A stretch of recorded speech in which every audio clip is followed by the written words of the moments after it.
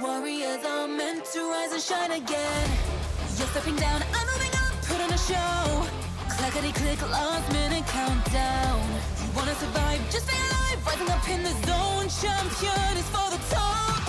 With my crew strong, facing the storm, standing as one, we carry on. Flare up, even at the lowest depth, nothing's bending us down. Stands up, blaze brighter with every challenge we face. Ignite, let the glow of my fire overshadow the darkness of all glory.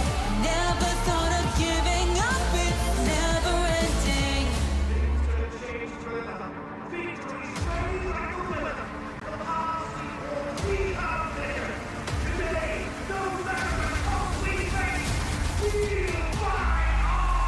Flare up, even at the lowest step, nothing's bending us down. Stand up, blaze brighter with every challenge we face. Ignite, let the glow of my fire overshadow the darkness of our glory.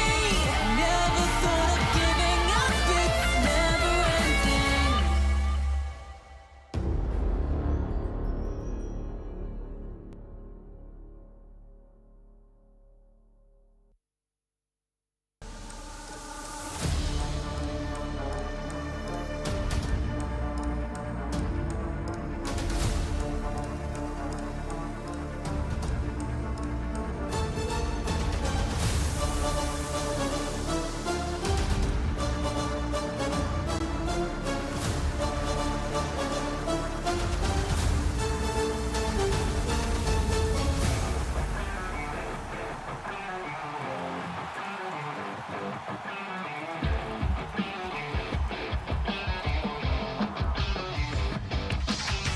I saw a heap of airdrops down the lane. Searching the field, we need a plan. I got a feeling something's gotta change. Chasing the wind, no matter what it takes.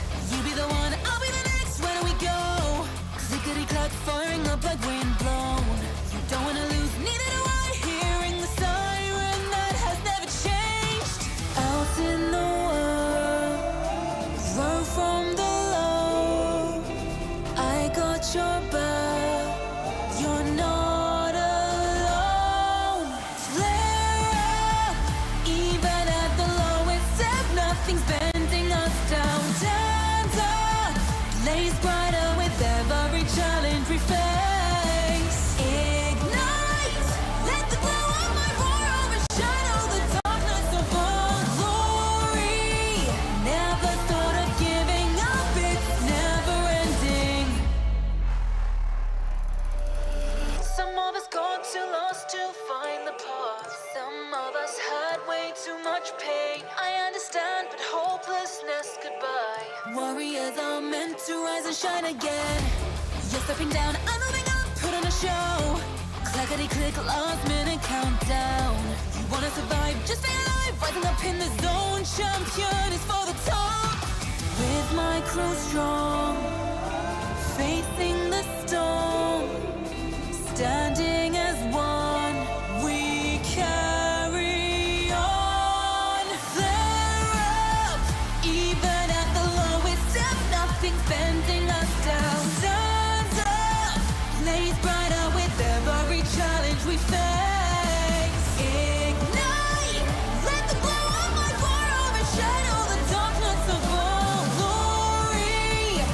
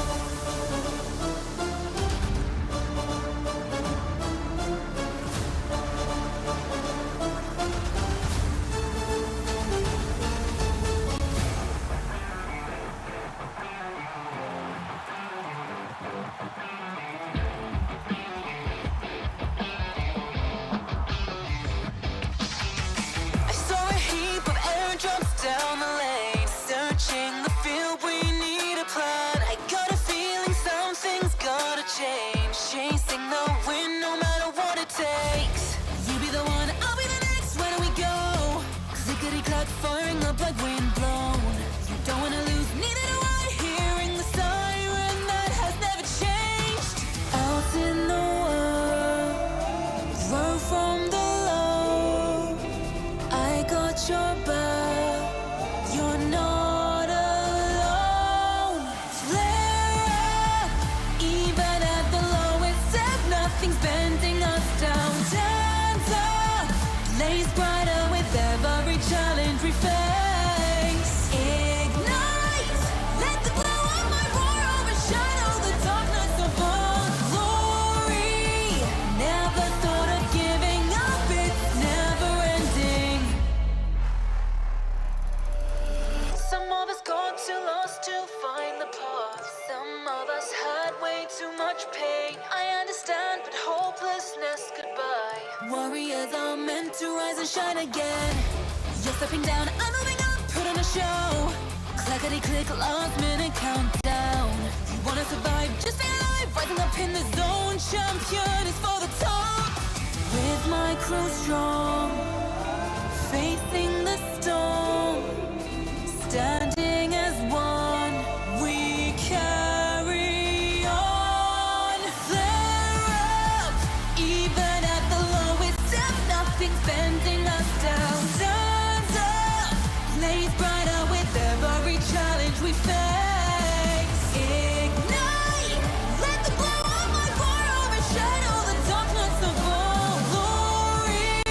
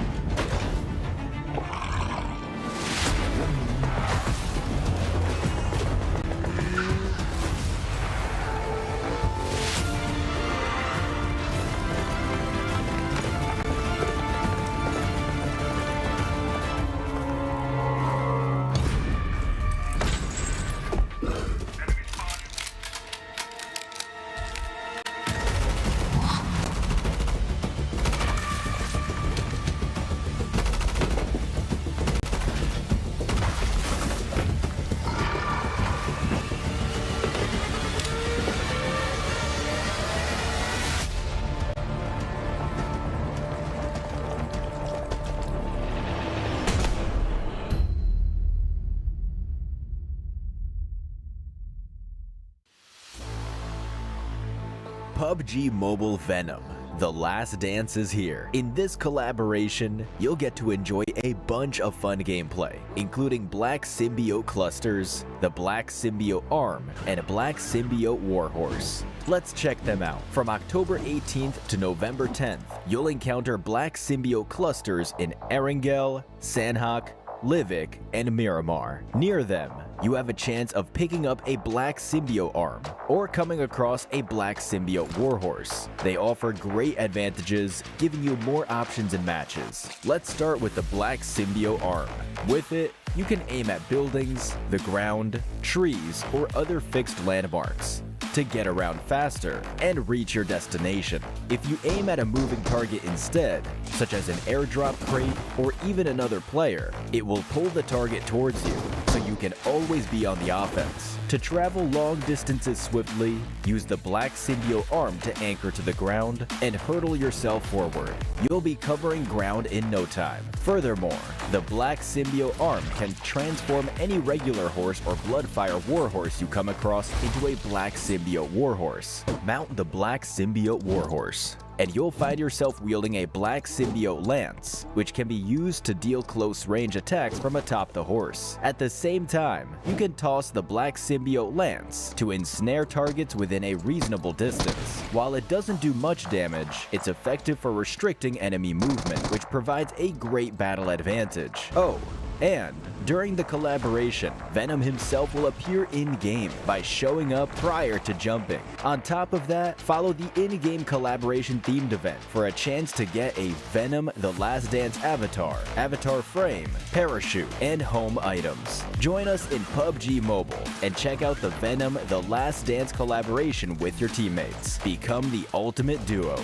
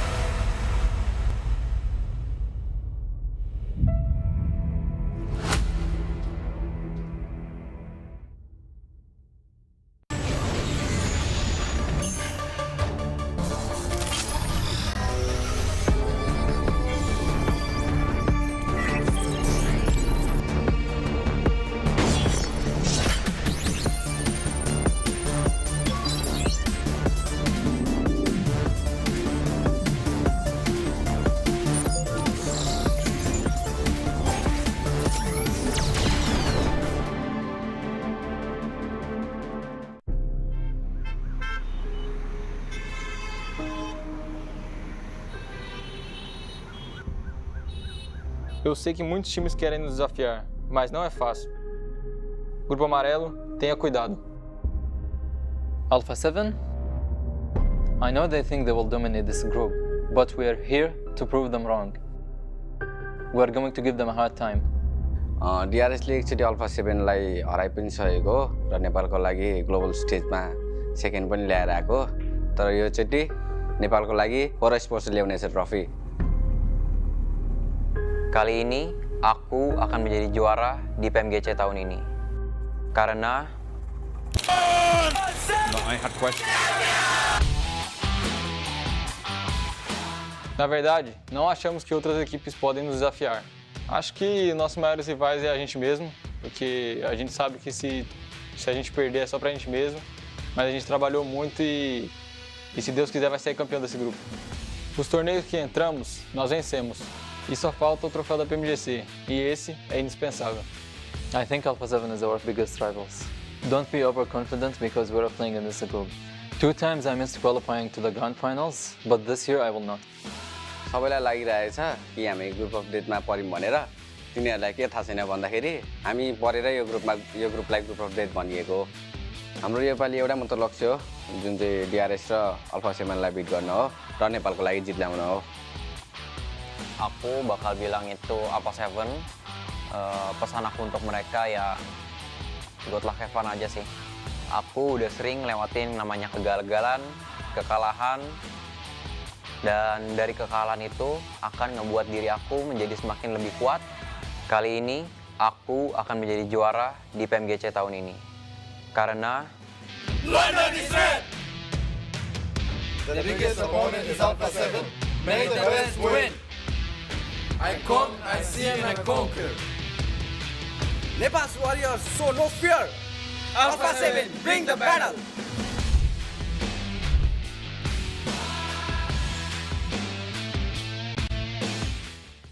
Hello PUBG Mobile fans! The 2024 PMGC is kicking off with Group Yellow on October 31st. In the first week of the 2024 PMGC group stage, 16 teams in Group Yellow will battle to secure a spot in the top 3, guaranteeing a place in the Grand Finals in London. Meanwhile, those who place 4th through 11th will move on to the survival stage, while those finishing 12th through 16th will be eliminated immediately.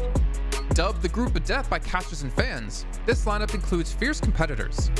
Alpha 7 Esports, Xavier, and Vampire Esports are ranked in the power rankings top 10 globally, while Alpha 7 Esports, Bigatron Knights, and Vampire Esports are world champions. Group Yellow promises intense battles ahead. And rest on their throne, ladies and gentlemen, PMGC champions, Alpha 7 Esports! Alpha 7 Esports is currently ranked number 1 in the power rankings. They've recently proven themselves to be one of the best by becoming the grand champions of the 2024 PMWC. But after only finishing 3rd in the last 2 PMGCs, can they defend their position as the number 1 kings in the power rankings? Bigatron Knights were the first ever PUBG Mobile Global Champions, bringing pride and joy to Indonesia. But despite qualifying for PMGC 5 times in a row, they haven't reached the PMGC Grand Finals since 2020. On top of that, Zuxi will be competing without his twin brother Luxi this time. Can Bigatron Knights make a comeback this year? Twisted Minds is making their PMGC debut. Their roster is joined by Lord, a 4-time PMGC participant, as well as Coops, the MVP of both EMEA and America's regional tournaments. Since 2021, no other Middle Eastern team has managed to reach the Grand Finals since Stigma Galaxy. Could Twisted Minds become the second ever Middle Eastern team to do so? Nepal's rising star, Aura Esports, have only been founded a year ago, but they have been steadily improving, from reaching 14th in the PMGO preliminary stage, 13th in the PMSL CSA Spring, 6th in the PMSL CSA Fall, to being 1st in the 2024 PUBG Mobile Campus Clutch Nepal. However, they've been thrown into the Group of Death. Will they survive? Will we see their biggest breakthrough yet? With so many hungry teams in the group, can anyone take down the reigning champion of Alpha 7, or will an underdog surprise us with a breakout performance? Tune in to the PUBG Mobile Esports channels and find out in the first week of the 2024 PMGC group stage, from October 31st until November 3rd at 10:25 UTC+0. Who will be the top 3 teams advancing to the Grand Finals? This is a showdown you don't want to miss. Não? Troca aí, nem não. हामीलाई चाहिँ first राख्नु Going home early Alright. because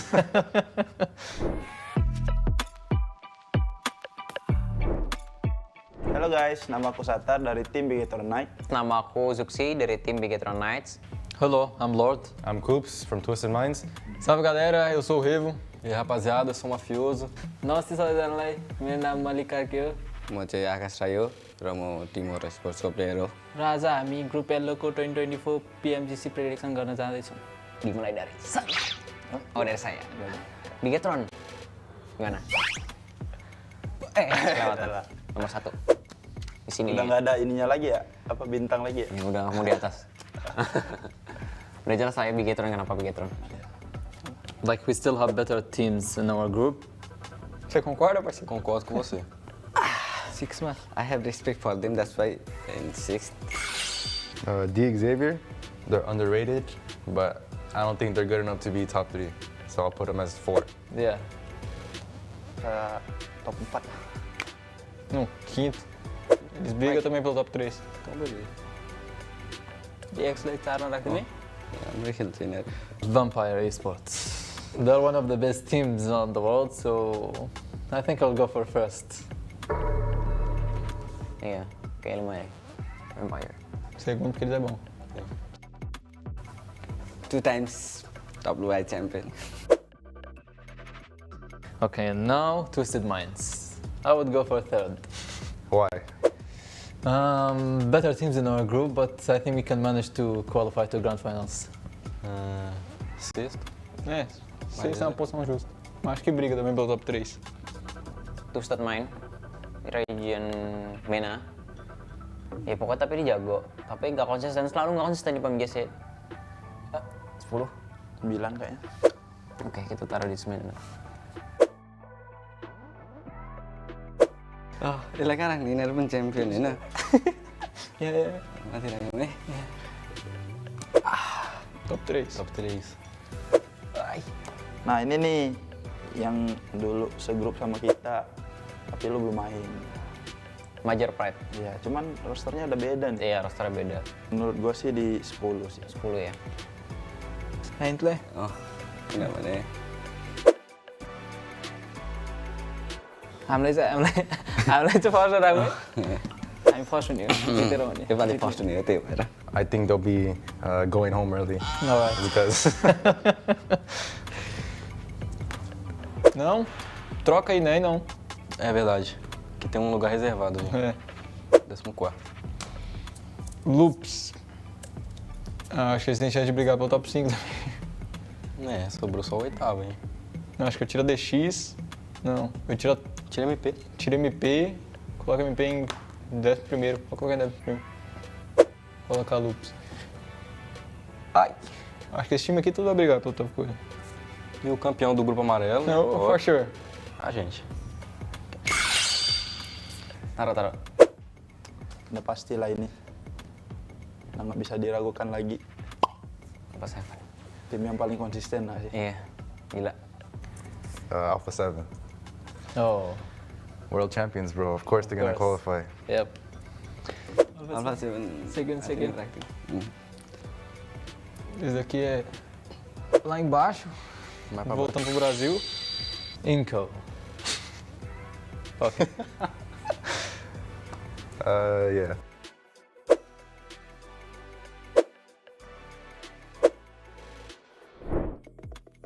Nggak ada yang mau diganti?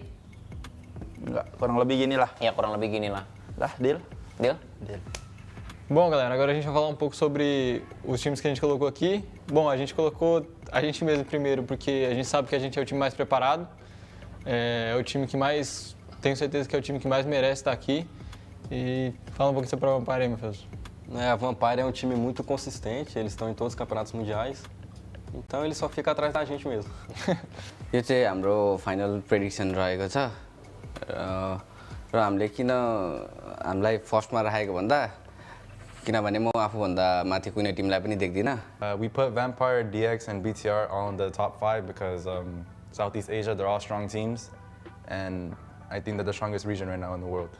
It's not misconfidence. I think it's about reality. Like the both teams are better than us. Oke teman-teman, kira-kira ini PMGC prediction dari kami. Kira-kira seperti itu. Valeu. Valeu! Bye bye. Bye.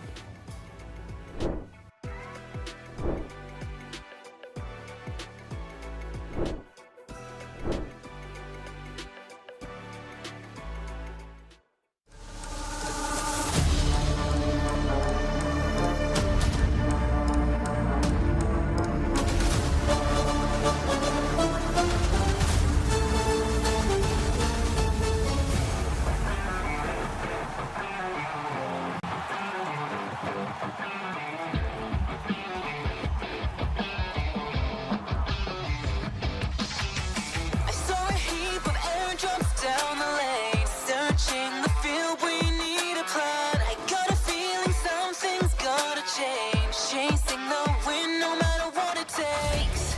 You be the one, I'll be the next. Where do we go? Clickety clack, firing up like wind blown. You don't wanna lose, neither do I. Hearing the siren that has never changed. Out in the world, run from the low. I got your back. You're not alone. They're out, even at the lowest step, nothing's bending us down. Stand up, blaze brighter with every challenge we face. Ignite, let the glow of our world reshadow the darkness above. Glory, never thought of giving up. It's never ending.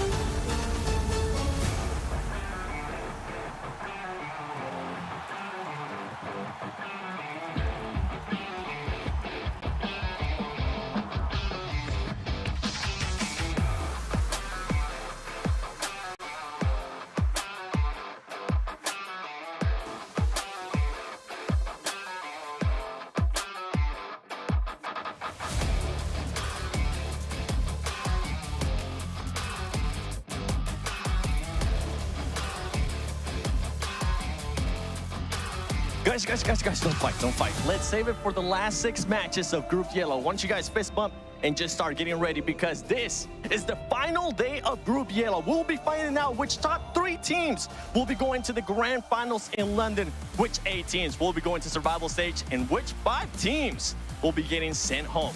Stay tuned and find out, because the final day for Group Yellow starts now. I like how Seven thinks that if they got in a fight, Hoxie and Kitsune, he could be the one to break it up. Let's be honest, Seven, just one swing, one breath of air towards your way, and I think you're hitting the deck. And, well, at least for you, not to fall too far. But speaking of falling too far, we've had some teams fall out of top 3, while others are struggling to ever break through into it. We got Hot Juice, we got Maxman here to break it all down yesterday, and of course, get you ready for what's coming today. And Max, I think, and Hot Juice, I think the story of yesterday was just all South Korea. Oh. Yes. Yes. Yeah, I mean, by a long shot. I mean, we were just talking right before the show started, just talking about like Alpha 7, just how well they did. I mean, they put up some good solid points yesterday, but when you got teams from South Korea performing so absolutely out of their minds, I mean, what can you do? I mean, what can you do when Diorix gets a 2nd place, then a chicken dinner with 14 limbs, and then another chicken dinner with 8 limbs? It's like, what the hell are you supposed to do at that point? And then, of course, Mira and Sejong still in 1st place, just chilling, realistically. And the thing is, right, looking at those teams, do we expect one of those teams from South Korea to not make in top 3, Hot Jukes? As of right now, for me personally, one of them has to make it into the Grand Finals. Oh, for sure. For sure. Yeah, one of them definitely is. I mean, we could see both of them. I mean, that's for sure. But I mean, as we're looking at the leaderboard right now, it's possible. I mean, like, it's definitely possible. You got Mir and Sejong up on top. You got Major Pride with 150 points. DRX, man, what a crazy day they had yesterday. So I was looking at some of the stats that we saw. Day 1, right? They had 16 eliminations, 8 placement points, 25 points in total, right? But yesterday, they had 38 eliminations, 28 placement points, 66 points in total. That's triple their performance from day one. And I mean, what can you do against that? I mean, a 66 point day, that's 10 average points a game plus. Yeah, I thought Max was gonna like chime in with the exact too many number, numbers, Jason. I'm like, oh. Max and math, Max and math don't seem to work too well. I do want to bring this up really quickly because I spotted some info that was posted in the Liquipedia Discord server for PUBG Mobile, and the guy Kaneki actually brought this to my attention that every year that PMGC has been using this group stage format with 3 different groups, Group Yellow has had a tie for 3rd and 4th place, and it was decided by chicken dinners. In 2022, it was Train to Kill up against Reject at 214 points. In 2023, is WBG up against BTR at 173 points. So right now, we're in Group Yellow. Could we see this for a 3rd time? Could Group Yellow technically be cursed? I know we're past Halloween, but it can still be a little bit spooky here. They call it Group Max Man in some places in the world. Oh my gosh. But I think there's a very high chance of that happening, Jason, because guess what? Between 1st and 5th place, there's 18-point difference right now. That's one game right now between top 1 and top 5. So realistically, down to the last game, we could have a tiebreaker or a 1-2 point difference to make it into the grand finals. And if you're unlucky enough to lose that tiebreaker, well, you're going to survival stage. And from how things are going right now, Jason, I would not want to be in survival stage because that is going to be ruthless over there to make it into the grand finals. Having a world where you could be playing against Alpha 7 and VPE, D Xavier, among others, even DRX, to try to qualify. That's survival stage. That's not even last chance as well. And then you still have to fight through other teams in last chance. But you guys at home who are watching, the Infinix GT20 Pro is the device all the players are going to be using here at the event, and they were using back at PMW. So you guys can pick up one for yourself and play like the pros with 120 FPS and 144 hertz AMOLED screen. Max, you and I have one. We love it. Even though the first time we did play a game of Pogi Mogi on it, you did die very quickly. But I didn't. So clearly it's been helping my gameplay. Not to mention as well, you guys make sure to follow PUBG Mobile Esports over on all the socials, whether it is YouTube, whether it's Facebook, whether it's TikTok, whether it's Instagram. Make sure you check it out. And while you're doing that, make sure you also think about coming to the PMGC Grand Finals over in the UK. We still have tickets available. You can pick up from the 6th to the 8th, and you get yourself some extra goodies while you're there, not to mention some activities and even some draws in-game for some 2024 PMGC skins. But gentlemen, as we obviously turn our attention towards what's coming up today on our final day of Group Yellow, there's a lot of questions out there, and there's a lot of different things we could discuss. There's the battle for top 3 of who can potentially break through and make it to the grand finals. There's a battle of who can make it into top 11. And then there's also a battle kind of in the middle of the pack of, well, we can't really fall out of top 11, but if we want to make top 3, we have to make a massive play. So I'm kind of curious to see how all teams approach this. That's why I kind of put these teams as my teams to focus, because they are kind of the bubble with Major Pride, DRX, and Alpha 7. Yes, Major Pride is technically in at the moment with 3rd place, but you sure as hell know DRX and Alpha 7 are looking for that spot. Yeah, they're going to be trying their best to breach it up here for sure. I mean, my teams that I picked here... breach that spot, yeah. Breach the spot. Get that DBS out. I'll get it out right now. That's going to be a breach and a half. But I'm looking at 3 teams in particular here. Miramar and Sejong to maybe hold down that 1st place, which is cool. Okay. But really here, Hot Jukes, you want to focus more on the top 3. And Vampire Esport, to me, Jukes, have such a good chance to make it up there. The thing is, we mentioned it a bit yesterday and early on Pandemonium, Jason, also. The Vampire, they all have these huge chicken dinners with like 10 plus eliminations, or they get 1-2 points in their matches. I want to see Vampire be more consistent, and if they can get some more points on their bad games, really top 3 is going to be achievable for them. But they got to start doing that pretty much in the first game, because they are out of that top 5. They're in 6th position, so they need to close that gap ASAP. That's going to be a tough gap to close. I mean, how are you going to close it whenever you got teams like DRX putting up more than 60 points in a day? I mean, that's going to be really tough here. But it is the last day. Everything's going to start changing up here. We're going to start seeing differentials in strategy. We're going to start seeing some desperation from a lot of these mid-pack teams. And that's why my 3 teams I picked was, I picked Alpha 7, Vampire, and D Xavier. DRX, they're only 2 points below, right? So in my opinion, they're basically already kind of in that top 3. One game, we're going to see that change up, right? But when it comes to Alpha 7, Vampire, and D Xavier, especially for Vampire and D Xavier, right?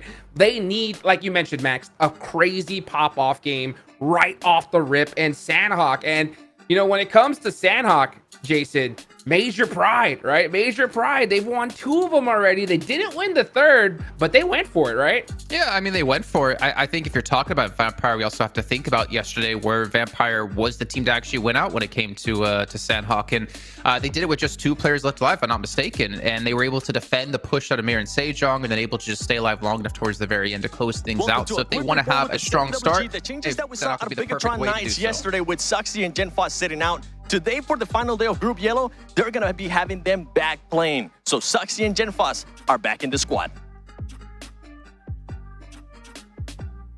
All right. Let's go. Zuxi Genfos back on the board.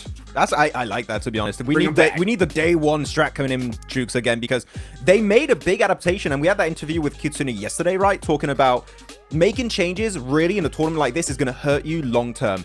I think that BTR had the most amount of success in day one. Reverting back to that roster, for me, is the best decision at this point in time. Yeah, we were kind of talking about this before the show, and I mean, it makes sense. I mean, they perform better. You only have really 1 day to try to do it here. I mean, it's going to be a tough one. It's going to be a tough one because, I mean, at this point, they're going to be in that survival stage, right? So if that's the case, you want to make sure you're prepping your team as much as possible because, like you mentioned, Jason, right? There's a big possibility we're going to see some big heavy hitters there in the survival stage. I mean, what the hell? That scares the crap out of me. The fact that you have Alpha 7 VP, DXaver potentially going to survival stage, like they were my top 3, man. What happened? Like, right? This is crazy that we could see like the winners of PMWC, DXaver, who had a ridiculous performance at PMGC last year, potentially have to try to qualify through the survival stage and last chance. I mean, I don't want to know what's going to happen with these other groups as well. Just imagine we have the likes of your Falcons in there, Max, going through, you know, your Navis, 4MV. Imagine if they go to survival stage. Like, the survival stage might be more difficult than like some of the other stages in this tournament at that rate. I'm gonna ask PMGC, how many sick days can I have? I'm sorry, I got a cold. I can't really play survival stage. Sorry, but it's gonna be tough. Perfectly named. Yeah, it will be the real group of death. Hot Jukes is gonna be survival stage, I think. Yeah. Oh yeah, 100%. I mean, you couldn't name it better because that's what it's gonna be. Just straight trying to survive here. And you know, I'm glad to see, you know, as we look at this Bigatron roster right here, them bring back the good old Zuxi, because at the end of the day, I mean, they performed really well. But looking at the comparison, because I was really looking at their gameplay, right? They were playing so careful with this other roster that they had, that 2 roster swap. So I want to see them just kind of play a little bit extra aggressive here, especially in that macro, and prepare for that survival stage the best they can. I mean, I have to kind of worry our other team is going to start being aggressive. You know, Bigatron, they are the bubble right now. They have to also keep in mind, could we potentially be hot dropped here at some point for other teams trying to make their way through? That's a good point. I mean, you know, you want Bigatron to be more aggressive. I'm a little bit scared if they get more aggressive, then they potentially just die early, and then that would probably be the worst case scenario for them. But honestly, there's a lot of opportunities, a lot of avenues they could adjust their strategy here. They just have to focus on passing some of these teams. I mean, you got Loop 7 points ahead of them. You got Inko right above that at another 2 points ahead. Yeah, it's going to be tough, but you know what? I trust in Zuxi. This man, he's made to so many PMGCs. He's been at the top of the table for such a long time when it comes to PUBG Mobile. I can't doubt them. There's going to be so much pressure on their shoulders here, Jason, for BTR. But you know what? We can believe they're in 11th place. There's going to be a lot of pressure here, and the bottom teams are going to be desperate. So they are going to be a team trying to go for those big games. And one thing we know about pressure, it makes diamonds. Let's head over to Sanhok here with our first match of the day with Johnny A and Blanky B.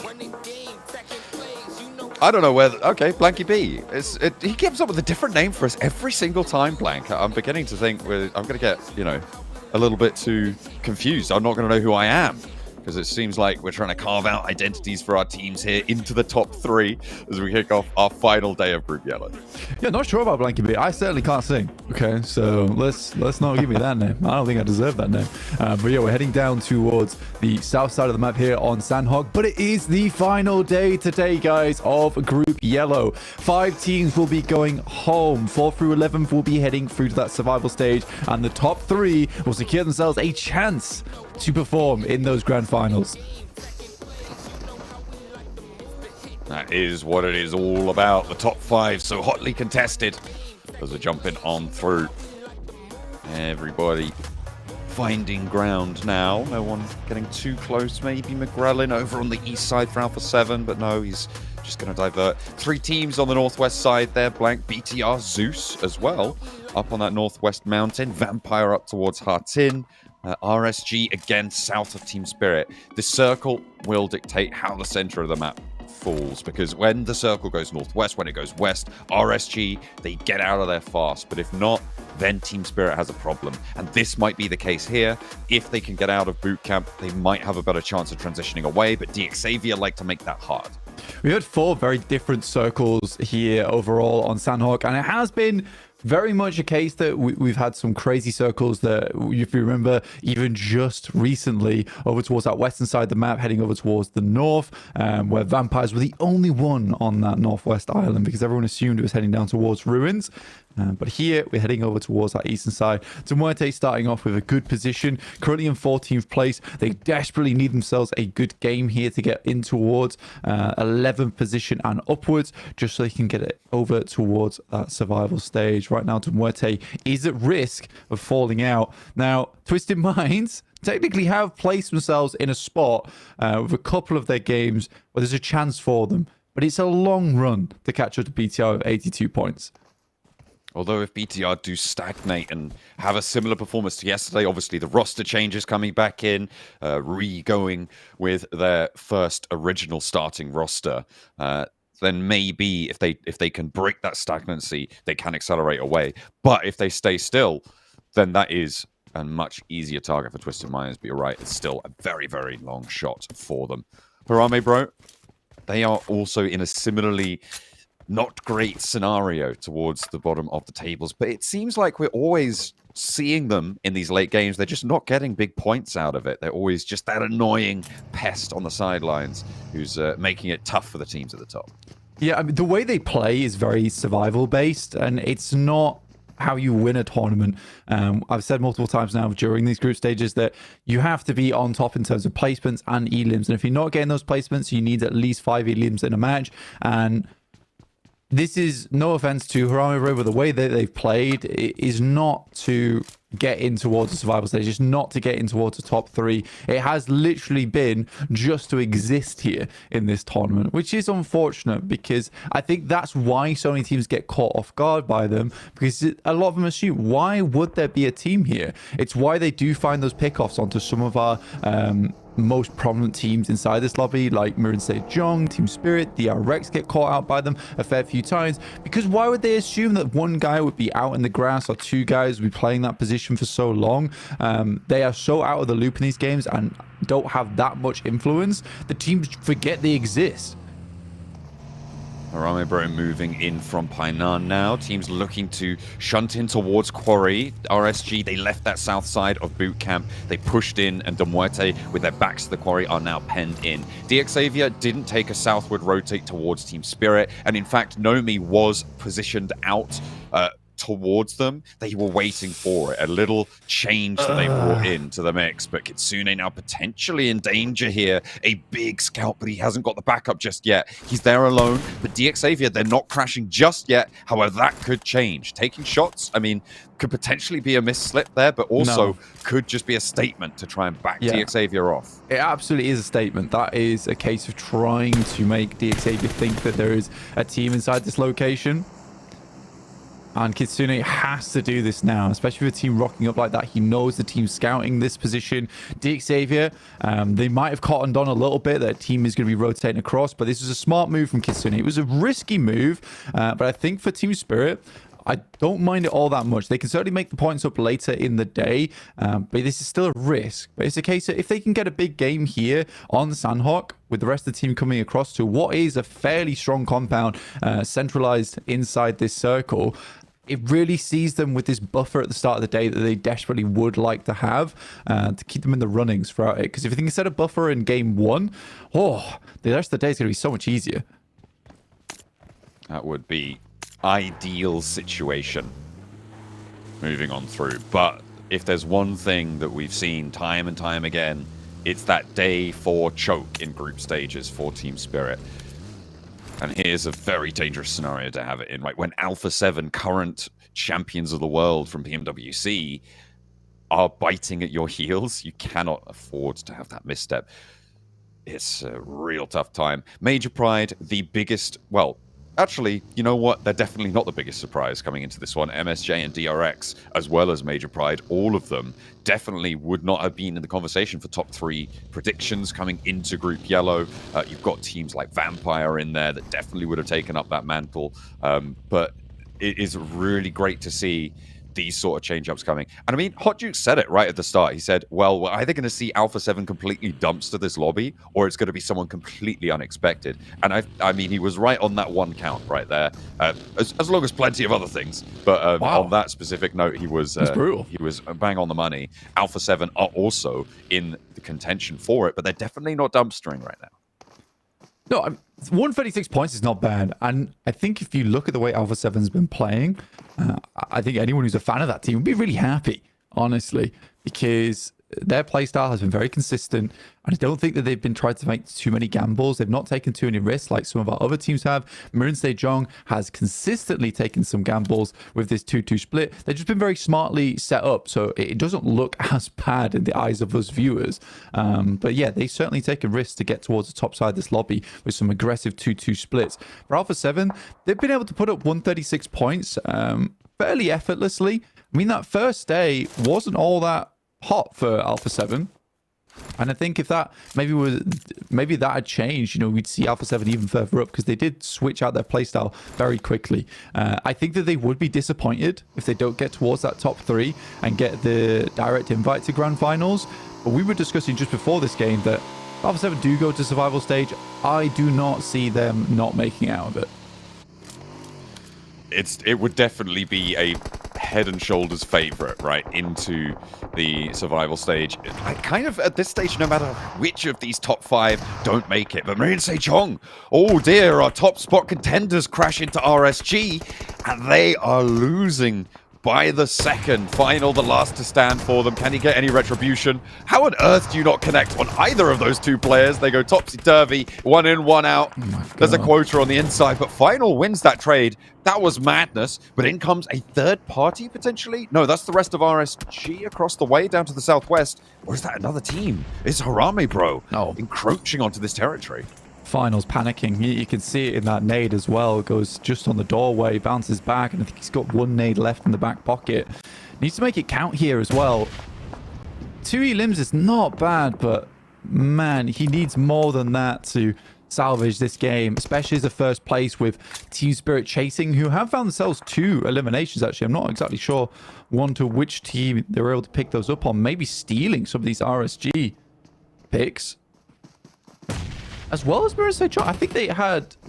How did they have influence on that? It may have been over towards... It's a long shot. Yeah, it's literally the only teams that could have done it. Yeah. Excellent stuff for them to be able to pull those points down. I feel like there's been a lot of arguments over taking these steal points away, right? That has been a big factor, especially against Major Pride yesterday. That was a big thing for them. They lost close to 11 points, I think. Somewhere... I say 11 to sound more specific. It's somewhere around 10. Could be 3 more or less either way. But they had a lot of points taken away from their tallies, and that is a massive influence. They would be in first place right now if they'd have been able to confirm on all of those points. Yeah, it's over a course of multiple days that Major Pride has lost points. And I'd even argue that it's higher than 13 points that they've missed out on because of steals. You're right. If they'd been able to pick up all of those points that they were getting the knocks for, they would be 100% top side the lobby. Major Pride certainly showing their gusto. Damn. I like that. They got guts. I was ready for they it. got guts in these games. But yeah, they're showing You got guts, kid. You got guts, kid. But yeah, they're certainly showing their gusto in these matches.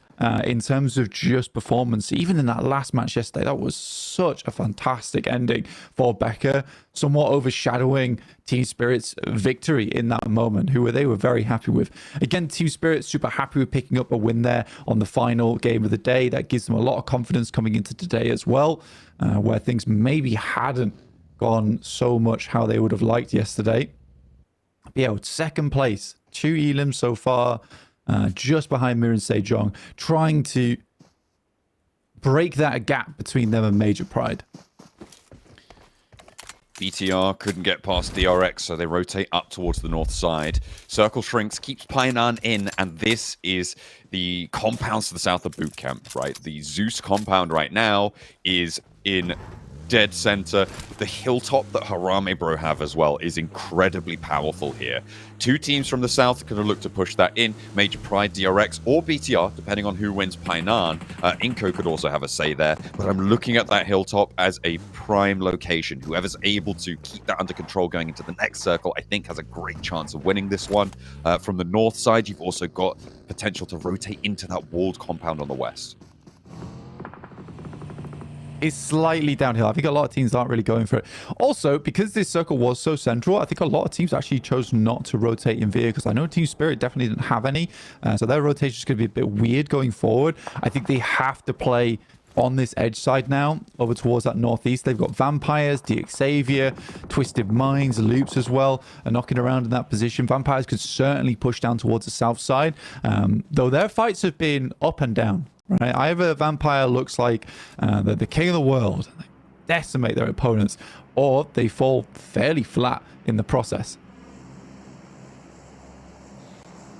It's not the sort of performance that you need, and you can see that kind of reflected right in the point scoring. Sure, they're top of that middle pack and very, very likely to be able to get into that survival stage, but they haven't had the consistency that we've seen from our top 5 teams, right? I mean, you even said earlier, right, Alpha 7's day 1 wasn't so hot. They still managed to get a chicken dinner that day with a 13-elim chicken dinner. They were able to prop up their performances there, but that's what we talk about with consistency. That's exactly what we need to see. In terms of the third place bubble, what we've seen in previous years, the average to be able to beat the bubble has been about 177. Points on the tally. That would be where you want to be. So if you can get up over 180, that's where you want to find yourself to be looking quite safe. And for Vampire, they are currently 66 points behind. And to get 66 points on a day is very, very tough. It's hard to use metrics from previous years in this group as well, guys, just to keep you informed at home, because we do have a point sponge at the top of the lobby. Like John was saying, there is quite a big drop off between 4th down to 6th place, even 6th up to 5th. That is a fair few points there, 22 total to catch up to Alpha 7, which is chicken dinner and 12 elims, which is not a small game, certainly possible. But yeah, it's we do this point sponge towards the top of the lobby, and I'm wondering just how high we'll push that 3rd place tally, because in my mind, I would see Major Pride getting more than 30 points today. I would see Team Spirit getting more than 30 points today. Ooh, Tony K with the first knock goes low but doesn't go down, crucially. There's a nade being cooked in the backlines for Ora, but Nuzi and Schweppes moving around on the off angles there, and Nuzi catches a player getting too big for his boots. Tony K's healed up and he's ready for the fight once more. Vampire looks like maybe they are on form now. The shift goes northwest. It keeps that walled compound in. Zeus in a prio compound still, and that hilltop to the south of boot camp can be moved in on. BTR get themselves a lovely spot over towards this western side. In the meantime, we have Twisted Minds coming up against Team Spirit. Nades are in hand, and Team Spirit haven't quite pulled the trigger on this fight yet, and Twisted Minds just trying to get a little bit more information. And Nade is popped forward to clear that tree, so they no one's too close. I think at this point in time, they can start to pull back on the grenades a bit, but Effect is just going full send on this one. Feeling the waters right now. Don't want to overaggress. What's that crash going on in the background there? Demuerte over on towards Zeus. They're crashing straight into the middle of the circle. Zeus will fall with 1, but 2 of Demuerte have already gone down as well. A 3rd as well. And now it's just Pusher left standing for Demuerte to try and crash into the central compound. A third-party aggression from Xavier. Rocket up all in one vehicle. Zeus take down 1 team, but there's another right around the corner. Darkin did fantastically well on his own inside this building. Yes, he had a bit of support there from Maniac, but Zeus to lose 1 player on that crash, really good when it didn't look so great at the beginning. Major Pride losing back at Evo Station out in the blue. This is versus Inko. First knock goes over towards Twisted Minds, but Coops retaliates with knock onto Effect. Ooh, Vitali runs dry on ammo and runs dry on his luck as well, as Major Pride have his number. 3 players alive for Major Pride from the southeast side. They'll strike towards the center now. They have to get a move on because the circle's pushing. Same story for Inco, but they're a little bit worse for wear. Nenobete sent away in the vehicle, trying to get ahead of this, trying to curtail their rotation on in and play that inside of the circle. Team Spirit, in the meantime, finally striking over towards Twisted Mind. Matic strafing, moving, shooting, everything on the line for him to try and make his way through, because Effect's already down. Playing on with 3, it's a little bit easier than playing with 2. And he's hopping into the vehicle. But unfortunately, they lose Nomi as he stays out too long. I mean, they will finish them off, get 6 elims for their troubles. I don't think they're too unhappy with this. It's just a question of being able to get back into the zone now. Playzone actually takes down Nomi, so it's not the worst thing in the world. But 6 elims for Team Spirit on this northeast side. Not ideal. Now, Kitsune going up against Schweppes. Outside in the blue at stage 4, this thing is ticking hard, and Team Spirit will go down. But they do take themselves the top spot here. I think Major Pride, as well as Mirin Sejong, have left the lobby. So that's all top 3 out. Alpha 7 have a chance to break in. So do DRX, but they're both in the same spot blank. They have to crunch Harame Bro, and I feel like this is pretty thematic to what we've seen before. Get rid of those harrying harpies on Harame Bro. Take them out. Get rid of that threat, and you won't be bothered by them too much later on. DRX, Alpha 7, both extracting their pound of flesh retribution for the trouble that's been caused over the last few days. McGrellan sending nades over the top here. There was a shot over towards Mafioso on the side. He did fall. And DRX continued to use Harame Bro as a meat shield. Some of them will pick up Yappy. DX Xavier will have sightlines on towards this as they come down the hill, as will Zeus. So I think for DRX and Alpha 7, this is a tough push to make here. Don't go Harame Bro. Kaxe is out. Alpha 7 have 4. So there's a numbers advantage here. Vehicles, though, for DRX. Going to be on side. Looks like Alpha 7 may have 1 or 2 as well. Nades going back and forth. A trade. Vying for the opportunity to push into the top 3 here, because it is stagnant now at the top. A Vampire. They spot Schweppes. They are looking for ascendancy in this match, Blank. They found 7 elims already, and they're safe on the north side. The fact that they're able to find a knockout towards Alpha 7 is a long shot, to say at least. You see how far they are from this fight. DRX sends downwards, and it really was a case of who's going to pull the trigger first on this rotate. They see a knock come through, so DRX is like, this is our prime time. Alpha 7 had done a good job to maintain a lot of that high ground, but not to be much longer. Now Alpha 7 need to move out into open ground. No. One found from BTR. Gemforce looking to finish off the final play here, and that's them out. So DRX, last one's alive here. Alpha 7 get 3 elims, and DRX are now out 2. So all top 5 spots gone, and Team Spirit actually profit the most. They get 6 elims on the game. They're on 157 now, but this is a chance for Vampire to go for that catch-up game, to close that gap. And I mean, we said maybe it was out of the question. Maybe they didn't have the consistency. This is their time to strike back. 8 elims found on the north side of the circle. They're a little bit on the outside here, but with Loops out to their west, this is a fight they can handle. Crazy to see this. Vampires at the moment, they need to make a big run for the top of the table. We said it was about 22-point differential for them. They needed a chicken dinner and basically 13 elims to pop the cap over the top of Alpha 7. They do take a knock, and Stone looks for more towards Loops. I mean, this is the game for Vampires. A roll down for Loops. They want the fight. They're straight up into it, and it's good for 1. Immediately finding that knock, and there's no response. Vampire have lost 2 players now, and perhaps their dreams are shattered upon the back of Loops' roll up there. But they've still got 2 to play with, and they're still on a decent northern side position. Loops' descent here is really, really tough, and DX Xavier have angles on it too.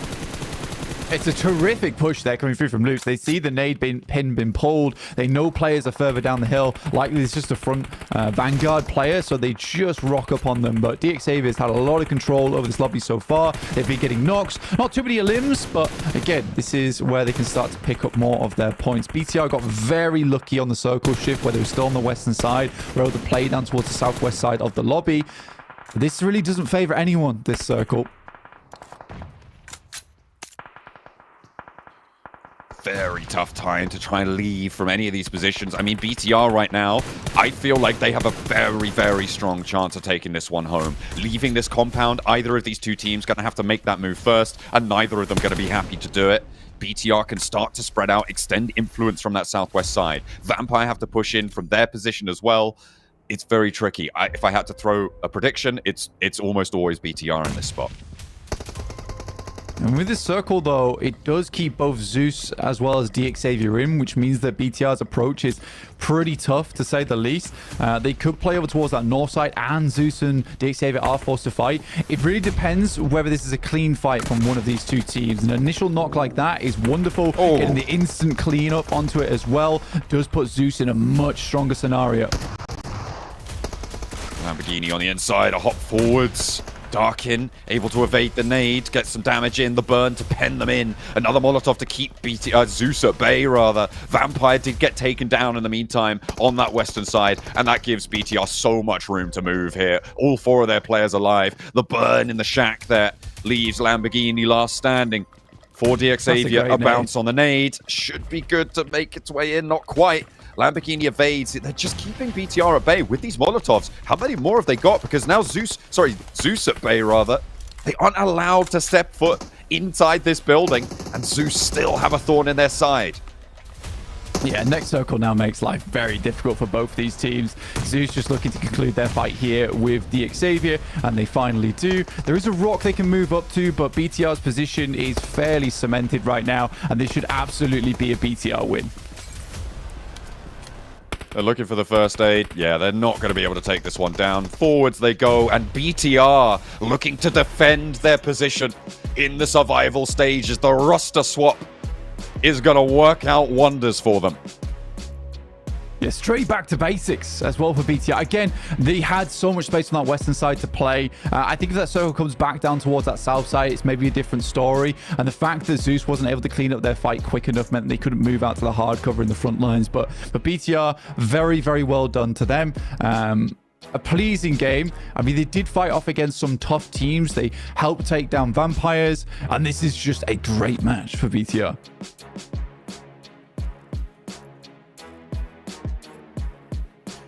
Well, roster changes. Kind of good. BTR with a desperately needed game as well here, considering they were 11th place at the start of the match today. They were the bubble, but with the victory here, I don't think they're the bubble any longer. But also a big game across the board as well, right? Because we did have our top teams go down. Vampire, this was a big opportunity for them to put up some good points on the leaderboards, potentially catch up to that 3rd place position. A lot happening here in our leaderboards, Max. Yeah, I mean, BTR, Loops, Zeus, DXavier, all teams that were in the middle of the pack, especially BTR, were the bubble, right, going into top 11. Getting a good game to kick off the day here, Hot Jukes, in day 4 goes to show that they have that pressure on their shoulders and they know they need to perform. They have no other option here this time around. But man, BTR, going back to the roster of day 1 was the best decision ever for this squad.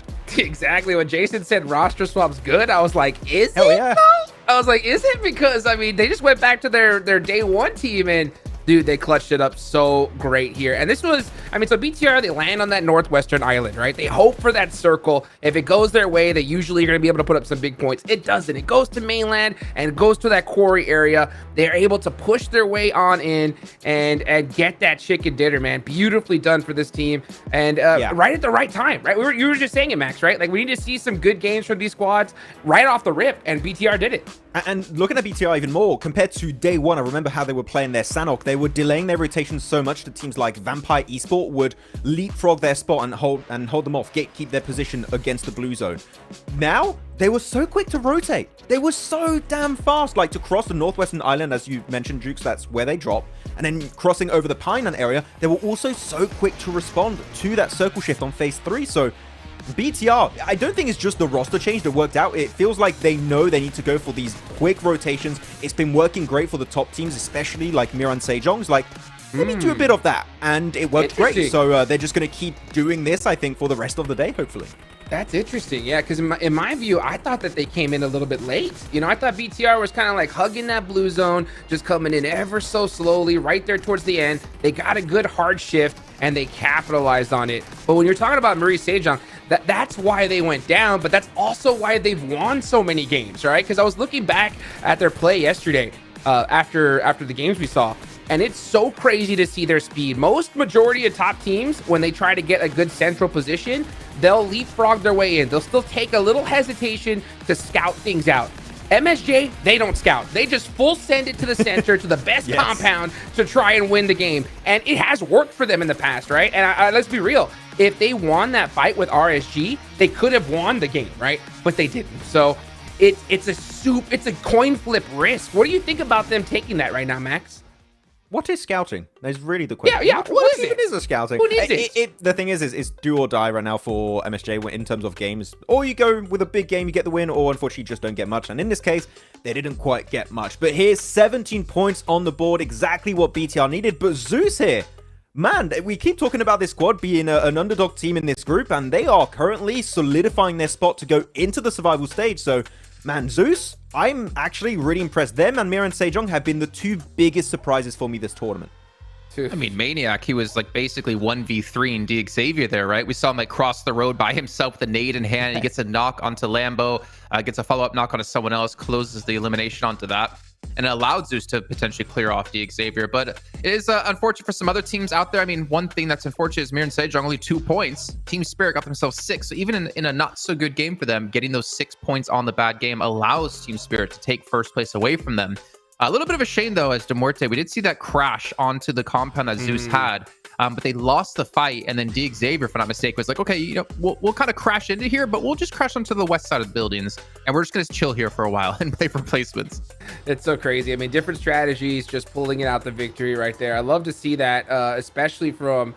I don't mind it. I don't mind when we see a team like kind of full send it to center and go out, because it means to me like they're going for the chicken dinner. They're not just trying to bite off and put some placement points on the board. No, they're going for that win. And teams like Zeus, those kinds of squads, they need those wins. So I'm not at all mad to see that kind of play. I mean, it's unfortunate it didn't work out, but they tried, right?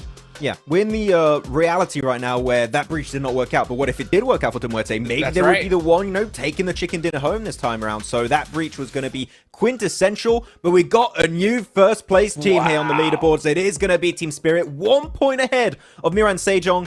And the boys are here, Jason. EMEA on top. What did I say earlier, gentlemen, when we were discussing Group Yellow and seeming to be the curse of Group Yellow? That's right. Third and fourth place difference is 1 chicken dinner. They're tied at 152 points. Oh, man. If this continues to happen today, this is going to be absolutely insane. And I think any team next year going into PMGC does not want to be put into Group Yellow. But yeah, we do have a new leading team here, Vampire. They're still 14 points behind Alpha 7, but they did start to close that lead quite a bit here, which they're desperately going to need to if they want to try to breach that top 3. I mean, they closed it in a big way. Let's be real. There's only 6 matches left today. Now there's only 5 left, right? So they're that one team that, you know, Max was talking about that needed to crush it. Oh, my gosh. Inko, Ooh, don't stinky. do this to me. Please make it to the survival stage, so I can cheer you on then. Again. No. Stop. I know. I listen, you know what? I gotta have hope. I gotta have hope for my Inko squad, you know, but at the same time, man, it's just not looking good here. The survival stage is gonna be slam packed with how the top of the leaderboards look. Yeah, I feel a little bit bad here, Jukes, for Harame Bro. They had a good entry point to the circle, and unfortunately, they had 2 teams around them, and that was Alpha 7 and DRX, 2 top teams currently in the leaderboards contending for top 3 spot. I feel bad for them. They couldn't do much about it, but it was a good entry point from Harame Bro. But really, when it comes down to this team, Jukes, they struggle when it comes to taking fights from time to time, and in this scenario, taking the fight was the least good option. It was the worst option for them. So they were forced into doing it, but let's see if they can try and get another good game under their belt later on today.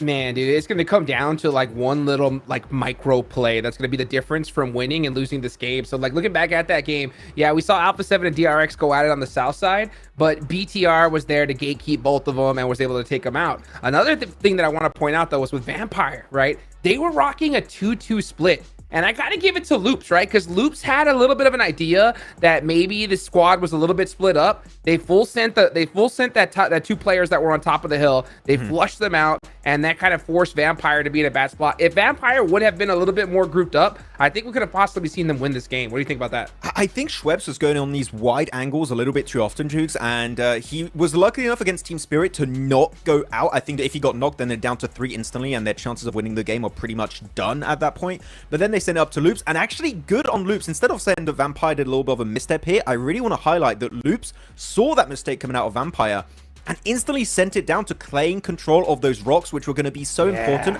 as a transition point. Sure, the circle afterwards is not quite favorable for them, Jukes, but I gotta say, Loops here, maybe also good change of mindset. They want to go for these big games, and that was definitely, at that point in time, the right move in my eyes. Well, also similar for Zeus, because we were watching, right? We were seeing the Loops Vampire fight towards the north, and we were looking at Zeus like, okay, this is our time to move into the Xavier without any sort of threat of a third party happening. So a lot of teams really showing they have an understanding of what's happening in the game and an understanding of kind of where teams are and like what are the right times to make these movements. But the thing is, you only get one Sanhok a day. Now you go into the meat and potatoes of what we have. We've got 3 Erangels back-to-back and 2 Miramars back-to-back. And honestly, Marin Sejong, when it's come to Erangel, has looked phenomenal. I mean, you can see Hoxie in particular, most eliminations on Erangel, the most damage on Erangel. Then you have Elementrix there for Major Pride coming in with the assists.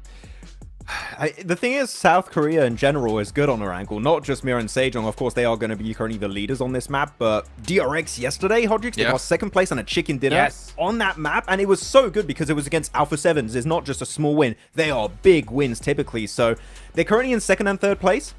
Team Spirit, I don't know how long you can hold on to that 1st place, man. Going into Erangel, that is going to be a challenge and a half, I'm going to tell you that. Oh, definitely. You know what? And when it comes to MSJ, I'm starting to get a little bit concerned for them here. And the reason why is because they're showing that kind of like recklessness of sending it to full center. The thing is that if other teams did their homework, right? If they recognize that, hey, we're one of the central position squads here, MSJ could be coming for us, right? Let's prepare for this fight. And that's going to make it 10 times more difficult for them because they've lost the element of surprise. So I'm interested to see if they're going to mix it up here. Well, any of you out there that are an avid esports fan, you know that South Korea is here to play after a big victory yesterday, and we'll see if Miran Sejong can claim that title yet again here and get back that 1st place as we head into our first Erangel of the day. So back on over to John Allen and Blank to take us away. He used our real names. Goodness me, what a polite man Jason has become over the last Sanhok, because it seems like our teams have stolen our rudeness. They've been plenty insulting to the approaches of the top 5 teams. Let's see if Erangel is any different. That we will have to check out what's going over on this map. And I mean, for the South Korean teams, they're right. You know, Erangel has always been a very, very strong map for them, even back in the days of D plus Kia. Some of their central positionings was really, really strong. And you saw that from Miran Sejong. This is where they take some of the most aggressive 2-2 splits and where they're able to find a lot of space around the map. We do have a somewhat horizontal plane path here that leans down towards the south side, giving Vampires that ability to get down towards Primos without too much worry. We'll see if Demuerte heads over towards Severny again. And we get another Sosnovka circle. That would make me laugh. I quite like that. That would be good. I do love a military circle. I feel like the rotations in Phase 1 become so much more interesting when you do get that military circle. It's one of the main set play scenarios that teams will have researched, of course.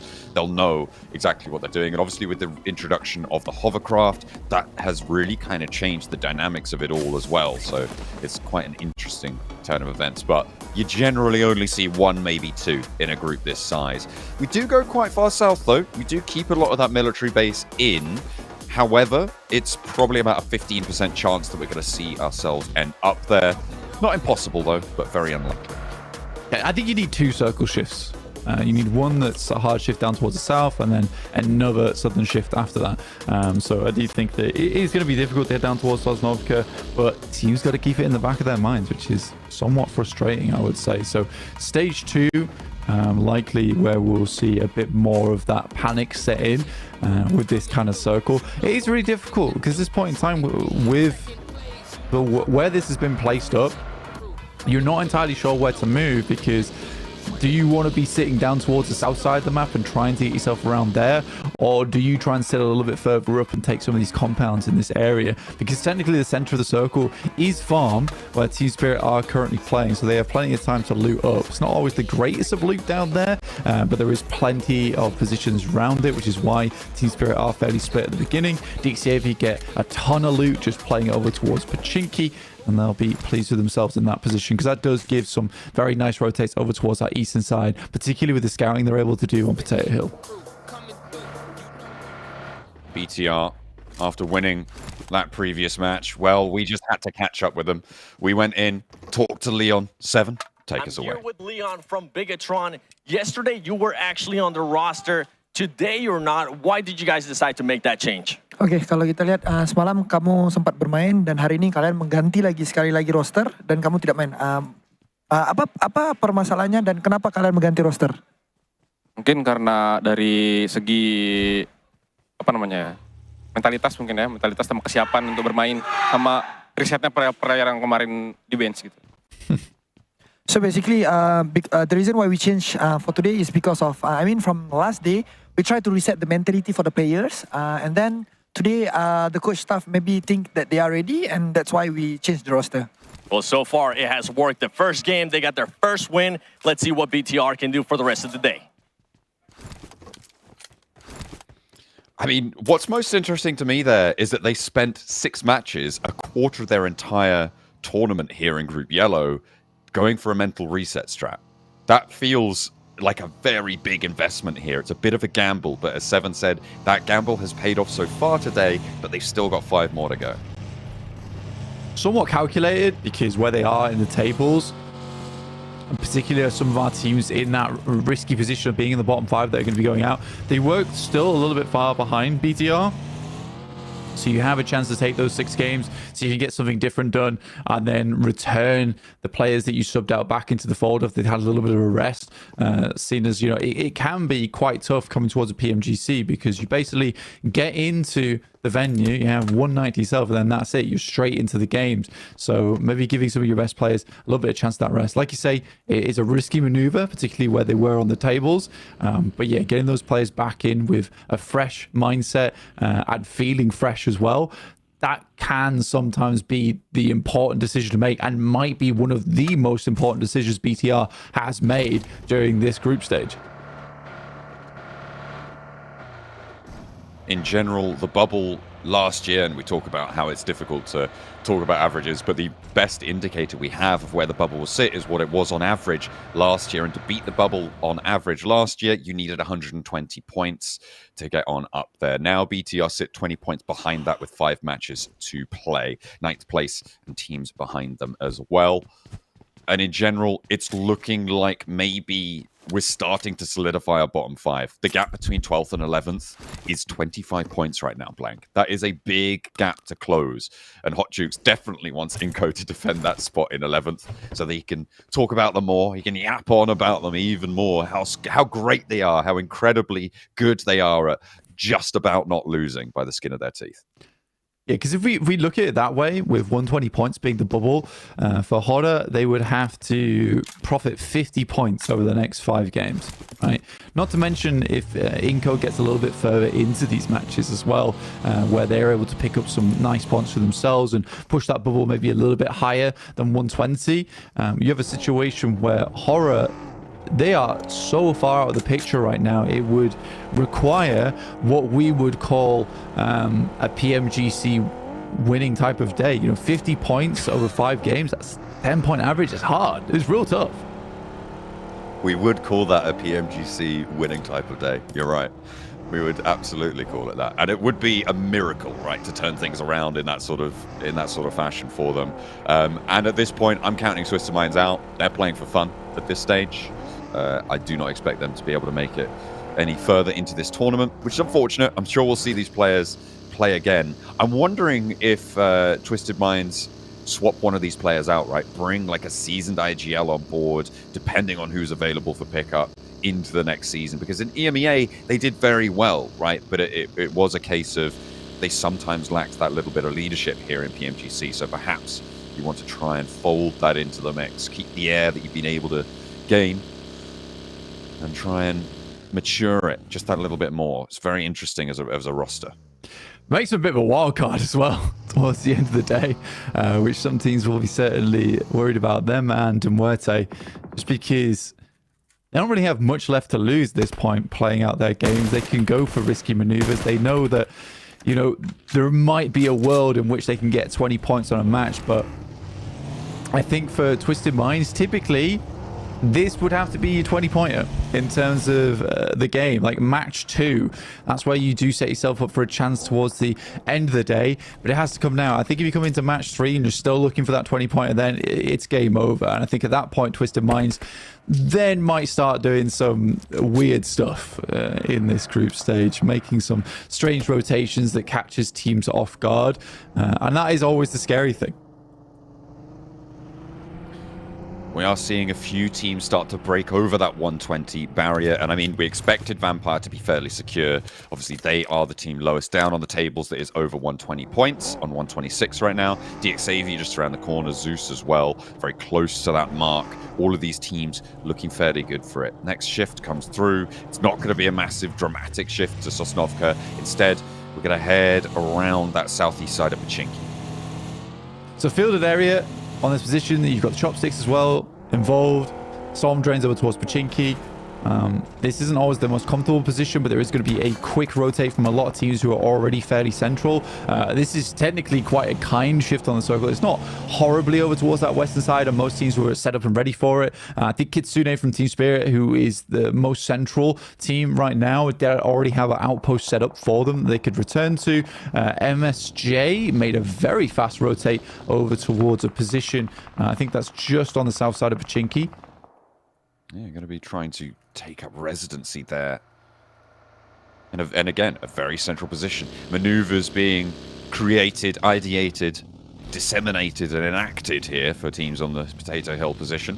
On the northeast side, going to be moving on a little bit closer potentially. We know our teams like to crunch a little bit. Alpha 7, they're playing a little bit far out on the west and a little bit far away compared to where the rest of these teams are going. That last match on Sanhok was a wild game, by the way, just in terms of the leaderboards, with Team Spirit taking first place with 6 elims on that game, by the way. Everyone went down fairly early, only a few points gained.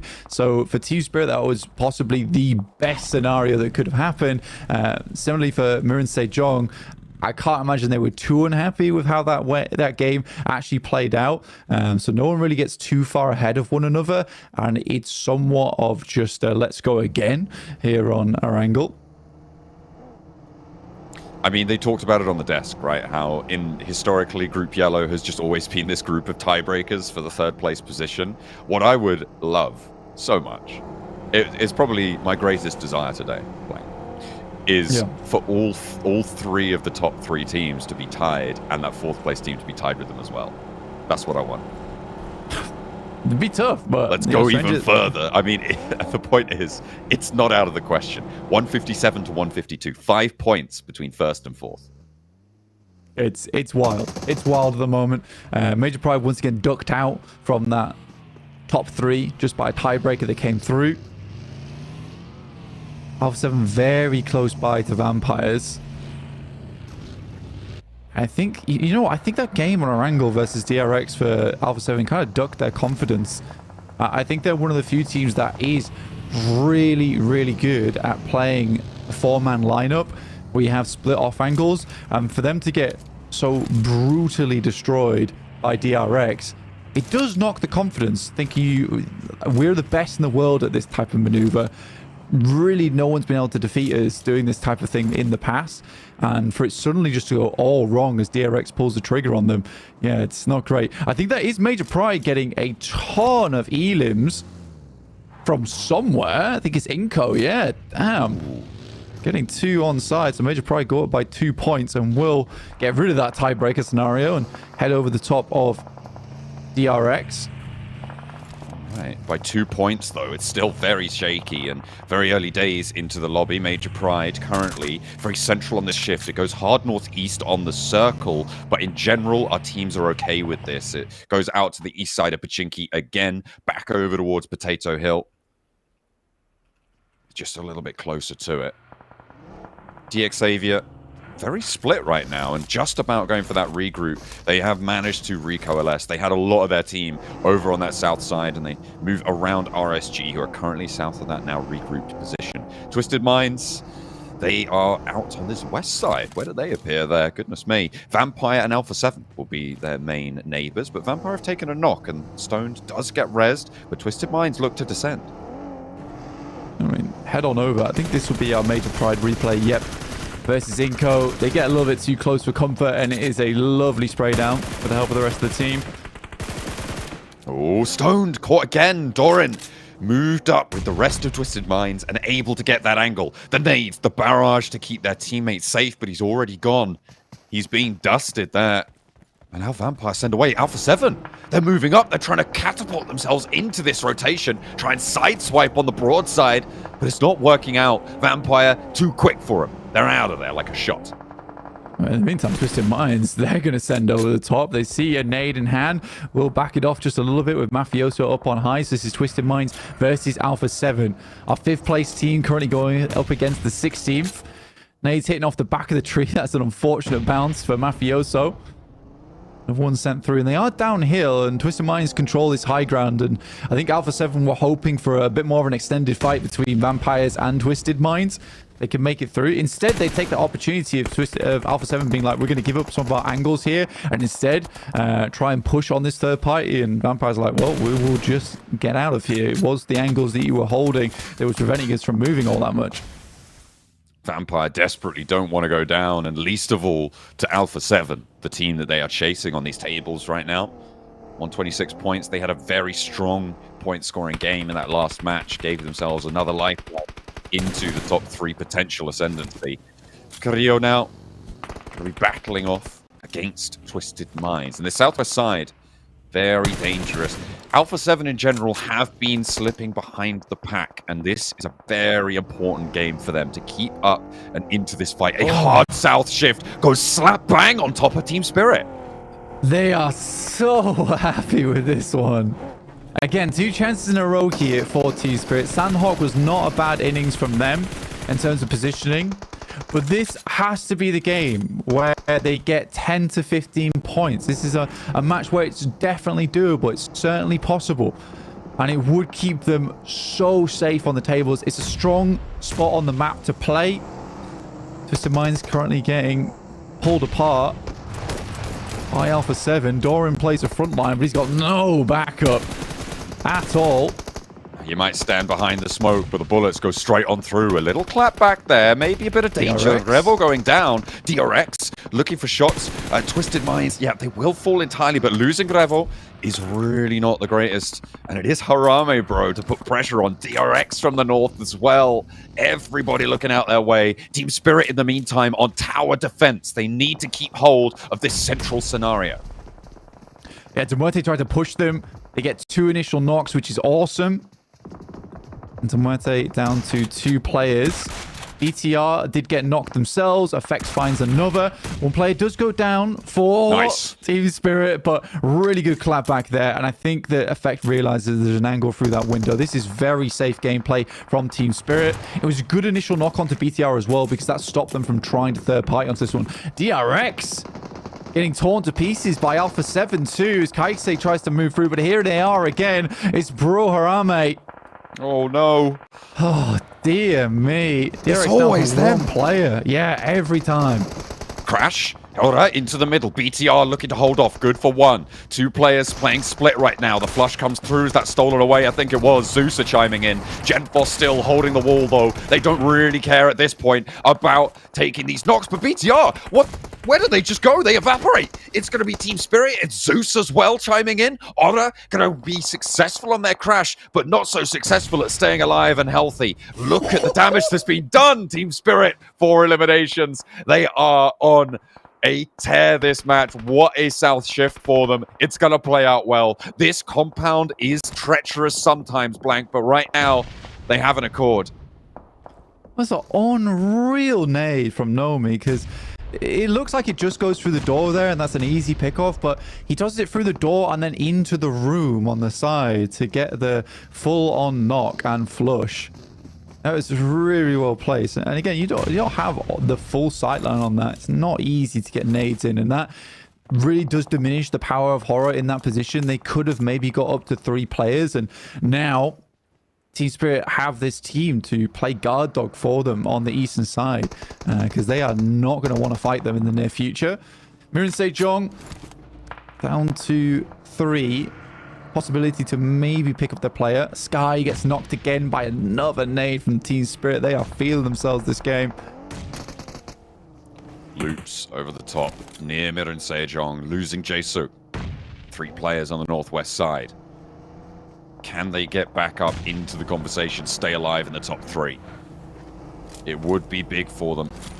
The southwest shift there on the circle gives them a little bit of an opening to play to the west, but they've got Alpha 7 in the way, Major Pride as well, 2 of the teams that they want the least to perform well. Team Spirit as well on the northeast side with this compound. Finally the nade from Nomi deals the final blow to Ora. They are eliminated. Nobody else in the compound now. The crash from Loops over towards Mirin Sejong. A hop out wide. It's traded 1-for-1. Mirin Sejong, though, eating the brunt of it, and Loops stay alive in the fight. MSJ down once more, and Major Pride, DRX, Alpha 7. Again, an opportunity. Loops getting a bit of info onto where Major Pride is currently playing. 2 Ilims on the game versus Inco early on. Now nade starting to fly on over the top. That is very close to fitting. Another one should seal the deal. Quick first aid kit keeps him in the game. Not sure what that jump up was, though. That was interesting. AZ's been spotted. I think that's coming from Team Spirit. Yeah, from the compound. They've spotted Major Pride. This would be a great pickup for them if they can get... Well, they've gotten rid of MSJ. The lobby has gotten rid of MSJ. If they can get rid of Major Pride, DRX, this is massive for Team Spirit. But unfortunately, Harame Bro is still alive, and they get a knock over towards Team Spirit's way. Yeah, I mean, all this, by the way, whilst they're fending off versus Alpha 7. Yappy's like, I'll take shots over that way. Sounds good to me. Vitali gets knocked from Inco. Loop's still trying to push through here. Major Pride haven't quite been able to stymie this. Zeus, Darkin, the outside edge, and they will finish up this fight between them as well as Inco, further solidifying their position towards survival stage. RSG and Harame Bro both have an opportunity to push up towards that bubble as well. In the meantime, Major Pride suffering, Alpha 7 collecting a little bit of the reward for that. The bounty on their heads fairly high right now. A lot of teams would like to see Alpha 7 not make it a big threat in the lobby. But I know the fans want the exact opposite. Team Spirit hold off another push as well in this compound. And 11 eliminations blank. This is an all-time. What a way to go into this match for Team Spirit. Yeah, it was an unreal spray down with some great nades once again. The nades from Team Spirit this game have been unbelievably good. Another knock over towards Rita. Matic is taking things even further as Zeus is on their northern side. Again, I said this had to be a 10-15 elim game for them, and they are certainly extracting as much value as they can out of this game. And if this keeps going with 23 teams still alive inside this lobby, you know, Team Spirit could set themselves with a buffer in match 2. That's going to be very hard to ascend over the top of. They might drop down toward 3rd place, which is going to be very difficult for them to drop even further than that.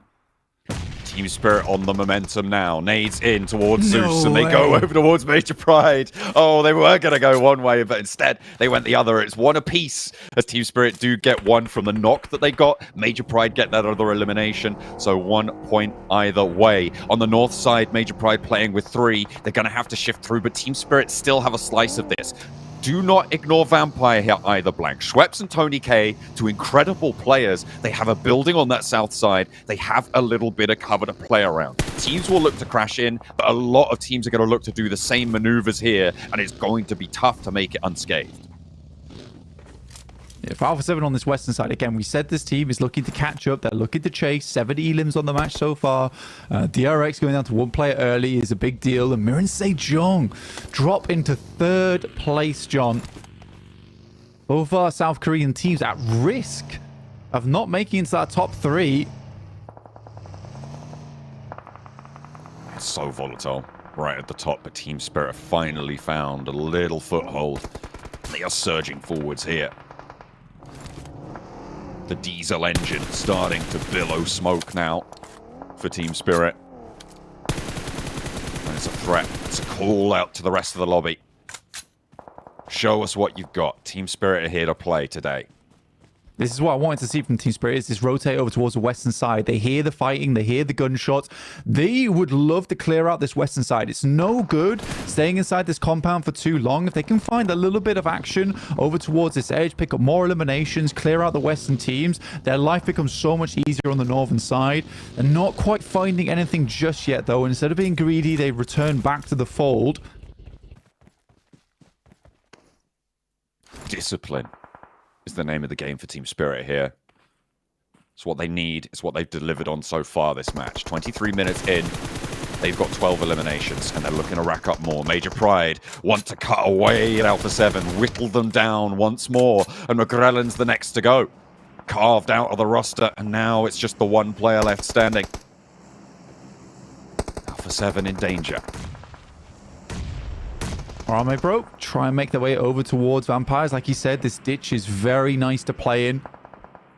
It's one of the few positions down towards the south side that you'll see a lot of teams just crash a ton of vehicles into. It does become difficult because it's very much a nadeable spot. But as long as you can make sure that you can prevent teams from getting too close, it gets a lot easier. But with only one nade, you have to make it count. And this guy will find two off the back of it. DX Xavier do spot out Effect. They were pumping the damage over towards Major Pride. He should be resable here, though. No one's really a threat to them, and Effect was on the back lines with the rest of Team Spirit. They're starting to break out of the compound. They need cover to go for this res, but they will be able to find it. Managing to get into that position, now start to look to leave out of the compound. DX Xavier, a major threat from the south side. I'm surprised they haven't gone in and get a little bit closer to this shack, but they're biding their time. They don't need to make a dramatic move right now. Yeah, it's very hard terrain for DXA to cross, actually. They'd need somewhat of a smoke train to head over towards the northern side, because there is a lot of sightlines looking down towards them. So they're going to wait until the lobby's thinned out a little bit and then exert some pressure, because with 4 players, they can certainly do that. Only 2 limbs, so I'm wondering how limited the utility is. This is an actual boon for Major Pride and Alpha 7 being able to stay alive in this one, but a shot does ring out, takes down Alpha 7 in the process. I think that is Major Pride picking up now 8 eliminations, 2 players remaining for them. Matic gets spotted. Oh dear, it's been here for a while. The last player on DRX, he might be alone, but he's not out of it just yet. The nade to blast the vehicle away from him, so he doesn't have any cover. And Matic goes down. 3 players now for Team Spirit. It's disaster, but the nade for... What? How on earth did that not work? Kitsune goes low, but they do manage to find the trade. Nomi on the high ground here, over towards DX Xavier. Gets the knock over to Lamborghini in a pivotal position to find those 3 players now left standing. It whittles away at their time. They are wasting it now on the south, going for this res, and DX Xavier have to mount up. I'm expecting a crash towards Vampire Shack here, but how are they going to make it work? The smoke train, it's initiated. This is what they need to do. And like I said, they were waiting for the lobby to be thinned a little bit before they stepped this one up. Good job to Nomi, though. Any vehicle that was spotted, he did take out the wheels on, gets a targeted shot over towards one of them. Doesn't quite go down just yet, but there's another from Effect. Paragin's down. And the circle is closing, John. Time is running out. Effect out on the off angle, gets caught by a couple of rounds, stays a little bit too long there, but does survive it. 14 eliminations here, Blank. 5 for Nomi, 5 for Effect, going blow for blow on these tables. Now the nades come in for DX Xavier. Tony K and Schweppes up in the shack, looking to hold off this push, but in it comes. Levi's moves forwards, Paragin down on the back lines. They are being cut at. 1,000 of them sent the way of DX Xavier, and the nades from Tony K. Vampire surviving now, looking to try and push their way in towards that conversation, and DX Xavier are down. Vampire collect. And so they should. I mean, from this position, it was so hard to get up towards them, and they had to use so much smoke cover that it was hard for them to place those nades into the shack. It's now just 2 teams, a 3v2v2. Now, for Team Spirit, the job's not done yet. The chicken dinner really is the thing that will catapult them towards the top side and give them that guard post to hold out other teams underneath them. They're going to swing wide up towards that northern edge. Kitsune with the clenched fists and the stare down. He's just powering up. Look at And the we're utility seeing on it these guys. unleashed here. They have so many teams that crashed into their compound, right? They have the pick of the litter when it comes to gear, when it comes to what utility you want to bring in. And they're on 15 eliminations. Potential for 19 if they can find all 4 of the remaining points in this lobby. Elementrix spots Kitsune on the cross, but can't get too bold with it. Still has Vampire to worry about. Smart moves from Nomi as well. I think he's learned his lesson at this point is that, you know, you can make these pushes, but you got to be absolutely certain no one's sat around this location. There will be a slight delay for Team Spirit because they need to stim. They know they need to stim. They want to be going into these final fights on low HP. Elementrix has done a lot of work this game on some of these beautiful off angles he's been able to take. It being really crucial, actually, in taking down Alpha 7. Yeah, it's not over Team Spirit yet. Arguably, they're not actually in the most amazing of positions right now. Smoke trains, the scouting, the buggy rollout over towards Major Pride, keeping covered from Vampire down the hill. They are moving through. The roll downs need to be good here. They need to rock up and find a knock immediately. They can't afford to lose players, but Nomi's out. And Kitsune doesn't have anything to answer it with. 2 players now stand, but they've managed to move forwards. They've allowed themselves a little bit of an open window here to try and clamber on through as Vampire start to break out of their position too. Team Spirit has been desperate for Vampire to do anything during this game, and they just really haven't. This high ground for Major Pride has been the biggest factor for them. Kitsune falls to Tony K and now just Effect alive. A 3rd place would be disastrous for Team Spirit. The 15 elims are good, but that chicken dinner would have been the thing that really kept them so safe towards this late game. Vampire and Major Pride now facing off against one another. Effect, the Lone Ranger in the east. Maybe there's a world he gets the res, but it's so unlikely. Kitsune's flushed away, and that's now impossible. Tony K has to hit the deck. Effect, what have you got? Major Pride as well. Remember, this is a team fighting for the top 3, and Vampire want to make it into that conversation too. A crucial final circle closes as the final crunch is on. Effect is spotted in the... AZ? Did he not see him there? He didn't go for the spray, so I guess not. AZ has to crawl forwards now. He can't step up because Vampire have the broadside. Major Pride with so little cover on the terrain. Effect's up to the tree. He's closer to the middle.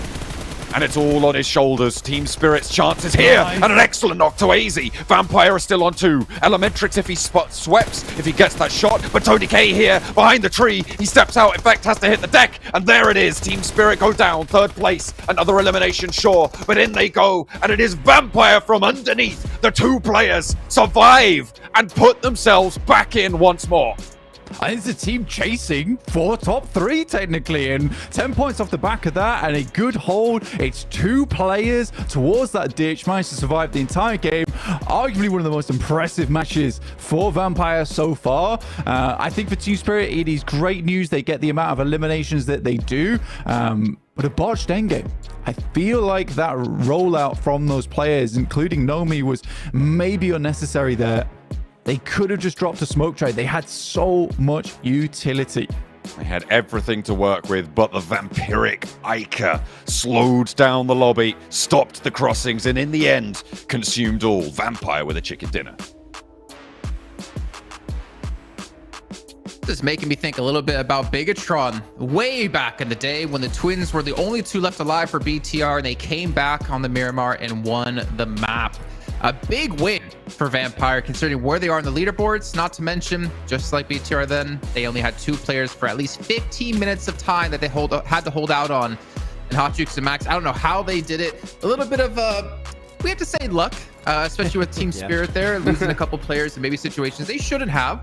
But nonetheless, they close out the game when they desperately need to, and they put themselves within reach of going for top 3. This is the worst time, Matic, to do a Matic Classic, okay? This is not the time to do it. But, man, Vampire, the fact that they especially were able to defend against a full-on 4-man push of Deeg Xavier, Hot Jukes, they got a little bit of help off Team Spirit, but they had 2 for so damn long, and they were making sure that they were using their resources so efficiently, especially the grenades of Schweppes. So many players got Schweppes this game, okay? Yes, those they nades did. were on point. Wow.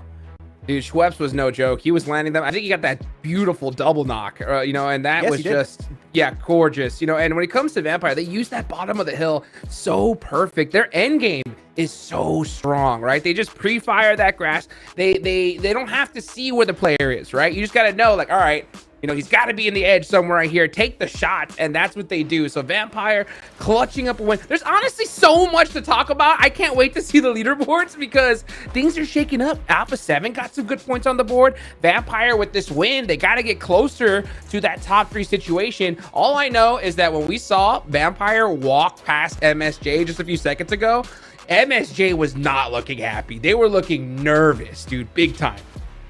I mean, just like Major Pride, right? Imagine being top of the table for such a long time that potentially falter on the last day. To see potentially Mir and Sejong not qualify in top 3 and get straight to the grand finals would be a travesty with how well they played throughout this league stage so far. But honestly, let's just kind of go dive into this game here and roll it back a little bit. Team Spirit, Max, they didn't have to really move too much. And typically in situations like that, when you're in a compound held up, we typically see a lot of teams like run out of ammo, run out of utility.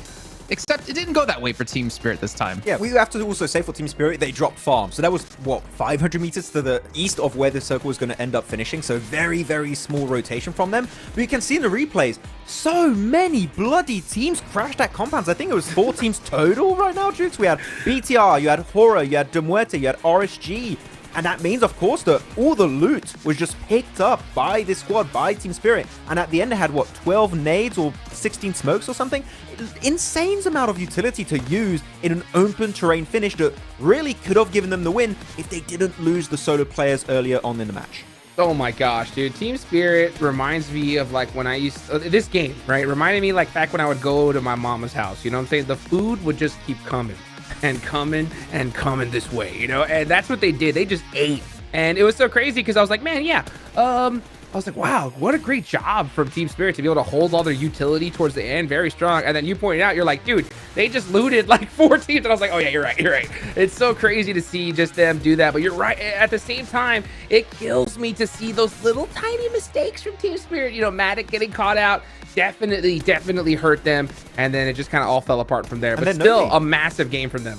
Yeah, Nomi afterwards sent it up. You can see right here in the replay. The thing is that I'm really confused by is they didn't... you even mentioned it, I think, during that game, Jukes. Maybe they thought it was available. Maybe no one was up there. But no, literally 20 seconds before that push, a player of Major Pride shot a few bullets towards Team Spirit. They knew a team was up there. So he knew what was happening up there. He knew what was going down. And unfortunately for him, he lost his life in the process. 20 points. I mean, yeah, they don't get the chicken dinner, but they still had 15 eliminations on top of that. But you know what we're not seeing here in our top 8 from the last match?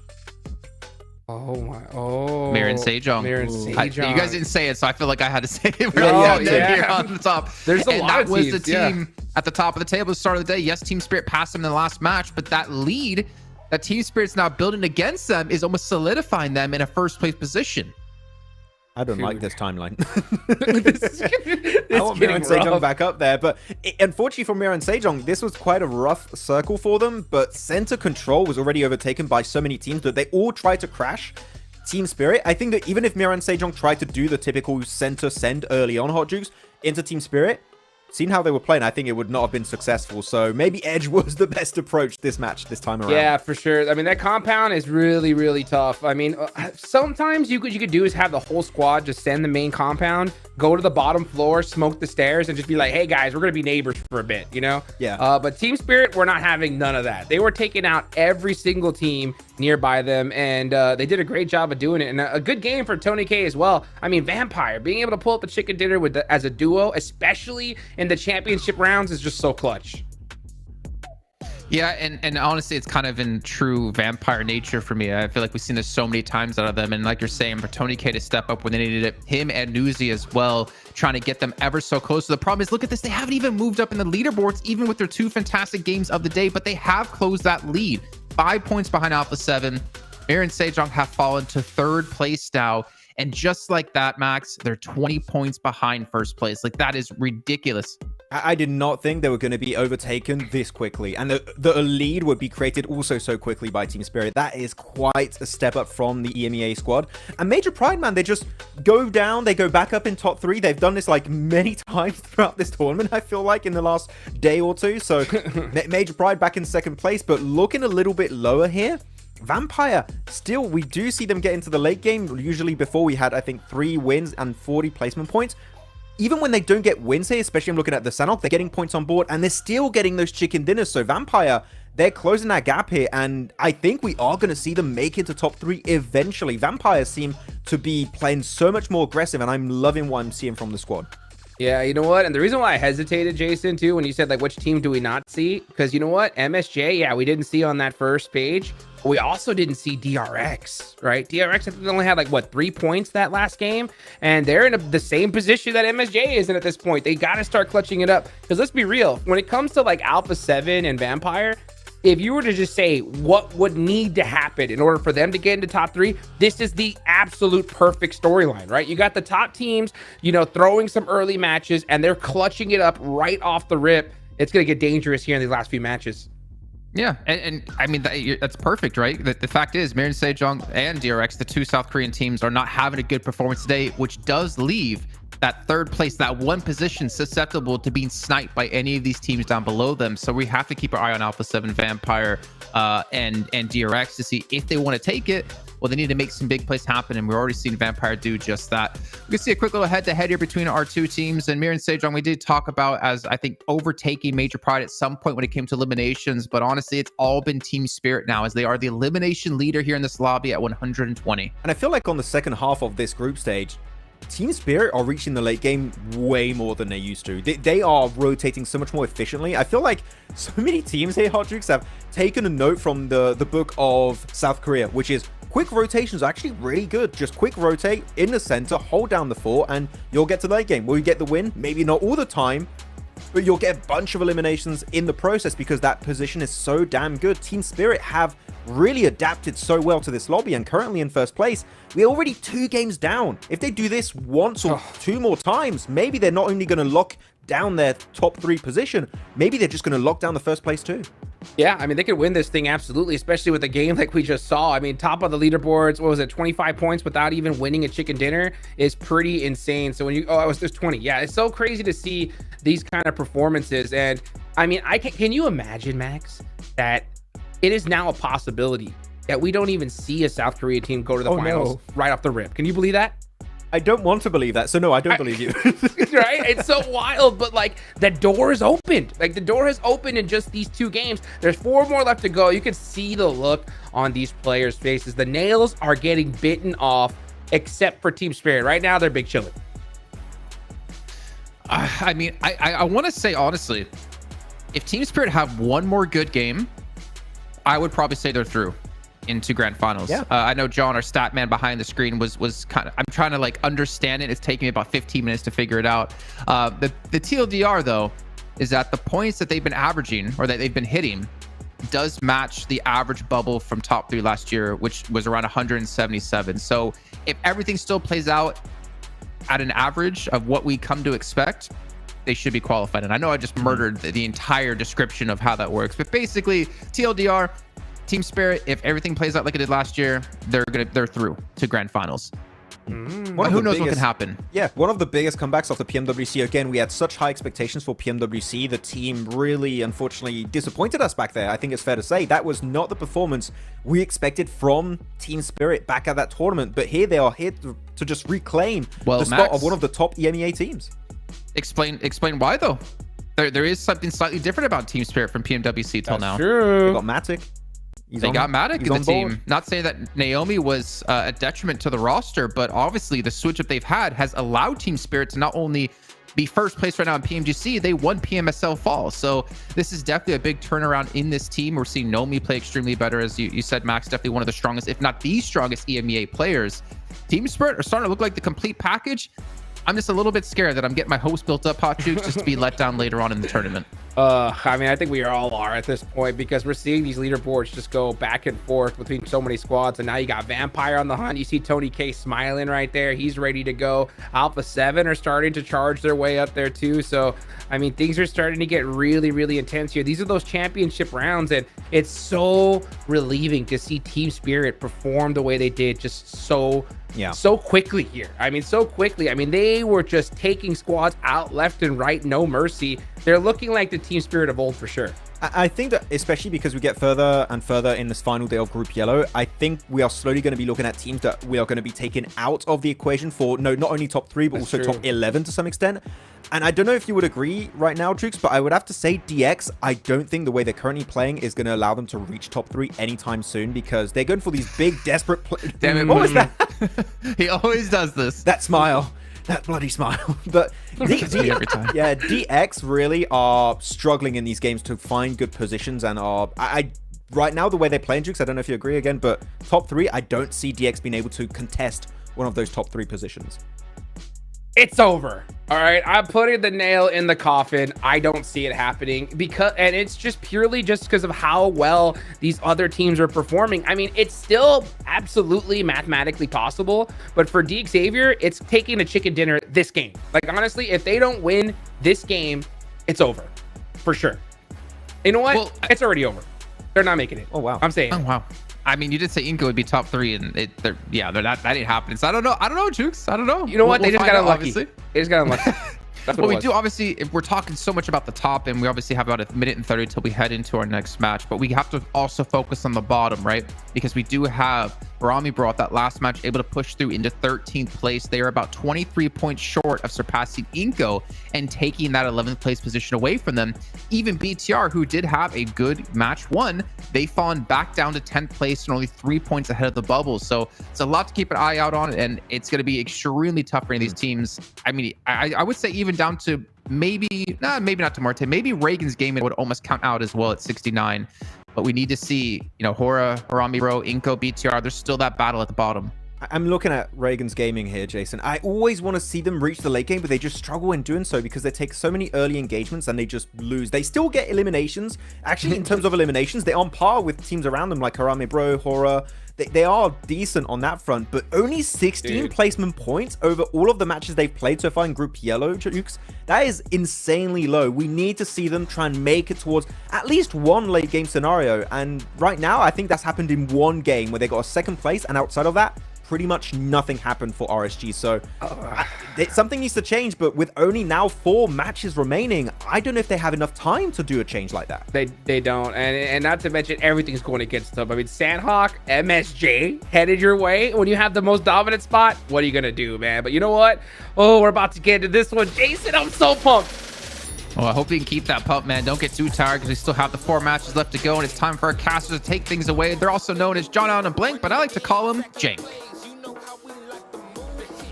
That's right. That's what I always refer to us as well as. And of course, thank you very much to Max Jukes over on the desk. Not sure about that one. Jax Jukes? Maybe. Jax hot? Oh. Yeah. Max has come in with something strong. It's what is it? Jace Mooks. There we go. Jace Mooks. Nice. Jace Mooks. Thanks, Jace Mooks. We're going. Yeah, we're heading over towards 2nd Erangel here. John. Oh dear.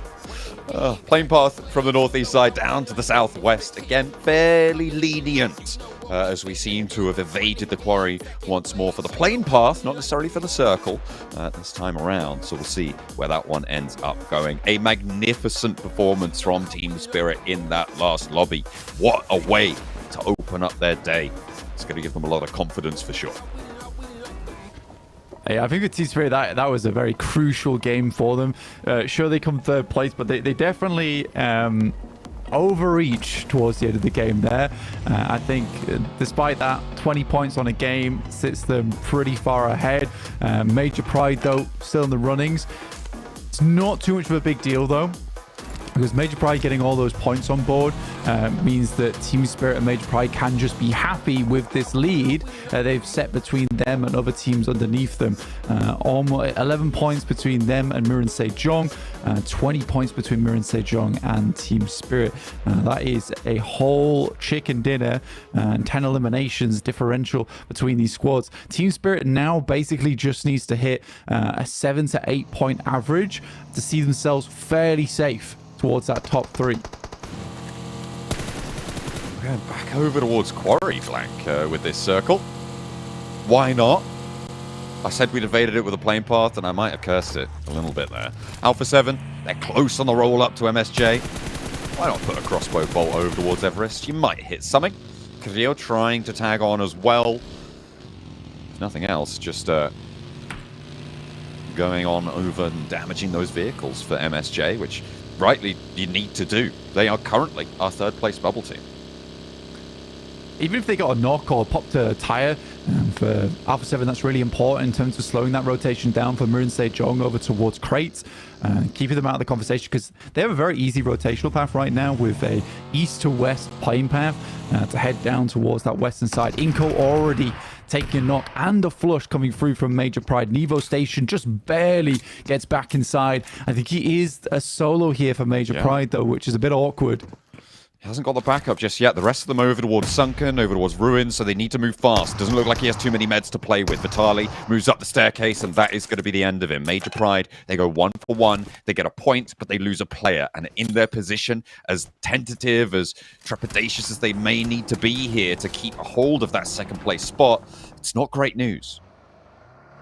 Shots on the other side, and they will just back it up into the warehouse. Major Pride, yeah, you're right. It's not ideal, but this is something they've fall prey to quite a few times in the past, is having Evo Station on one of these wide splits. And with this eastern plane path, you can imagine that there is quite a few teams that want to send quite quickly over towards the western side and change their loot spot up a little bit. And Inco has been unable, I would say, to find a secure home here on Erangel. So they are mixing things up a bit. I mean, even if we remember from day one, hot dropping over towards BTR before we had that remake come through, and a fair few other times. So I think for Major Pride playing over towards this western position of Rozhok, I would say for their last Erangel of the day, just drop together. I understand the benefits of a trash drop, but yeah, not ideal. Here's Evo Station finding his first pick off, and at least they do get a trade out of it, 1 elim for 1 elim. But, you know, losing a player is always bad news for you, especially when you're trying to keep up this average, the top side of the table. Teams, again, going to be very familiar with this area of the map, given how many circles we've had on the southwest side of this. However, it's still very open. We can go all the way up to Everest. We can go back over to Pachinki, potentially.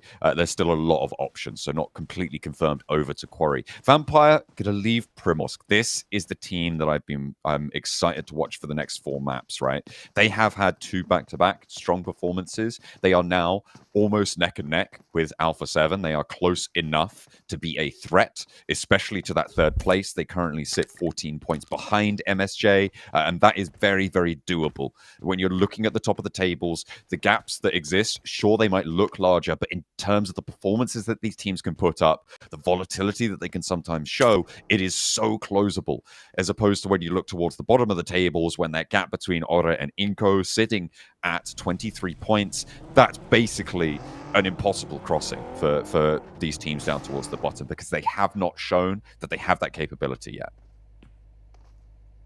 Yeah, and it's becoming less and less about a story of who breaks out from the bottom 5 and more about who breaks into the top 3, because it feels, like you say, fairly locked in right now for our bottom 5, with Horror just unable to get too much of anything done, and Inco still finding some points here and there for themselves. So yeah, all eyes right now on Vampires, Alpha 7 and DRX. I think for South Korea, they'll be cheering hard for these 2 teams to make it in towards that top 3 and have 2 representatives of that region confirmed over towards the Grand Finals. And Major Pride is making a big push today. Just trying to maintain. I mean, they led out fast from that first day and have had a couple of missteps here and there, but now they sit in second, 168. Team Spirit on 177. they are already at the level that we saw last year was needed to get into the top 3. And given that it's so close, I wouldn't be too surprised to see that third place bubble drop that little bit lower because of the fact that we've got 6 teams all on super high scores here. No one's leading out super hard. It's really, really difficult to call. At this point, it is absolutely a coin toss for all of these teams. Roll that dice and pick 3, and you could be right. Say Root. We did not fall down early, and this has been a problem for Mirin Sejong recently, is that their playstyle very much relies on having 4 players where they can take these 2-2 splits, aggressive holds, back up each other with off angles. I think that their mid-game definitely falls apart when they lose that 4th player early on in the match. And that is a troubling thing to think about for Mirin Sejong, especially in the future, because it's something they're going to have to deal with. And they leverage the fact that Hoxie is such an aggressive and strong player on the team to be able to marshal a lot of those more aggressive trades when playing down on players. But yeah, it's becoming more and more of a thing here where the circle isn't as open as they'd like. In those mid games, they lose a player and suddenly a lot of their game plan falls away, and they have to fall back onto something that maybe they're not too comfortable with playing. It is interesting. It's kind of what we talked about as one of their major strengths, right? Was getting through that mid game, or getting into the late games. Their late game, a couple of missteps we saw earlier on, they absolutely fixed that. They nailed the late games, characterized really by going for aggressive 2-2 splits. And you're right, that's sort of what Hoxie has enabled them to do. But when you push down to 3, 2-2 splits just don't become viable anymore. You cannot hold as much ground as they would like to. So it has At least you can't hold it. Yeah, it literally 2-1. Yeah. It's mathematically impossible. So definitely something that they need to address. These first 2 games have not been great for them. Going down early, low point scoring. Now they need to turn things around. A team that was so dead set up towards first place for a long time. It's kind of amusing seeing them fall off like this. And I say it's a fall off, it really isn't. 157 points is massively respectable here.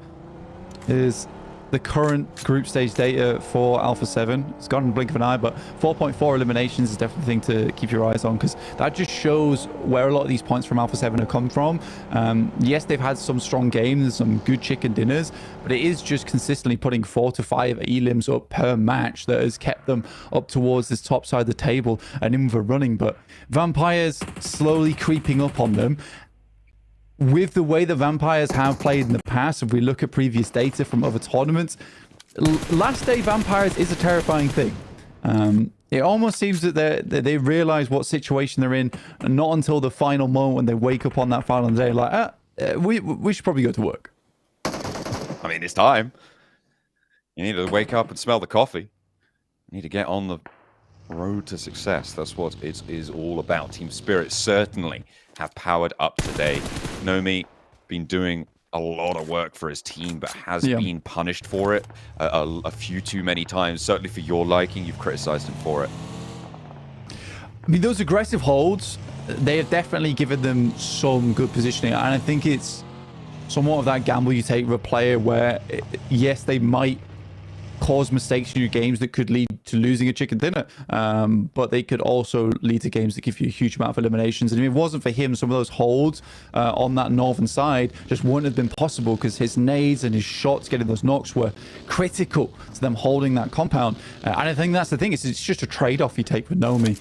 He's such a fantastic player, such a fantastic fragger, that sometimes you just have to take the good with the bad, because more often than not, he is providing so much value for the team. I will say one thing, looking at his average elims, 2.2, that's currently half of what the whole team from Alpha 7 is putting up per game on one player. That's pretty impressive stuff, right? Like, that's very difficult to do, especially given the fact that we've got 6 teams competing at the very highest level, right? You talk about how these teams compete at the highest level. Even Twisted Minds, they're such a good team that it's kind of weird that they're towards the bottom. The fact is that they are also an incredible roster. It's just that everybody else is playing kind of out of their minds in a lot of this one. There are obviously mistakes that Twisted Minds have been making, but everybody in this lobby is phenomenal. So the fact that you can put up those numbers in a lobby like this for the teams at the top is just scary for the rest of the world. Absolutely. I think that you're right, is that Twisted Minds is a great team. They are just being outclassed by some of the best. And we don't call Group Yellow the Group of Death lightly either. It is a really difficult lobby to play in. Next Circle did pop, though. And we saw that Team Spirit had taken a leaf out of Mirror and Sage Jong's book. They held themselves a 2-2 split. Now they're regrouping over towards the northwest side of Nomi as well as Matic getting into position. It is also nice the devs keep talking about Matic, because I do think he's improved so much. I mean, he used to be a bit of a wild card, a weak link on Team Spirit, but he has solidified himself as one of the most reliable players on this squad now, which is really nice to see. And it's nice as well having Kitsune and Matic together, an ultimate duo just like Eddie and Venom in the current Symbiosis event going on in PUBG Mobile. Oh yeah, hopefully they're going to have one more dance, but the last dance for Venom, maybe not so happy about that. Maybe we'll see that from a couple of our teams here too, but yeah, absolutely. I think as well, you can't understate Effect's impact. He's now drawn level, in my estimation, with Nomi in terms of the impact that he's having here. Nomi obviously having a couple of off games, but Effect was there to pick up the pieces and has been going blow for blow with Nomi on those numbers. And I'm really impressed with how Team Spirit has developed into this tournament. I think if they were our #1 pick from Group Yellow, I would be happy with that. I think that it has been proven now. They have deserved this spot. But when you talk about Team Spirit in the world stage, you can never say it's over until it's over. There is still so much room for error that we've seen from them in the past. Yep. And I don't want to curse him too much. No fear. Does take down Hoxie.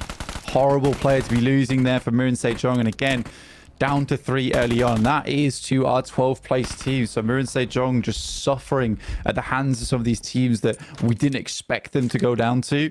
Is over on that western side of the map around Gatka. They went for more of a safe crossing here.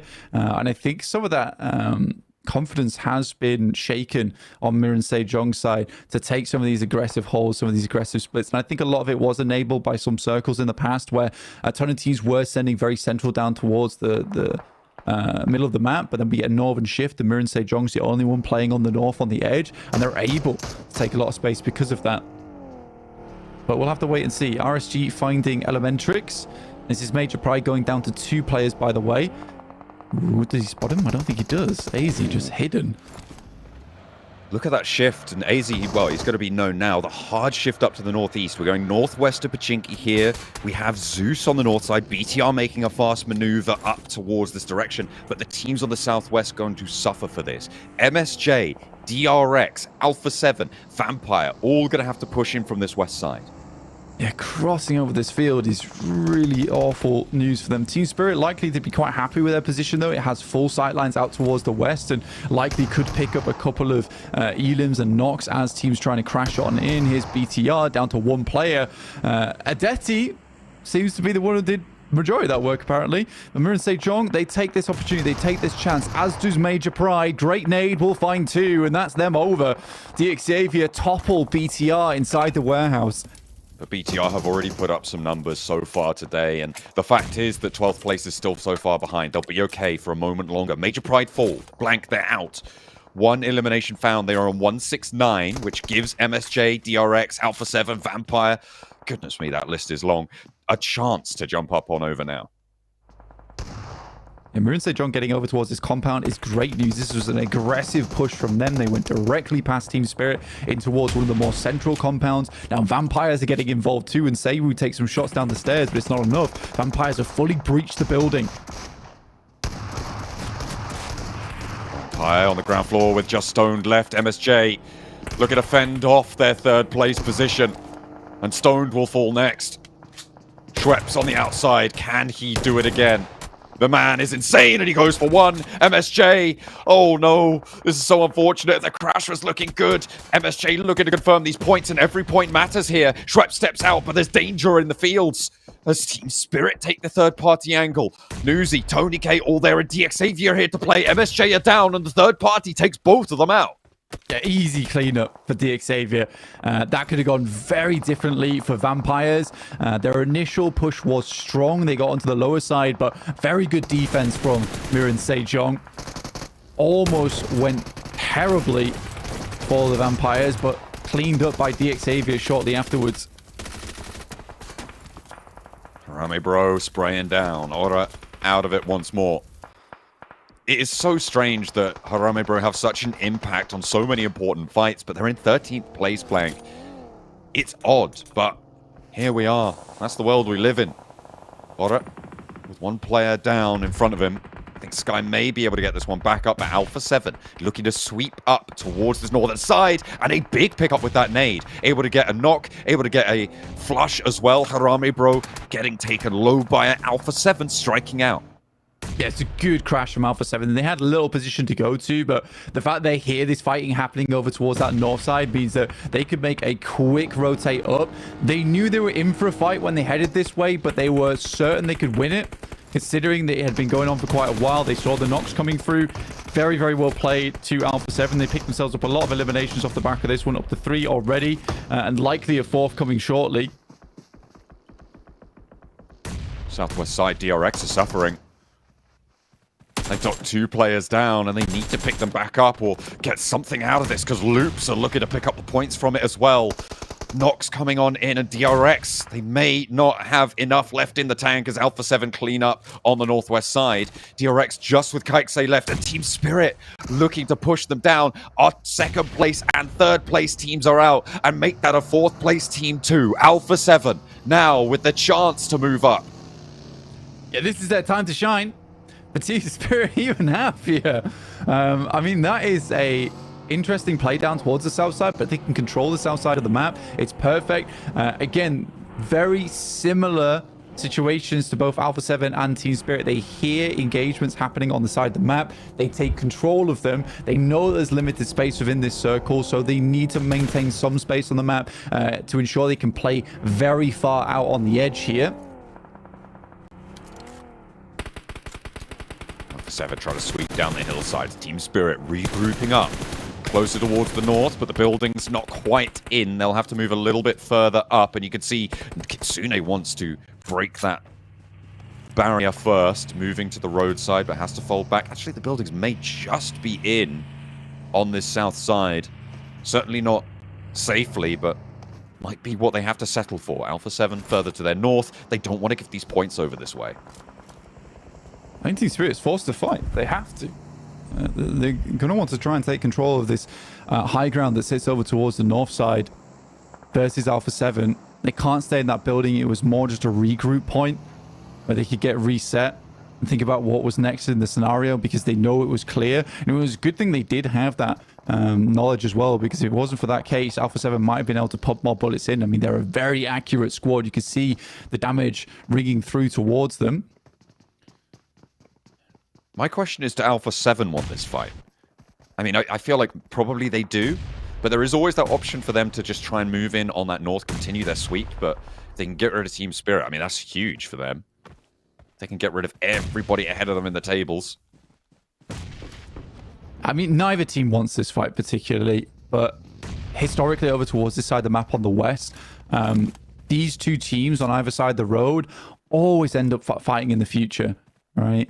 It's a hard position to hold as a 2-man.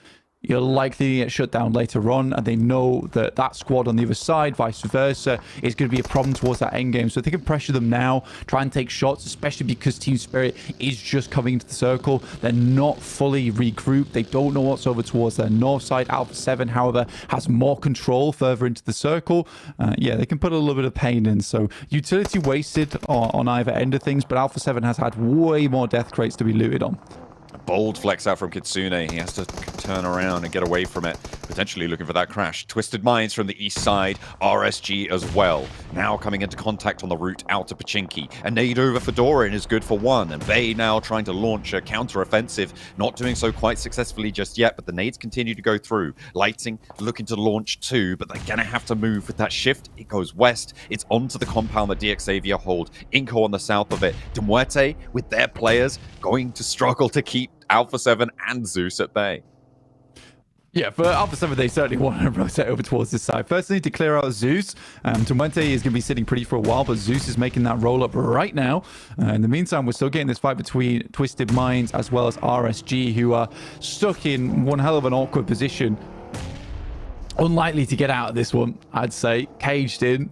Twisted Minds have thrown away the key. Good nade from Zeus as well. Takes down Eugene and Pusher, and that'll be Demuerte out, clearing out a strong space for Zeus, understanding that there likely was going to be a wrap sooner or later from Alpha 7, so why don't we just pick up a strong position early? Twisted Minds maybe continuing the fight. RSG look really reluctant in this scenario. I mean, rightly so. You cannot really go for this peak boldly. Freak taken low, but so is Bay, and again, just a little bit of a dampener put on this fight. Twisted Minds, it feels like they've been trying to go for the last 30 seconds. They just can't get away. These nades keep pouring in, but down the hill they fall, and Doran goes down too. Coops is there for the 1-2 punch, and God is the last to stand. Zeus on the northern side, flexing out with an off angle on this one, but God descends the hill. Looking to try and move onto the side swipe to Zeus. Potential to make something spicy happen here, unless he gets spotted. Zeus, this is a team that I have loved watching over the last few months, Blank. We saw them in EMEA. Their rookie ascension has been fantastic. The desk highlighted them earlier. They come into this tournament with very few expectations on them, but they have impressed. And despite losing a player here, just as I say that, I'm still very happy with this team from Turkey. And another, maybe? Yeah, I think Aaron there, he's trying to scout out over towards that top side. Maybe a little bit over-aggressive. There's tons of sight lines that can be held from down this hill, but yeah, Zeus going down to 3 players. They had a good hold. I don't think they had to spread out too much there, and I think Aaron gets a little bit too much in the face of the wall of the blue, which was unnecessary. The real play there would have been just to keep tabs on either side.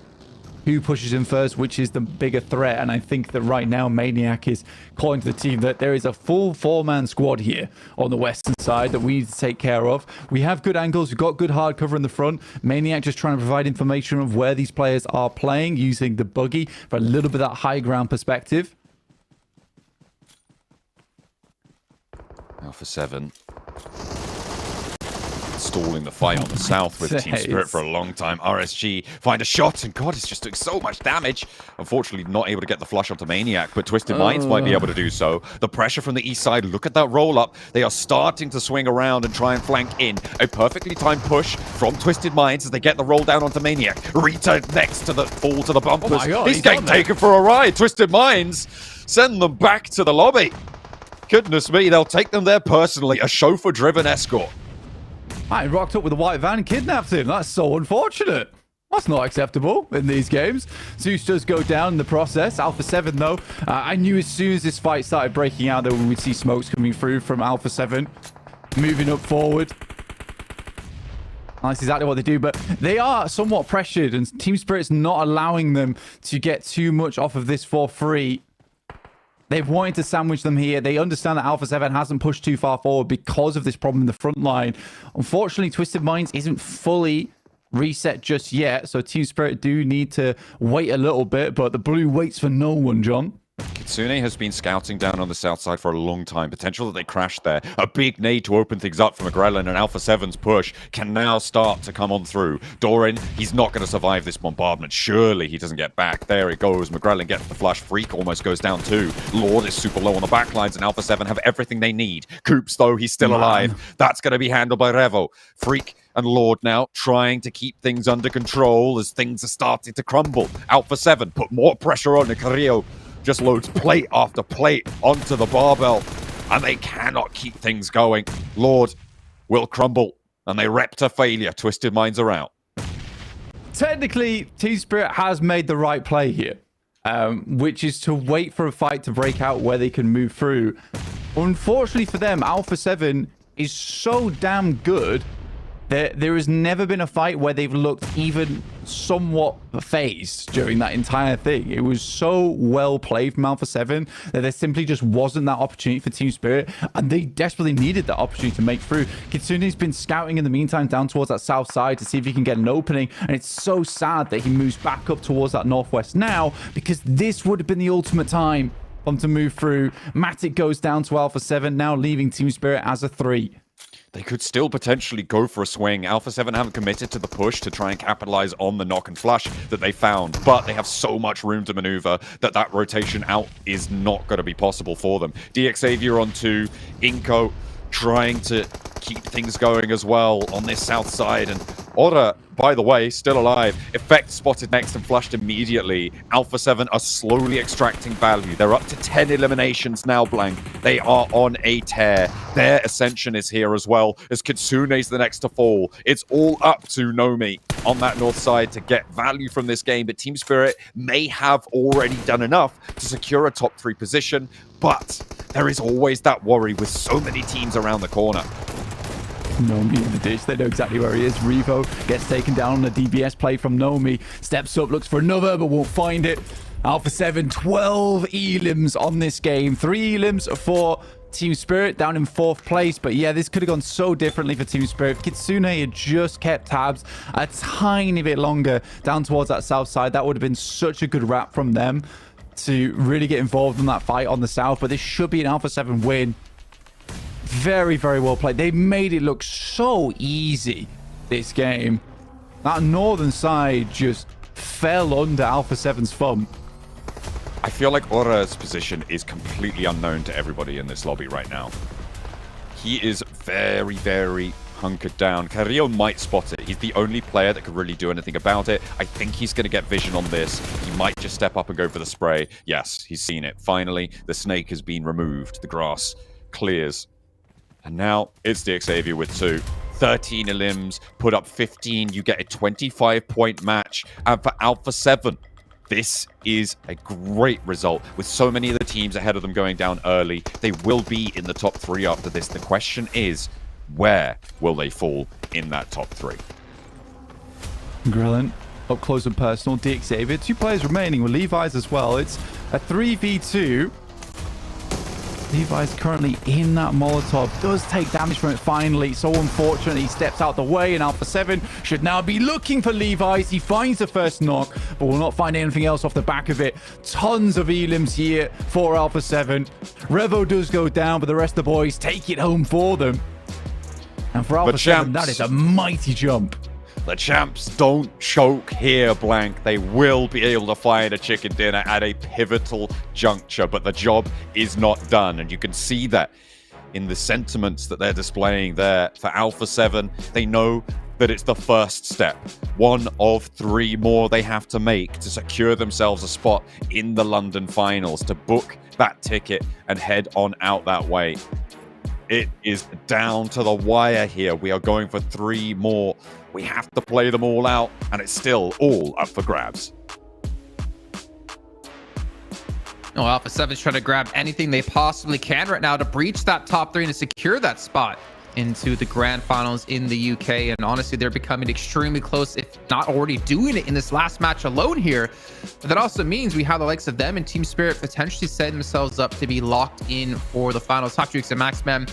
This game, it had a lot. It had a lot to talk about. Thinking back to specifically the DX Xavier BTR kerfuffle that ended up turning into teams taking every position they possibly can from each other. I don't even know how to break down that entire fight in the first, but I think we'll get to it at some point, Jukes. I think we can talk about it later, but this finishing moment here from Alpha 7, such a good hold on the northern side. They had, 12 eliminations before even going into this fight in the first place. This is Alpha 7 that we said, Jukes, at the start today, are going to be hungry to push it into top 3. 7 elims, Carrillo? Bro, Carrillo, let's go, dude. He's back, baby. He's back. Because you know what's so crazy? Like, he has been overshadowed lately, you know, by, you know, Mafioso, Revel when it comes to eliminations. But, you know, I remember back in the day, this was the most dangerous man on the battlegrounds, and he's showing it in the championship rounds that he's still here to play. You know, I give him a lot of slack, or a lot of not slack. Maybe crap is better the word, for not being able to like frag on par with Mafioso and Revo. But as we've been talking about, England leaders need to be able to frag out these days, and Creo is starting to show he can do it when they need it. Thinking back to PMWC, now here at PMGC, Alpha 7 might be that unbeatable team if we get them in London. So I really want to pay attention here to the replays, because we're going to see that crash that we've been talking about for the entirety of this match. You don't want to talk about what we're discussing. You always change topics, Alvi. Now here it is. Because we got the replays. Look at these beaches that are happening. We have to move the topic over there. So initially, Xavier, right, have this 2-2 split hold on that central compound, Jukes. And BTR send it in, and I think Xavier instantly were able to get a really good engage onto BTR, getting 3 knocks, but lose 2 players in the process, sending the 2 other players of Xavier over to the warehouse to clear it up. But as we saw, Jukes, afterwards, that just opened up the opportunity for other squads to take that compound for themselves. Yes, sir. Speaking of other squads, that was gonna be MSJ. Dude, man, Sejong just said yoink to Xavier right when they went on the push to BTR, and I was like, oh my gosh, yeah, like the timing couldn't have been more perfect. That's it, Xavier's toast. But then, what do you know? Here comes another squad, right? They go ahead and they push on to MSJ. Xavier comes back right around, punishes them both, and gets that victory in that battle. So, I mean, huge game for Xavier, especially considering where they're on the leaderboard. Yeah. I mean, Xavier looked a little bit sad after that game. And like, man, I would be pumped after a match like that. How many limbs you get in that compound and you make it to second place? That is massive. When I initially thought they would go down on the first breach of BTR, but they survive, make it to top 2, and get a bunch of points on board, be in second place in terms of points earned with 15 on the board. Speaking about getting points, Twisted Mind's getting some decent points here as well, having an okay push, you guys were saying, up against Reagan's game and getting themselves the 8 points in total. But Xavier, like I said, 15. Hora getting themselves 7. Team Spirit, though, on 7. I did want to bring up the fact that you guys were discussing, like, what is Team Spirit going to do here? Because we had Alpha 7 and Twisted Minds looking to skirmish towards the north. Then you had Xavier and Inca looking to skirmish towards the south. And Max, you were kind of like, you know, thinking, like, which direction are they going to go?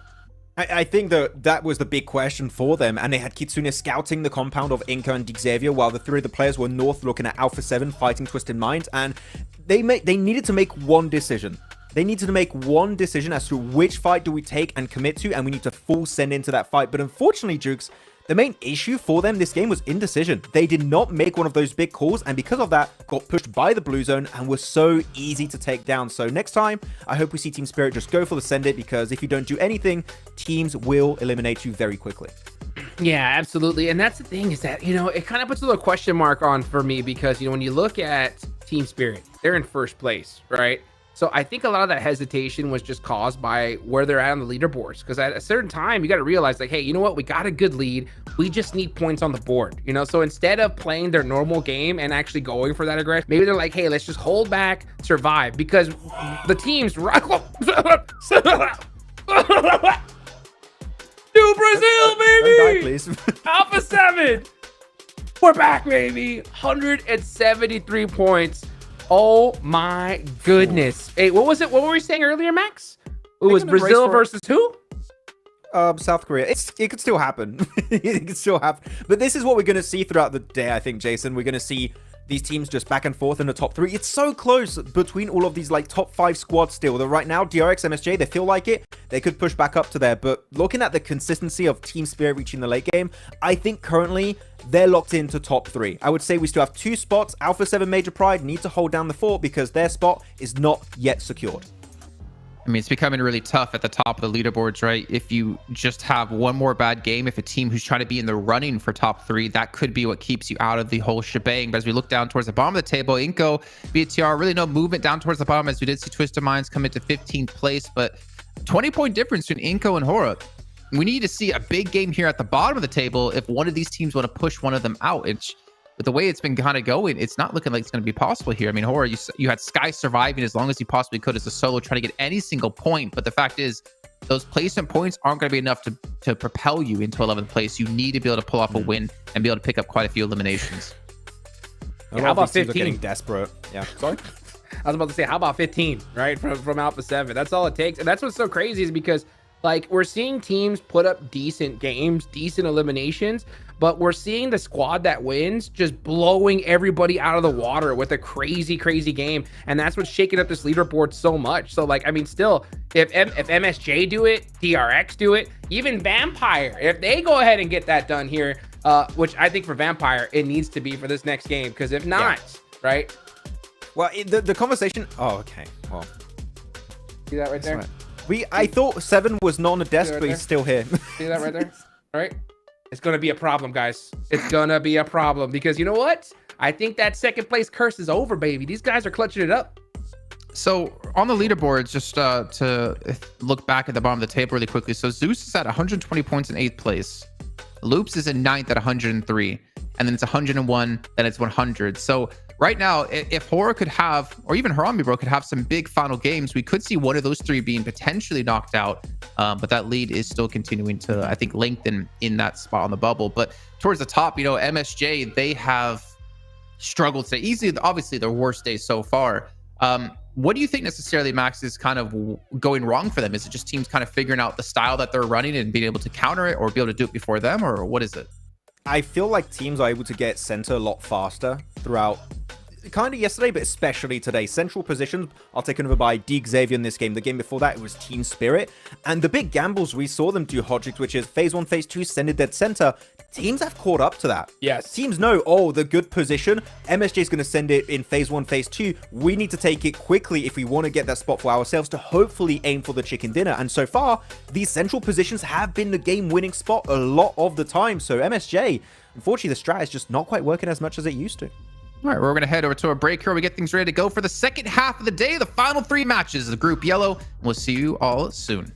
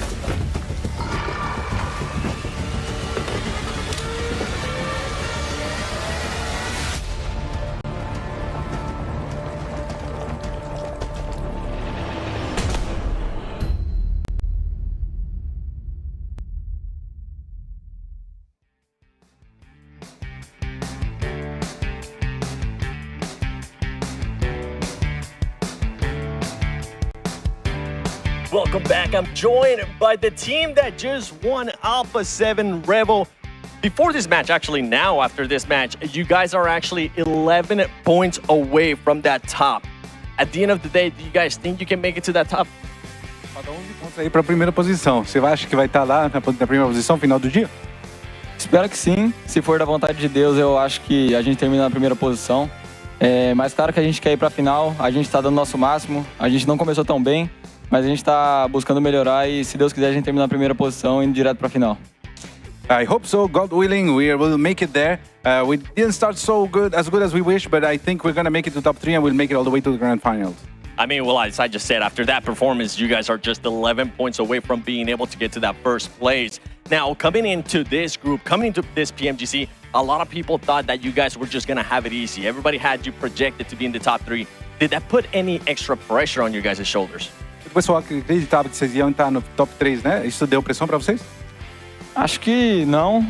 A gente trabalha muito, a gente joga há muito tempo e a gente já passou por diversas situações e a gente está buscando melhorar. A gente sempre quer estar entre o top 3, quer sempre buscar ser campeão e a gente está trabalhando para que isso aconteça e, se Deus quiser, vai acontecer. I don't think so. We always work really hard. We're always gunning for the top, working for the top 3, and we've been working for it. And I think, once again, that God willing, we're going to make it there once again. Well, hopefully you guys will be able to. Obrigado, parceiro. Because right now, it's very unpredictable. Back to you guys.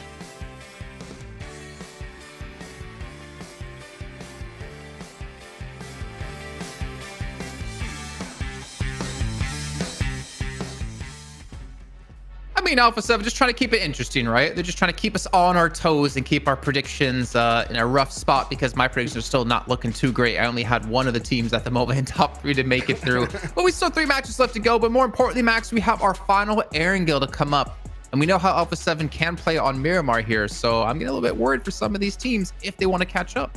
Yeah, I know we're talking about South Korea a lot, Jason, but we have to bring it up that so far in the last 2 days in particular, Erangel has been their big battleground where they get a big majority of their points. And as of today, that's not been really the case, Hot Jukes. They've been struggling. We talked about it just before the break where they are still, well, especially MSJ, are going for these big gambles. But the center is so busy every single match, it seems like. So maybe Mira and Sejong got to start to think of playing edge if they can't get quickly to the center, because teams are adapting and somewhat taking their approach.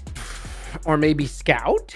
You know, perhaps maybe look before pushing. Maybe, you know, I mean, because it's getting so tough here. It's honestly a disaster for these South Korean teams, because, you know, they are not performing, and you have Alpha 7 going nuts, Vampire on the climb as well. You know, DRX still quiet with only a few matches left to go. Man, it's going to come down to, we need to see a pop-off match. We really do. I think if you're MSJ, you're gonna need to hunt down that chicken dinner. But at the same time, I see where you're coming from, because it's like, man, the strategy that was working, it's not working right now, right? Because I think all these other teams, they did their research, they did their homework, and they've adapted to the lobby, you know. And this is something I've been harping on from day one. We knew this was gonna happen, right? So when it comes to adaptation, MSJ need to show that they can do it. And we still need to be careful, because sure, we're looking at Team Spirit, looking at Alpha 7 being the main enemies, quote-unquote, of Miran, Sejong, and DRX. Major Pride are still getting a few eliminations here and there every single match, so they are just lingering in the top 3, going in and out of it, so they could snatch away a top 3 position if things keep going their way. But here we go, top 4 gunslingers so far. Nomi still up there, and of course, with how the games have gone so far for Team Spirit, Hodrix, I'm not too surprised. But we are seeing, though, and this is a big surprise to me, Eren is still in the conversation for Zeus. Clearly one of the new bloods in this group that has been completely impressing us. So Zeus, again, I'm happy to see in the next year. So how is Zeus going to perform? Because this, as their first global event, is truly impressive. I love it. I love it. 8th place right now. I mean, you got to be happy with that for sure. Good luck in the survival stage. I will say that, you know. And speaking of survival stage, Jason, we got to talk about those teams at the bottom, right? We got to talk about those teams that are going to be able to try and just get it in.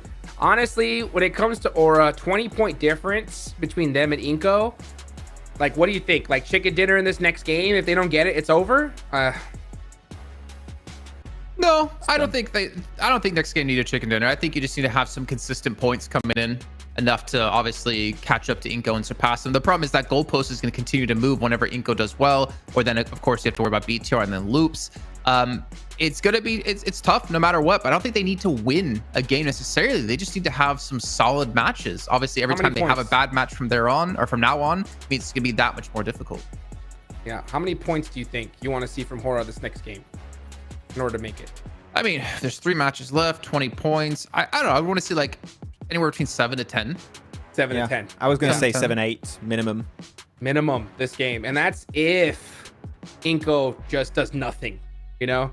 So well, it's not just Inco, right? Because it's Inco, BTR, and Loops. So if one of those 3 teams does nothing, then it makes it a lot easier for you. And we'll find out exactly what's going to happen in just a few. But I got to remind you guys once again about the phone. You guys might be looking, what are they using? What's this device? Well, if you think back to PMWC or maybe a PMSL in your region, you know it's the Infinix GT20 Pro. Of course, Max, after I grilled him on day 1, has that right next to him every single time with his 120 FPS. That FPS couldn't save you, though, when it came to our first match on it. What the hell did I do to you? Hey, bad luck, dude. Okay, I try, but I remember there's no bots in Ultimate Royale. There's no bots in Ultimate Royale, man. They're too good in that mode. I'm struggling, okay? So you only did well against bots, is what you're saying?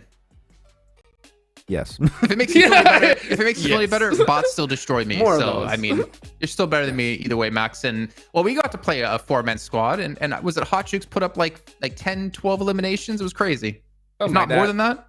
Something like that. You know what I'm saying? You gotta go. And you were on the floor. You were like laying down on the floor and you pulled that off. Dude. And you were right next to Seven, and Seven must have eaten something a little bit risky that night because it was not pleasant to be around him. I got smoked, you know? Quite literally. But I still performed, baby. You know what I'm saying? You just gotta pre-fire through the smoke and make it happen here, man. This is crazy. Alpha 7 is on the climb indeed, man. This is gonna get crazy this last 3 matches because there are so many teams that can clutch it up. Now, you said 8 to 10 points from Hora, right? I'm gonna ask you this, Max. Vampire, how many points do you need to see from them if they want to make it the top 3? Right now, with their current position in the rankings, so in just as context, Vampire have 146. A lot they need. The thing is, with how the teams are playing, I don't think they're going to slow down. I need to see a win almost. Like they're 23 points behind the bubble. I need to see 10 points, at least a top 3 with a few eliminations right now for Vampire. And we mentioned it at the start of the day, right, Jason, about this team, is that they go for the win, or they get these really bad results. They can't afford a bad result. They get one bad result. I think the top teams are just going to start creating such a big gap. The Vampire will just have to be okay with making it to survival stage. Right now, we need to see a big match to wrap up Erangel, our last Erangel of Group Yellow. So Vampire, one bad game is not going to cut it. We need to see some points coming on the board. Real talk. I'm agree with you, Vampire. Jason. Go ahead. Oh, okay. Oh no. We can bench my point because I hear you're agreeing with me, and I love to hear that. I am agreeing with you, dude. I think that Vampire need to win this game. I mean, because these other teams above them have too much pop-off ability. I mean, they'll pull up 25 points like we just saw Alpha 7 do, and I think any of those squads right below them can still make that happen. So for Vampire, yeah, chicken dinner this game. I think if you want to feel even close to being comfortable to make it a top 3. So chicken dinner do they go for, or is it time for them to be like, okay, we just have to hot drop one of the teams in top 3. Hot drop Major Pride. Keep that goalpost within reach of you because the amount of points they need is kind of insane. What was it, like 23 I said before? Yeah, 23 points. Hot drop them. Try to stop their momentum because as you said, Max, they're going to consistently get eliminations here in these next matches that you almost have to if you want to catch Major Pride. Jason, why did you bring up hot drops? You know how that makes that Jukes act up? Like, he loves them hot drops. Every time he's talking about, I want to see the hot drops. And technically, you could do it. Hot drop for a reason, I like. Hot dropping and picado for no reason, yes. I hate. Get that out of here. But we're going to find out as we're heading into our final Erangel of Group Yellow. Blank and John, dive us in. Oh, we've got the goggles on. We're ready to dive straight on in for the final time over Erangel for Group Yellow. It has been a journey with these teams, but it's not over yet. We're going to go from Stalba down to Sosnovka, and this time around, the playing path again goes a little bit further out to the east than we've seen at the starting half of Group Yellow.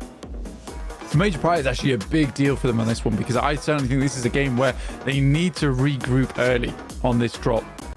There's absolutely going to be a lot of teams that want to drop in their area, that want to pick up some of the positions they're in, steal some of the vehicles. And I think you just have to sacrifice that for the fact of maintaining 3 players.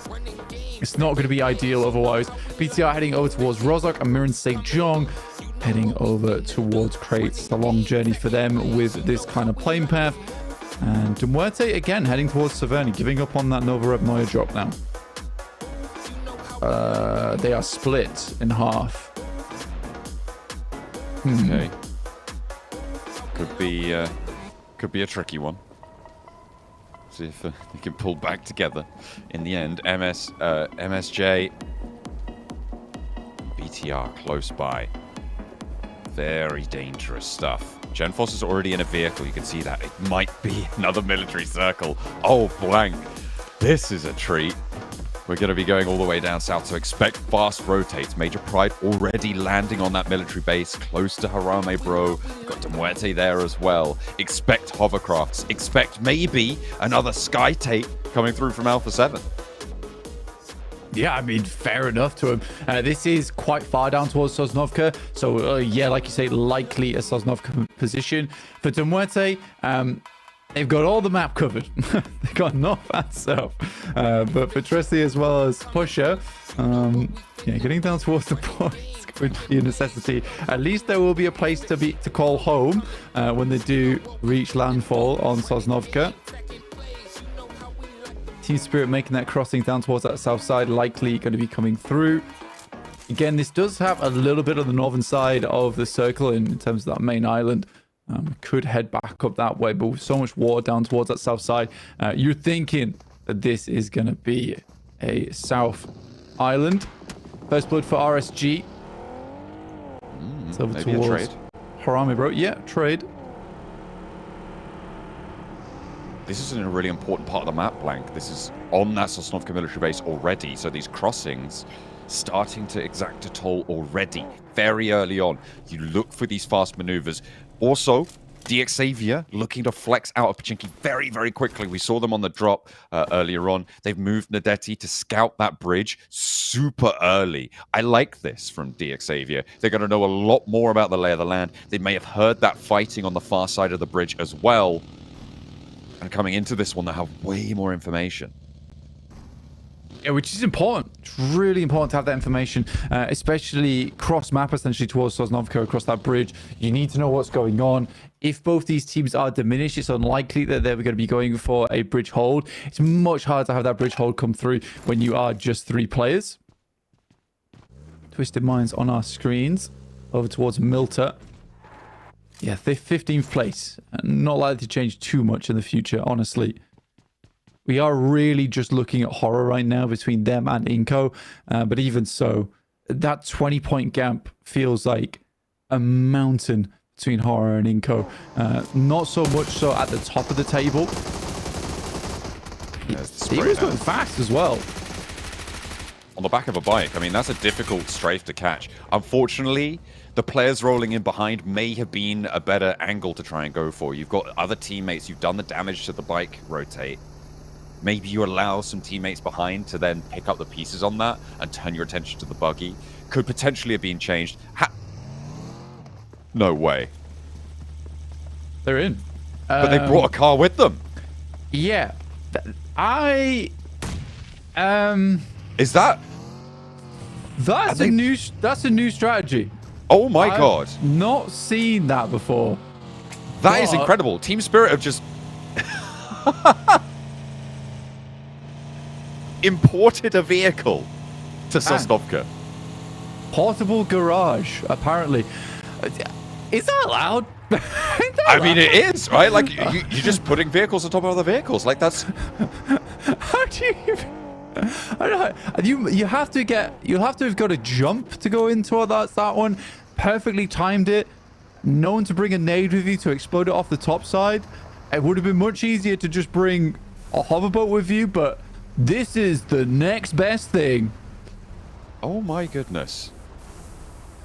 Max is currently going wild in our group chat as well. He thinks that they they jumped off docks onto the boat. This may be something that they've practiced. You've got to remember that, Blank. This is a standard rotate for Team Spirit. They know this location like the back of their hand. This is their standard Sosnovka rotate. They are probably, and have probably been, aware of their ability to do that. The thing is, it's not really going to, like, surprise a lot of teams, but it's going to give them so much more mobility, just like the hovercrafts are going to give to other teams. Yeah. I think that's the first time we've ever seen that in PUBG Mobile esports play, though. And that's meta changing. That actually is meta changing for a lot of squads. Bringing it out now, though. I suppose, you know, they want to win it. They want to take first place in group stages. Hell, go for it. But yeah, the best thing about it is that not only does it provide you that much needed mobility when you get across, but just having one vehicle opens up so many more paths for others, because it means you can drive players along the roadside to get to vehicles that would have otherwise taken ages to approach on foot. Wow. Yeah, that actually is meta defining. I'm sorry I'm making such a big deal out of it, but that just it changes the game. It absolutely does, but it's absolutely something that we'll be looking out for in the future.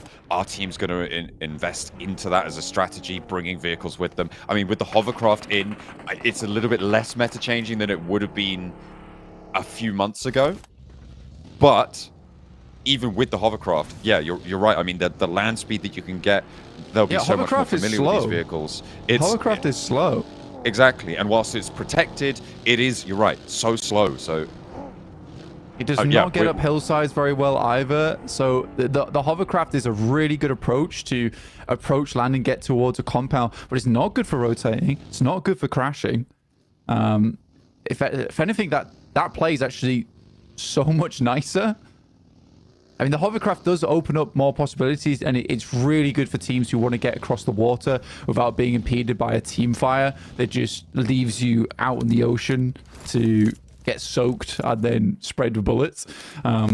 Yeah, that is... They all have vehicles now. Okay, cool. That's great. That is so great for Team Spirit. Goodness me. It may rely on specific boat spawns as well, which is perhaps why we haven't seen them do it up until now. We'll have to look back at what was going on.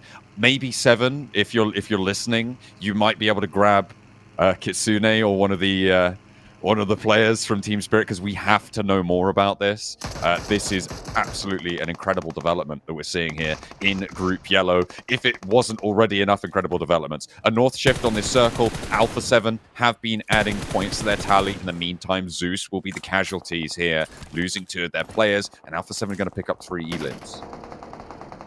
Circle does move down towards Sosnovka, but over towards that northern side of the edge of it, which keeps actually Team Spirit very central right here. DRX really do want a good game after this one. They have fallen off a little bit. I think that their play has just they've not been able to muster as much strength as they had yesterday to date. And 159 points dropping out underneath here. Both our South Korean representatives have left now that top 3. Alpha 7 though, taking shots as the last players from Zeus make their final stand on the cliffs. Trying to get away from this one. I mean, Alpha 7, they may have options. We've seen them take to the skies before. That might be a little bit harder here. Zeus will entrench them in this one. More now being out in the blue. It's a bit awkward. I think Zeus understands that kind of game over at this point, right, for them. There's not much more they can do. But what they can grab is more elims. Nomi gets knocked by vampires and flushed. Damn it, Nomi. Come on, bro. Not like this. Not after a play like that. They had such a good spot. I don't think there was a necessity for a rotate towards the forests. Just play these houses. Yeah, those beachside compounds, I mean, they're so powerful with these northern shifts as well. But they have cut down their potential somewhat. But again, they may have done enough. Alpha 7. Oh, they've lost 1. Losing 2 as well. That is nasty. Zeus, keep them locked in. Drag them down to the depths on the Milta Peninsula. Darkin and Eren. As we've sung their praises so many times for Zeus. This is a team that has made such an impact in their first season as a team, as pro players as well. This is such a great result. And to take on Alpha 7 as well, to be able to have that in the back pocket, you've got to love it. Rover goes down to the blue. And we'll just be one last player there in Carrillo off in the distance. Yeah, really strong 2 players here. We have seen circles end on this location. And in fact, Zeus do currently control the strongest spot in this area. It's really hard for Alpha 7 to do too much because it's just all open ground here. And it's just the crags over towards the cliff face that it gives you that potential. Look, man, it's so frustrating as well with that circle heads up towards that north side. Someone's going to need to talk to Nomi about these maneuvers. Goodness me. They are slap bang in the best of it. The northern side of the island, well, the mainland rather, over on the far side is still in, but it's impossible that it goes back over there, which means that teams up there can survive a little bit longer, but they're only going to get to stage 3, and in general, you do not earn enough points to make that worth it. You've got to try and find your way around. The team in the most important position right now, Blank, is Mirin Sejong. They have DRX across the bridge, and they have to make this crossing. 4th place, 5th place, both of our South Korean teams currently out in the cold. Yeah, and likely to face off against one another as well, which is the sad thing about this. With DRX holding West Bridge. For Mirin Sejong, they can play the water. Try head underneath bridge itself. But likely we'll have to fight against DRX at some point. There is that hillside over towards the western edge that kind of cut off a lot of the sightlines from RSG. Major Pride outside the circle will need to move in. And Carrillo's making a mad dash, probably for Shark Fin on the south side of Farm. He can play right on the edge of it and just live there for a while. They got 3 elims. The longer they can get into this game, the better. And this is an uncomfortable circle for everyone with the amount of water that's still in. And about 40% is water here. So it cuts out a huge amount of landmass, even just coming to stage 3. We're looking more stage 5. Major Pride trying to move up from the southwest edge. RSG up to their northwest side. Harame Bro sit ahead of them. And if there's one thing we know about those guys, is that they love to make it tough for the teams at the top. And in Major Pride go. They will move up. They're looking for this fight. And they'll need to take it as well. RSG being a third party on this engagement could make things difficult too. Yeah, I think for Major Pride, right now they are circumventing a lot of problems over on this south side and managing to get into somewhat a decent position. Like you said, though, it's Harame Bro that will be the difficulty to come across. Temuerte with their really weird maneuver north and south. Again, this is what I was talking about earlier. You get to match 4. That's where you start to see some weird things from the bottom 5 teams who just know that their run's done at this point. Elementrix lose 1. It's Harame Bro. Oh no. Major Pride on that bubble right now. 170 points because they've got 1 elimination already. Pushing in from that south edge. If they can hold on as 3, the circle again, Blank, keeps a lot of the water in. And once more on the east side, Team Spirit would love to have 4 players alive. Vampire, though, look at that spot. It looks pretty tasty. Yeah, it's incredibly good. Major Pride tried to get over towards DXA. They make a mad push over towards the forest. It's fair enough. This is one of the few locations where you can try and take an isolated fight. But it is done for here. 1 player left alive for Major Pride. Mirin Sejong took a long time to cross here. Seiwu currently trying to cut out loops.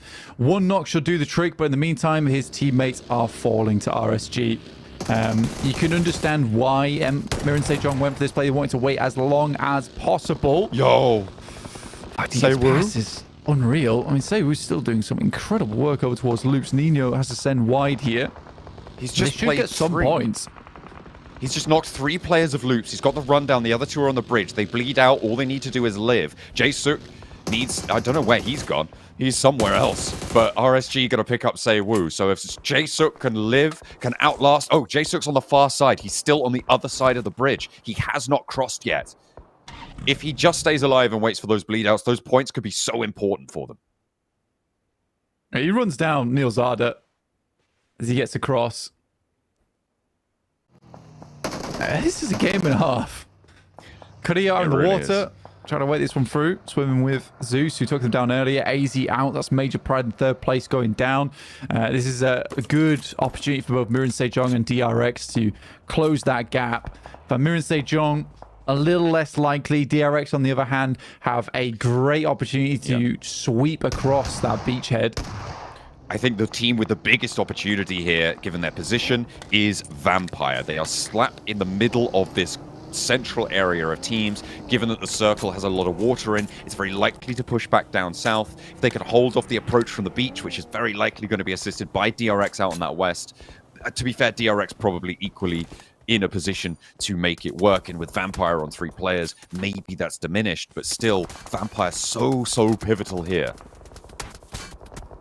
With a circle like this, being 3 players, I wouldn't call it that much of a disadvantage. DX Xavier on 4, DRX on 4, but again, DX Xavier is likely going to have a strong game here, but anyone else on the outside, you're going to take a lot of casualties around this area. There's going to be so many teams with 2 to 3 players coming into this one, so even if you are 3 players, it's not the worst thing in the world. I will say for Team Spirit, it's somewhat disappointing because I think this is a game where they could have absolutely been in with a chance at 4. And in fact, taking that vehicle across somewhat dooms Nomi because you gave him a vehicle to go make those mistakes in.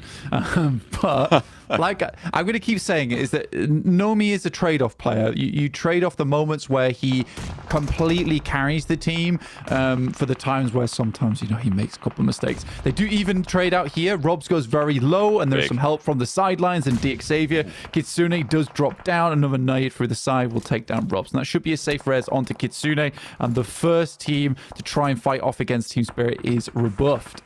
Freak is still up in the hills and can't really have an impact here. There's off angles coming through. So Kitsune, I mean, oh my god.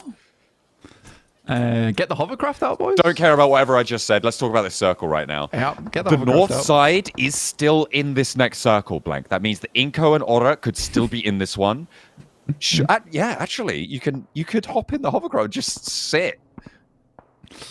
Yeah. This is the most water we've ever seen during Group Stage Yellow in Stage 5 and also in a fair few tournaments this year. This is probably one of the most savage circles I've seen all year long.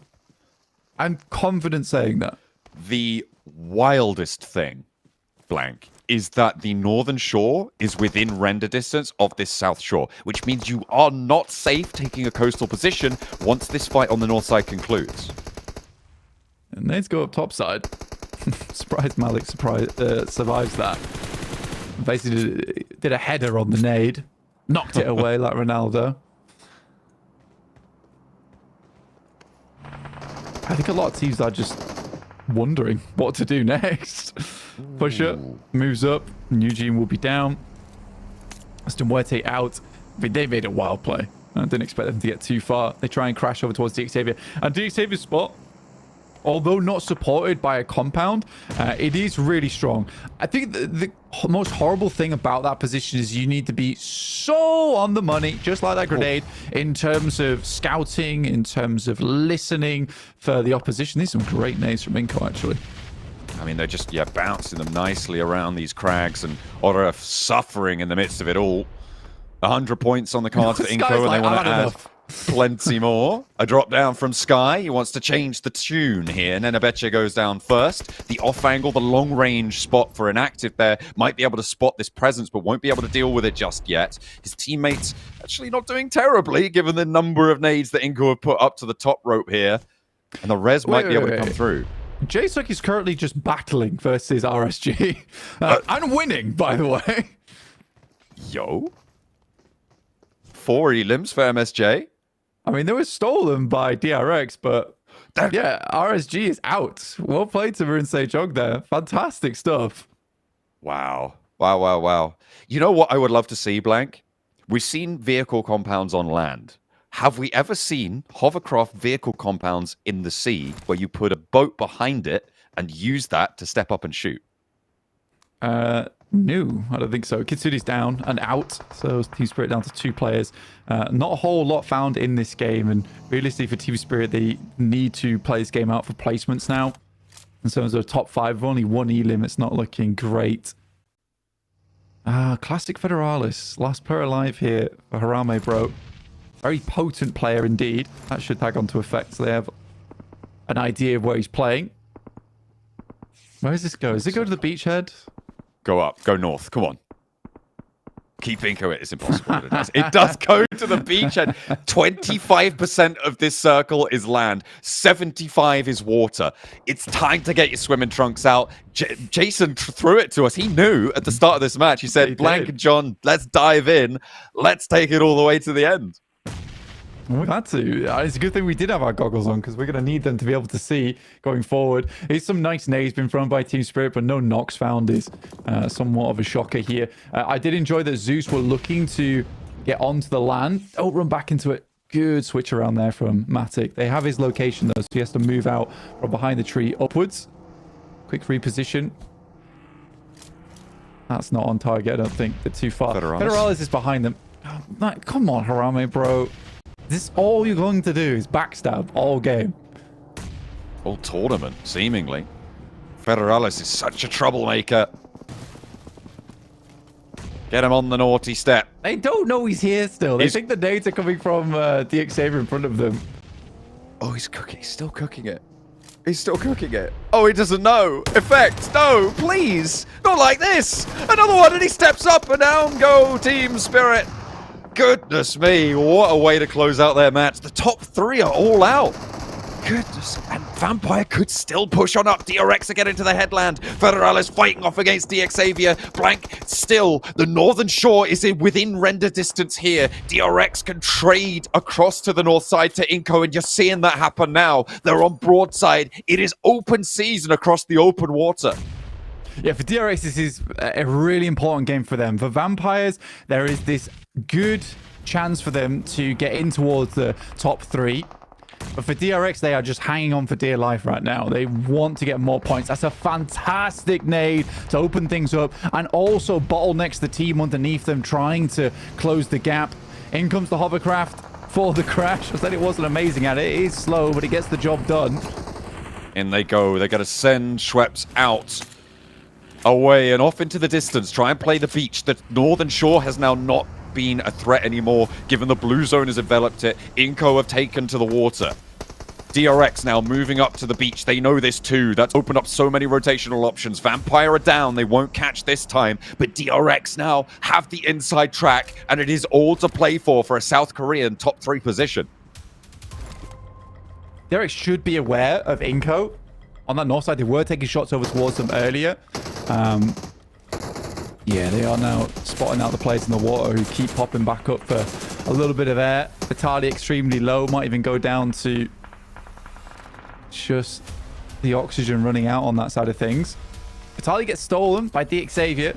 Frustrating turn of events there for DRX. I think Inco now know that they can't really play it up, so with DRX wounding them, they can set focus back over towards DXavier. Zoom in the goggles. Find out where they're playing. Normally when you go to the beach, Blank, it's for a nice relaxing holiday. But this time around, it is fraught with danger. DRX looking to get the bucket and spade out, entrench on that beachfront. Inco looking to try and re-emerge. Monsters from the deep. The circle, I mean, this is the first, I don't even want to say kind circle of this lobby, because it's still absolutely rotten. But goodness me, it's just a little bit of a relief to not go all the way out to sea. It's an insane way to end our last Erangel of Group Yellow. But I can't say I'm not excited about it. It's been such a fun one. Still looking for those shots in the water. DXavier doesn't want to get too involved here. I think both these teams realize we'd like to get rid of the backstab potential from Inco before we make that push over towards one another. Wancho goes down to the drown. And it's just inactive out in the distance. Still third place for sitting on a cliff. You got to be happy with that one. Oh, you'll take it, right? That's, what is that, 8 points or so? And for Inco, who are on the bubble, just keeping those churning is absolutely excellent news, right? To stay on that survival stage, to be able to keep yourself in the mix. But we must turn our attention to DRX as they want to re-emerge into the top 3. Try and move the opposition aside. Try and get Major Pride out of there. At the start of this game, they were on 159. They were 10 points behind Major Pride. Major Pride didn't do super hot this game. They were on 170. So with a good game here, they do find that jump. 7 elims found. Be a 20-pointer if they're able to take the chicken dinner, which absolutely should get them back into the top 3 again. On the end of our last Erangel. Still 2 Miramars to go, but DRX aren't too bad at those maps either. Xavier takes some shots, bit of damage over towards Hyunbin, but it is that man advantage, which is the case, but that man advantage just disappeared. Oh, but it's traded. Look at that. They do manage to find it, Kikse, with a crucial pickoff here. This is the first time as well we're seeing hovercrafts used as cover in final circles, Blank. They do provide a really beefy hold for you. A really decent cover, but Hyunbin can stage it out from behind it. It's not going to protect you from that. You just glob it up and over. And DX Xavier, with just Parajin, may have found an opening. Kikse is split. You got QZ on the off angle. Hyunbin going down, and they need to find the res. They've spotted Parajin. They know he's there. The bounce on the nade doesn't get over the hovercraft this time around, as Parajin can't float it over towards QZ. He's allowed to break wide, but the reses have come through. Hits the deck, and he hits the dirt as well. It's DRX to move on up. Third place is theirs, and they are in the top 3 with 2 matches to play. Yeah, really good game from DRX. Great sweep from that western side. I said it earlier that they had a lot of room to play in from that area. It was a fantastic double nade row towards Vampires, which meant that there wasn't really any room for them to take an awkward fight with Vampires and maybe go down 2 or 1 players there, which might have changed how that end game went between them and DX Xavier. But what a wild match that was from the very beginning to the very end. And we need our boys in the desk to take us through it. Where do we really start here? I told you on the throw. I hope you got your swim trunks on because we're taking a dive in. I just didn't really know how right I was going to be. I don't know where you want to start, Max and Hot Jukes. Obviously, DRX keeping the hopes alive to break through top 3. Team Spirit busting out some comp play strats here. We have to start from the start, Jukes, here. We have You can put a car in a boat now? What? You can do that? I literally never fairies saw in that. PUBG Mobile? I never saw that ever. And I even think they put some bikes under the boat so they could get a bit more of a better angle to nade it to get the car out of it. So what Blank said about the hovercraft is true, which is a little bit slow, especially going uphill. You don't have that issue if you have a car right after your boatation. It literally fixes the main issue of the hovercraft. So, like, fantastic play. I mean, what else can you say? I mean, like, that looks like something that like a YouTuber would make a video on. You know what I'm saying? Like, just for like a meme, you know? But no, these guys do it on the biggest tournament, right, of the year. Wow. I mean, just beautifully done. And then DRX, dude, clutching it up right when they needed to. This is gonna be absolute pandemonium in Miramar. Oh, because there's so many teams. Yeah, it is wild because so many teams could take that top 3 spot. Any team. Yeah, well, yeah. Any team can really... Well, not any team. There's quite a few teams. There's a couple teams who could make it top 3. It's just about who's going to do it in the last 2 matches of the day. I actually just want to... Can we just get overalls? Like, just show me overalls, man. I want to see how close it's going to be at the top. Yeah, please, more of that. As you can see, a lot of limbs for DRX and a win nonetheless. Like, this is a huge jump for them in the leaderboards. DX Xavier, we talked about, like, if they wouldn't have a chance, they were like 60 points behind the bubble. That means they had to won this game with a lot of eliminations, and they have to average, what was it, Jukes? Like 20 points per game, pretty much, which is basically a win every time. So it's looking like DX Xavier, they might not have a chance anymore. Yeah, man, it was so crazy because I was like, there was 3 teams that I wanted to see like perform good to kind of make this like a crazy race towards the end, and it was DRX, Vampire, and DXavier. DXavier make it to that end game, Max, but yeah, weren't able to make that chicken dinner, and it's so tough because it hurts to see great performances here at the end, but just get outshined by other teams. It really sucks because DXavier this game really showed good rotations, good sweeping of the edge, and showed that yes, we can in fact reach the late game as a 3-man squad, or even better, a 4-man, but here in this case it was a 3-man squad compared to day 2, day 3, pretty much always down to a solo. But when you have backup around para-para-jin, you're gonna be fine. You'll be okay. So yeah, DXavier good show, but as you said, the point average they need to get for the next 2 matches here seems unrealistic, to be completely honest, with how DXavier have been inconsistent throughout the last 2 to 3 days. So I would love to see it happen, but realistically, I think they need to start thinking about where are we dropping in survival stage. Well, if we're going to talk about one South Korean team with DRX, we got to talk about the other one. Miran Sejong on the West Bridge as well, taking too long to rotate across. They get caught up by loops, and then it was just Jae-suk just trying to survive. Yeah. And MSJ, man, they are really hitting the struggle bus today, which is such a shame considering the performance they put on across 3 days of play.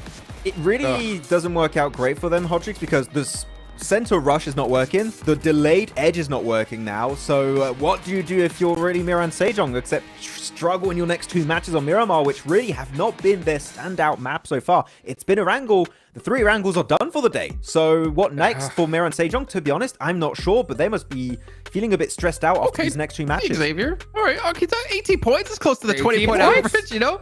Right? You know, $20, you know, gets you a lot. If they can somehow pull it off. Harami, bro, trying to catch up to the likes of where Inko is, but I feel like with Inko winning out in that fight towards the north side of the zone, the south side of the mainland, up against Hora, I feel like that almost solidifies that Inko's going to make it through and Hora can't catch.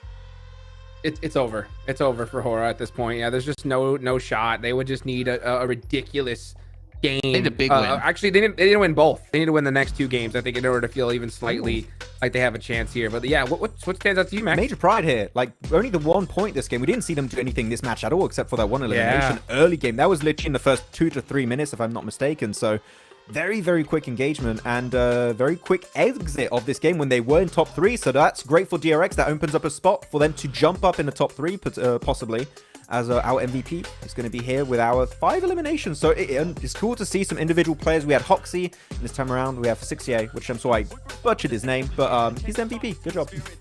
MVP! Oh man, dude, right on time too. Right on time. This is getting wild, folks. I mean, oh boy, Miramar's coming up next. All right, 2 of them. And you're right, MSJ, they threw in their best map. Right, so what do you do in this state? Okay, here's the overalls. This is what I wanted to see right here. DRX in 2nd place. Where's DXavier? 154 points. That is what, 22 away from Alpha 7. So it's still possible, but yeah, it's pretty much back-to-back wins at this point, right, Jason? I mean, 22 points. If you're, this is where I asked before, right? If you're Vampire, if you're now DXavier, do you hot drop one of these teams in top 3 to try to take out their chance? Because you have to catch up to them. You have to now. You can't just sit there and hope that, oh, you know, maybe someone will take out Alpha 7. Oh, maybe someone will take out DRX. No, I feel like the way they've been playing is just survive to the late game. And that's what we always talk about is like, how can teams adapt their strategies based off of where they currently are on the leaderboard? And I feel like if you are any of these teams in top 3 right now, it's just survive. You don't need to get any early skirmishes now. You just need to keep holding on, just get a couple of points here or there, and you're going to maintain your spot. I think that when we're looking back at PMWC hot drops, the reason why Reject were a bit scared of hot dropping Alpha 7 for the win is because they could lose possibly 2nd place. Here, literally, the worst that could happen is you go through survival stage. Right? That is literally the worst case scenario. You're not losing like any prize or anything like that. Like, you're just losing your spot for finals, but you need to give it a try. And right now, hot dropping in any global tournament, this would be the best time to do it. Maybe not this game, but the last match, if you are in contention, is definitely the right time to do it. Yeah, but I'll say something from personal experience. I talked to Regioso and I looked at his eyes, man, and he had nothing but regret. He told me we should have done it. And if I could go back in time, I would have hot dropped Alpha 7. So I don't want to see that same mistake here from these squads. I mean, it's all or nothing, right? You got to go for that Grand Finals ticket because this survival stage is going to be just too dangerous at this point. I mean, we're pretty sure Vampire is going to be in that survival stage unless they win these next 2 games. But yeah, DXavier, Vampire, I do think it's hot drop time. I don't think the last one was. I didn't really get to talk about it, but I think the last one was just putting points on the board. The Xavier did that, right? But at this point, you have to stop Alpha 7. Hello, PUBG Mobile fans. The 2024 PMGC is kicking off with Group Yellow on October 31st. In the first week of the 2024 PMGC group stage, 16 teams in Group Yellow will battle to secure a spot in the top 3, guaranteeing a place in the Grand Finals in London. Meanwhile, those who place 4th through 11th will move on to the survival stage, while those finishing 12th through 16th will be eliminated immediately. Dubbed the Group of Death by casters and fans, this lineup includes fierce competitors. Alpha 7 Esports, Xavier, and Vampire Esports are ranked in the power rankings top 10 globally, while Alpha 7 Esports, Bigatron Knights, and Vampire Esports are world champions. Group Yellow promises intense battles ahead. And rest on their throne, ladies and gentlemen, PMGC champions, Alpha 7 Esports! Alpha 7 Esports is currently ranked number 1 in the power rankings. They've recently proven themselves to be one of the best by becoming the grand champions of the 2024 PMWC. But after only finishing 3rd in the last 2 PMGCs, can they defend their position as the number 1 kings in the power rankings? Bigatron Knights were the first ever PUBG MOBILE Global Champions, bringing pride and joy to Indonesia. But despite qualifying for PMGC 5 times in a row, they haven't reached the PMGC Grand Finals since 2020. On top of that, Zuxi will be competing without his twin brother Luxi this time. Can Bigatron Knights make a comeback this year? Twisted Minds is making their PMGC debut. Their roster is joined by Lord, a 4-time PMGC participant, as well as Coops, the MVP of both EMEA and America's regional tournaments. Since 2021, no other Middle Eastern team has managed to reach the Grand Finals since Stigma Galaxy. Could Twisted Minds become the second ever Middle Eastern team to do so? Nepal's rising star, Aura Esports, have only been founded a year ago, but they have been steadily improving, from reaching 14th in the PMGO preliminary stage, 13th in the PMSL CSA Spring, 6th in the PMSL CSA Fall, to being 1st in the 2024 PUBG Mobile Campus Clutch Nepal. However, they've been thrown into the Group of Death. Will they survive? Will we see their biggest breakthrough yet? With so many hungry teams in the group, can anyone take down the reigning champion of Alpha 7, or will an underdog surprise us with a breakout performance? Tune in to the PUBG Mobile Esports channels and find out in the first week of the 2024 PMGC group stage, from October 31st until November 3rd at 10:25 UTC+0. Who will be the top 3 teams advancing to the Grand Finals? This is a showdown you don't want to miss.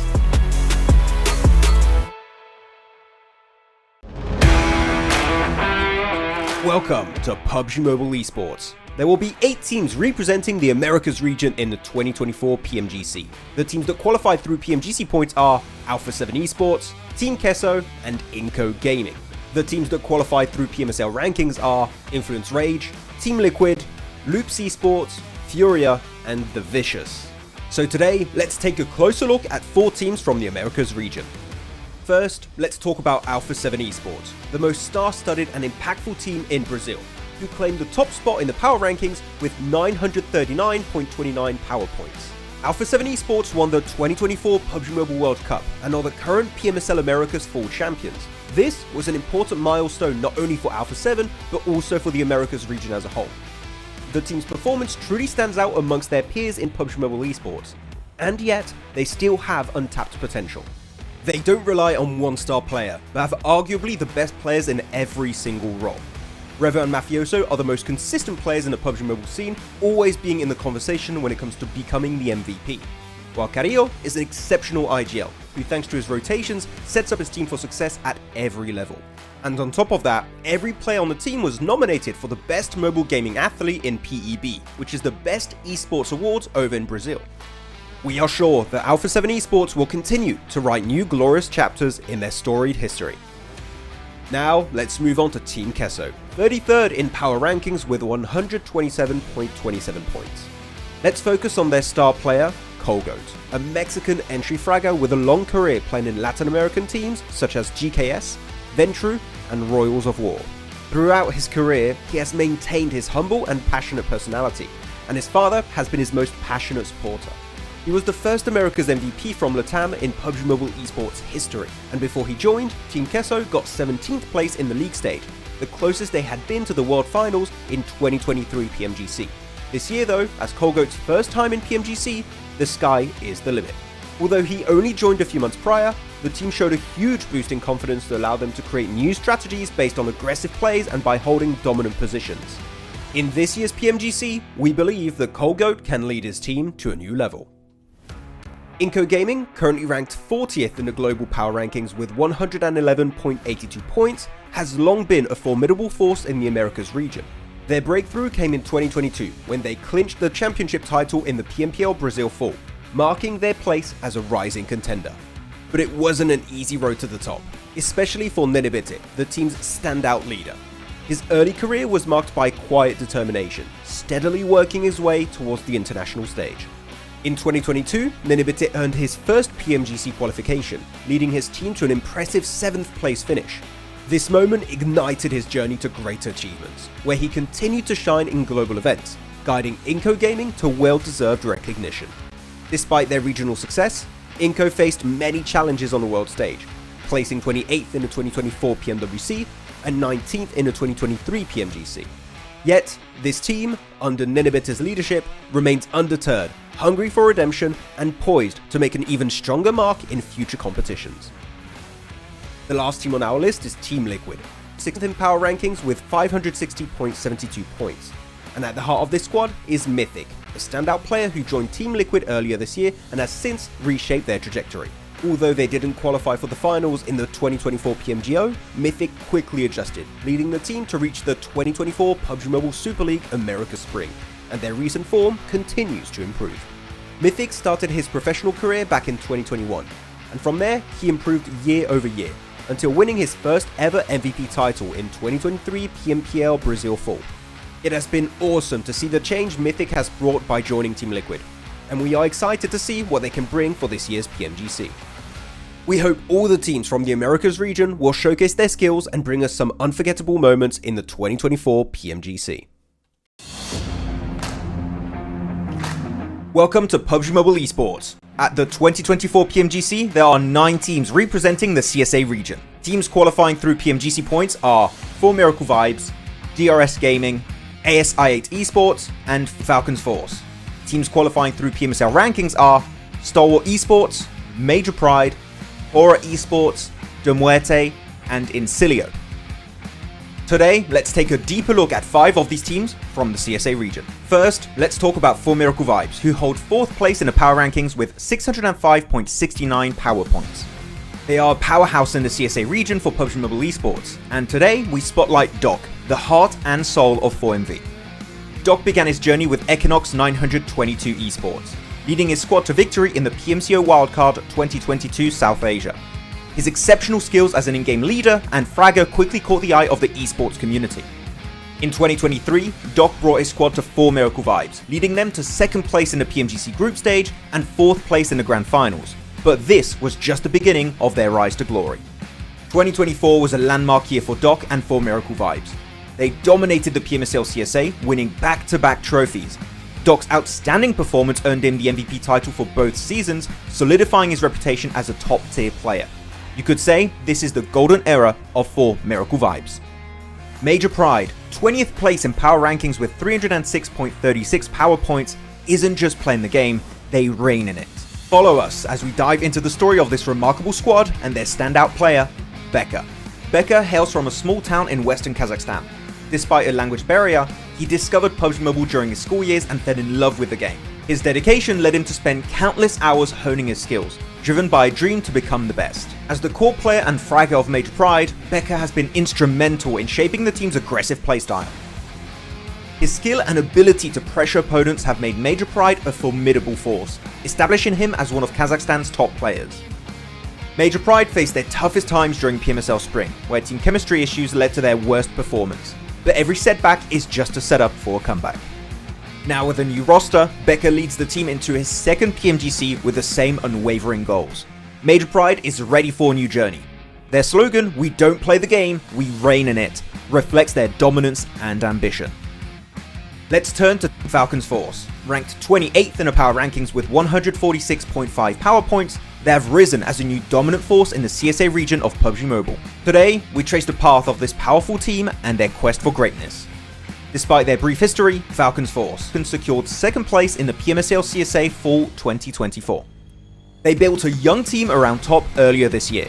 Despite facing challenges, Falcons Force has consistently demonstrated resilience and a commitment to winning. Let's focus on their core player, Top, who has emerged as a star player in the CSA region. His ability to build pressure and maintain rhythm has significantly improved the Falcons' performance. He had a dominant performance at PMGC 2023, claiming both the MVP and Gunslinger awards for PMGC 2022. In tough moments, Top draws strength from his mother's words. "The time will come, my child will become a champion." These words have brought him calm and renewed determination. Top vowed to give his all, never giving up on his goals and dreams. He leads the team forward with a determination to become a champion, step by step. Could this be the year for that final step? DRS Gaming, known as the Ghost of the Mountains, embodies unity with one spirit and one dream. Today, we uncover the journey of this tenacious team, led by their star player, Killer YT. Born as Shahas Bandari in Nepal, Killer YT's passion for gaming saw him play for teams like PN Crew, Vibes Esports, Wisest Club, and T2K Esports before finding his home at DRS Gaming. As the key player and fragger of DRS Gaming, Killer YT has helped shape the team's oppressive playstyle. His skill and pressure on opponents have made DRS Gaming a formidable force. Despite the team's struggles at PMGC 2023, Killer YT's passion and talent continue to drive the team forward. Formed just 2 weeks before PMSL Spring, DRS quickly made a name for themselves. However, their performance at PMGC 2023 fell short of expectations, but every setback lays the foundation for an even greater comeback. DRS Gaming's best period came during the 2022 PMGC, where they secured second place in the finals. This success was a result of hard work, strong synergy, and an unwavering commitment to winning. The team's chemistry was at its peak, and their dedication was unmatched. Now, with a new team and the same unwavering goals, DRS Gaming is ready for a new journey. Hailing from the country of the mountains, they call themselves the Ghost of the Mountains. With a winning spirit to conquer the battlegrounds and the dream to lift the trophy, their slogan, one spirit, one dream. DRS Gaming's journey is a testament to their resilience and determination. With a new roster and renewed vigor, they are set to conquer new heights. Welcome to ASIA Esports.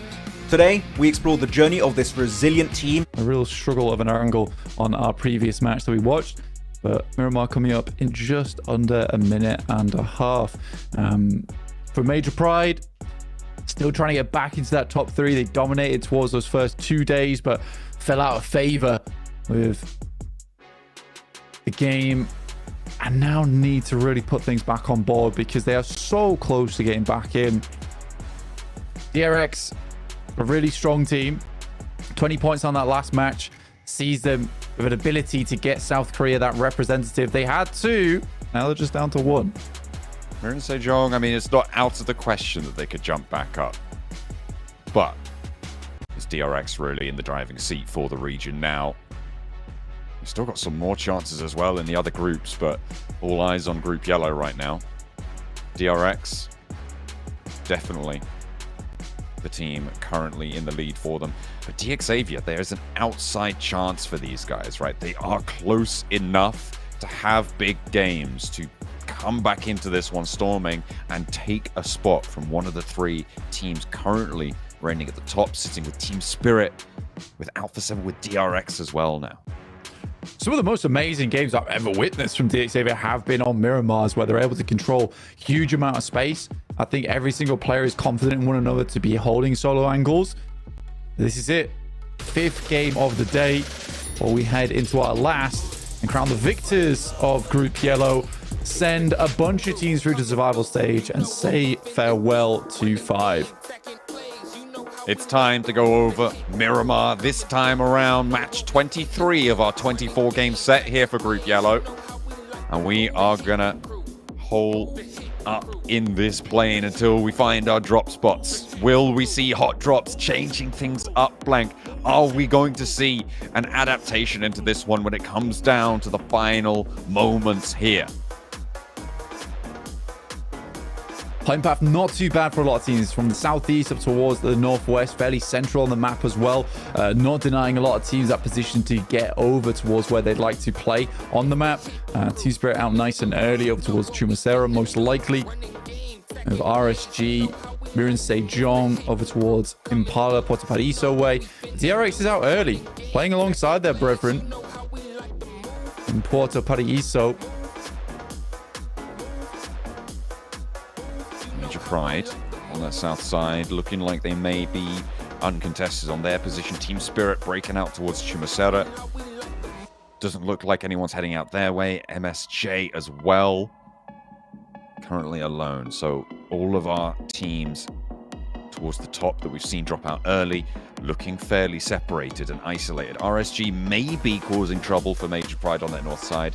Vampire as well on that chase. DX Xavier could be close by to BTR on a split.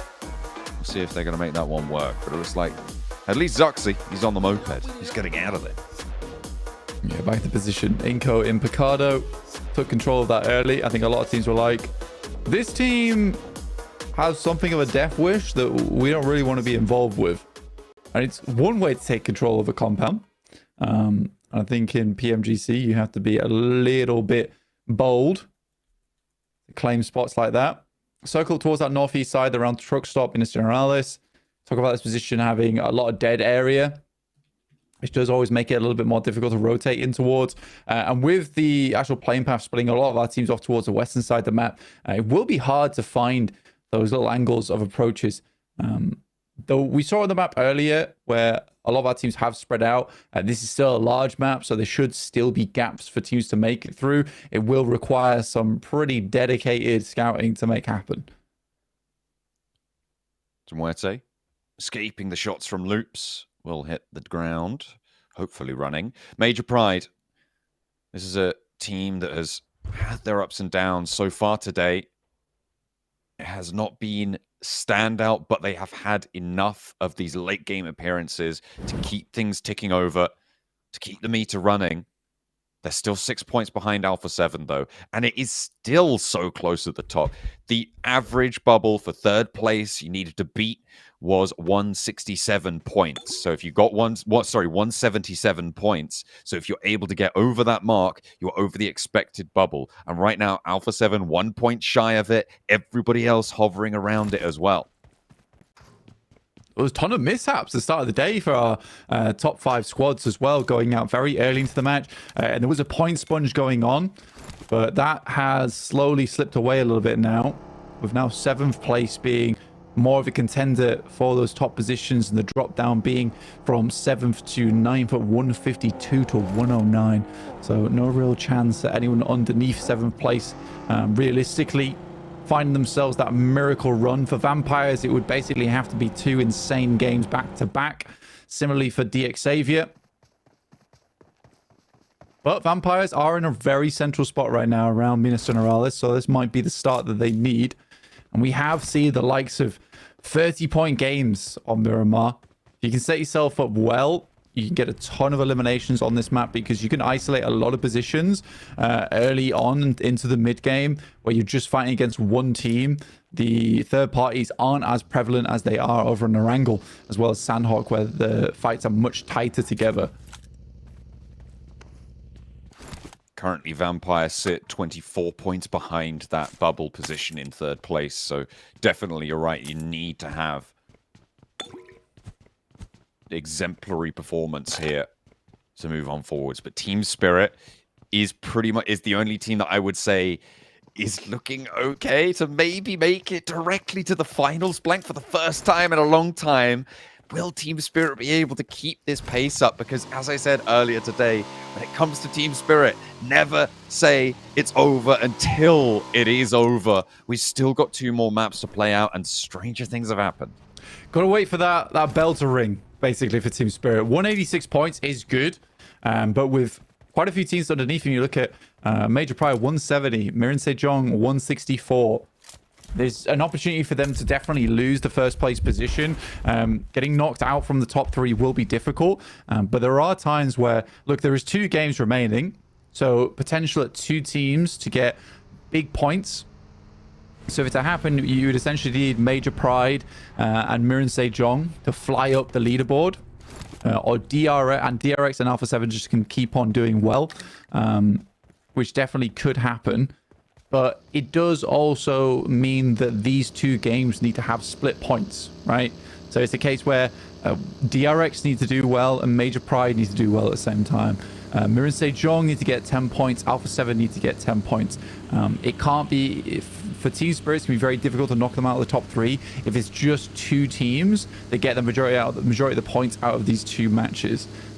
So we will need 2 teams to do very well both times. But there's also a case where Team Spirit just put up no points whatsoever, and Major Pride, just off of some steady points earnings, can climb up to that spot and knock them out, with DRX and Alpha 7 doing well. A lot can happen. And realistically, there's so many scenarios here because it is so close to the end of the day that it's difficult to even predict. So many moving parts in the machine that is Group Yellow. Some of these gears have been grinding, others whirring to perfection. You just got to get in the groove and hope for the best here. MSJ 164, they reached some heights that I don't think anyone really expected coming into this week, Blank, but they have definitely made a name for themselves. And even if they don't make it, even if they fall short of that 3rd place, that is a team to be worried about moving to survival stage, and definitely will be a team I'm considering to make it out of that last chance bracket. I think most of my focus at the moment actually is over towards Mirin Sejong. I think with the performance they've had, it would be a real shame for them to not head in towards that top 3. But I am really pleased with our current top 3. I mean, DRX, Team Spirit, as well as Alpha 7. This fight isn't incredibly important, but it's nice to see RSG as well as Harame Bro getting a taste of their own medicine. Harame Bro draw first blood, though. RSG. 1 nade, 1 up, 1 down. Either way, she said not going to connect with that. In through the back here, Federalis around the door frame, gets 2-3 rounds in, but the shotgun blasts him back and Federalis falls. Rig, and now up and into the breach for Harame Bro to try and keep things going. Who's this? It's Major Pride. They're looking at third party this. Look at this flex out coming through. Zeus as well from the other side of things, trying to crunch on in. Inco and Team Spirit moving in the area, but a long distance away. Maybe Major Pride could extract some value here, steal some of the points that they've had taken from them in turn. Which would be nice. I mean, it's something that they've dealt with a long time now. There it is. Major Pride does get 1 off the back of it, but the real difficulty is the fact that Zeus is also moving over towards this location. Right now, Major Pride is in a fairly open spot.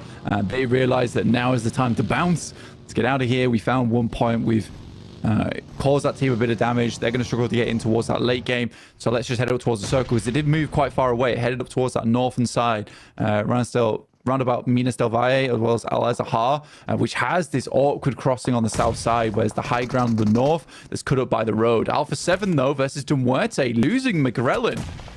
Foopspan's still looking healthy as well. Alpha 7 kind of trapped in here. They were on the northwest side. They were looking okay, but Dumuerte have other ideas. The team right at the bottom of the tables, again, having an impact, but Foopspan finally overwhelmed as Alpha 7 find their feet, find their courage, and roll on forwards. It's not over yet. Still more players to go. Dumuerte, they're playing split, but each one of them, a deadly thorn, can trip you up if you let it. Alpha 7 maintain their cool. McGrellin going down, however, for Alpha 7 has got to be a blow to the morale. Yeah, massively, considering that McGrellin actually is their top player throughout the entirety of Group Yellow, which I don't think a lot of people predicted happening. He has been, like I said, on day 2, such a great addition to the team. They're so happy to have him. Finally, Alpha 7 can start playing with a consistent roster and keep finding very good results. And I really do hope this team just maintains that stable roster now, because he is fantastic. Added a new lease of life to Alpha 7, something they desperately needed. Because Revo did a lot of damage, and Carrillo's just this great backstop, alongside with Mafioso has that clutch potential, but Revo just couldn't consistently keep being the guy that made all the plays in the front lines. They needed someone else in there. McGrellin fills that role perfectly. Vampire, though, getting taken down by none other than Major Pride. Schweppes and Stoned both down. Major Pride, they've taken a little bit of damage, but nothing more. AZ, not going to go in just yet, but they're repositioning. They're gearing up for this push. Stoned needs to crawl back. Newsy, you cannot stay out here. There's too many open angles. Evo Station up on your south side. Schweppes is a goner. No two ways about it. And Vampire looking to keep three of themselves alive. A nice nade over towards Elementrix. Doesn't quite go the distance, but slows him down a little bit. The res coming through now for Vampire. They need to get this healing done fast as well to be able to have a chance in this fight. No one's third partying, not for the next 10 seconds at least. And they need to use this time wisely. Schweppes still yet to get flushed away. On the south side, Major Pride look to push away more of the competition. A nade out, not connecting. Towards the west here, a real difficult push. Alpha 7, though, very happy with this. Get themselves a position on the northern side of that road. But again, as I was saying at the start of the game, a lot of dead area around this position, especially around water treatment. This is a very much third-party spot on the map for Major Pride as well as Vampires. The ridge side over towards the north there requires Major Pride to essentially play as a three-man. They can't let anyone get too far up behind them, so they need a backstop there. And with Zeus flowing in over on the southeast, I'm getting worried for Major Pride and the amount of time it's taking to clean up this fight between them and Vampire. Demuerte go down once more. Blank Alpha 7 are in a great spot with this shift as well. They have a central compound. It's nice and covered off. Vampire 1-for-1 on the trade as Major Pride leave one on the high ground. AZ lit up. A corridor spotted. And Tony K will not waste any time. Newsy is healed up. He's back in the action. Schweppes is still down across the way. He can feed a little bit of info over if the scouting's good. I think they may... Did they get him back up? Because he's still looking fairly healthy on that bleed out bar. Up on the top rope, it is Zeus now mounting the curb. Tony K nade over towards them. Becca falling back. Evo Station to Elementrix as well. And with Zeus's appearance here, Vampire may have been thrown a lifeline. Yeah, they're looking to get a reset here, at least get one player back up in their feet for Major Pride. The mistake comes with the fact that this fight just takes way too long to conclude. Newsy gets flushed out. That's by Aaron. Schweppes as well. And another shot over towards AZ, finish them off. So a lot of points stolen away from Vampires there after they fought so hard to keep themselves in contention in this fight. But for Major Pride, it's a real dastardly scenario. Zeus once more stepping up to play with the big boys as Major Pride and Vampire cower beneath the ire of Zeus. The thunder rumbles and the lightnings to follow. Major Pride holding us 3. Evo Station down first, and it's Eren to draw blood. Run them through as they rampage on in, but Major Pride have more to say about it. A conversation now as Rita rolls in through the doorway. Fight's not done quite yet for Vampire. Still 2 players up on the other side of the warehouses. Rita looks to go top side. Only 2 players right now for Zeus. Major Pride takes a nasty knock on the nade. Darking crawling down the outside, and Vampires decided they want to get involved. They are back in the fight here, but the crossing is covered. Eren is still there, losing a player for Zeus, but it's a 1v1 now as Tony K extracts value for Vampires. A Molotov to the backlines. Will Zeus find the res? BTR scouting this. They're moving in on the south side of the map. Could potentially third party. A south shift Team Spirit's way as we keep on going with this fight as Vampire want to cling to this one desperately. Any points they can get, as far as they can go here. 152 points. I mean, the best thing about it is that Major Pride goes out early. The worst thing is that Alpha 7 is likely to get more points out of this game, even as 3 players over on this northern compound. They were really thrown a lifeline here. And they'll be tugging on that one as much as they can to pull themselves back into a position where it doesn't feel unlikely that they will be dropped out from the top 3. Eren finishes up, and that's 8 eliminations now for Zeus, despite dropping down to 1 player. And I think Major Pride's biggest mistake here is even attempting to try and take this fight in the first place.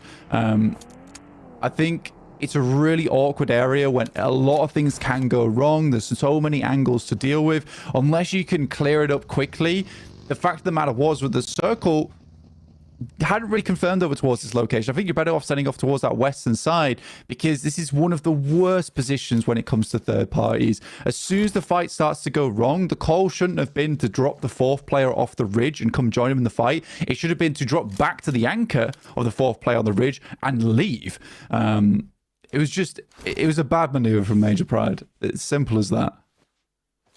Very unfortunate, but let's talk about the circle a little bit here, Blank, because right now Vietnamese fans are happy. DXavier in the middle of this one, and with a chance to jump up with Vampire out the way, with Major Pride out the way, MSJ, they're out on the outskirts. Definitely a team that can make it work for themselves, but there is opportunities just presenting themselves so frequently now for DXavier to see if they can find it. Zeus will go down 8 limbs.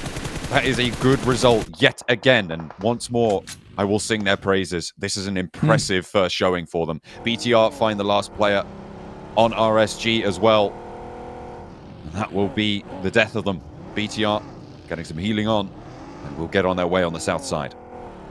Zuxi just placing his hand on the dagger from RSG and sheathing it for him.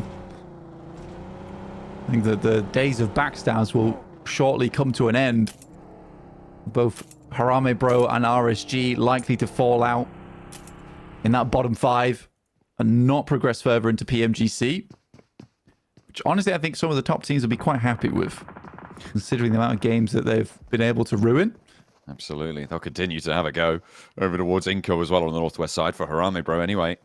They've got 2 players alive, and that's enough to cause problems, especially on the west side of Alpha 7 and DRX close by. It's always them. Inco might be able to handle the pressure, though, as range goes down. Inactive as well. Looking to keep that angle under control. And, yeah, a really difficult approach here. I don't think that Harame Bro can get across this one. It's massively online. I mean, they're ticking down to the blue as well. Stage 4, almost stage 5 is going to really start to hurt soon. And options are going to get super limited for Harame Bro. They're just doing their best to just extract points, essentially, from the lobby. This next circle to pop with Team Spirit down towards that southwest side. DXavier looking to control from that central high ground. And the circle pops back towards the north, so towards Horror. And Bro Harame just remaining a problematic opponent for Inco. DXavier in the middle. The pieces are falling into place, but they've got to solve the puzzle make their way up towards the top. Inco, they're behind Alpha 7. Familiar with this team. They've been playing against them in Americas. But it looks like that familiarity is going to lead to caution, and probably rightly so. Divert south of Alpha 7. Get away from it. MSJ, they've been slowly encroaching from the northeast side, and we haven't seen too much from them today.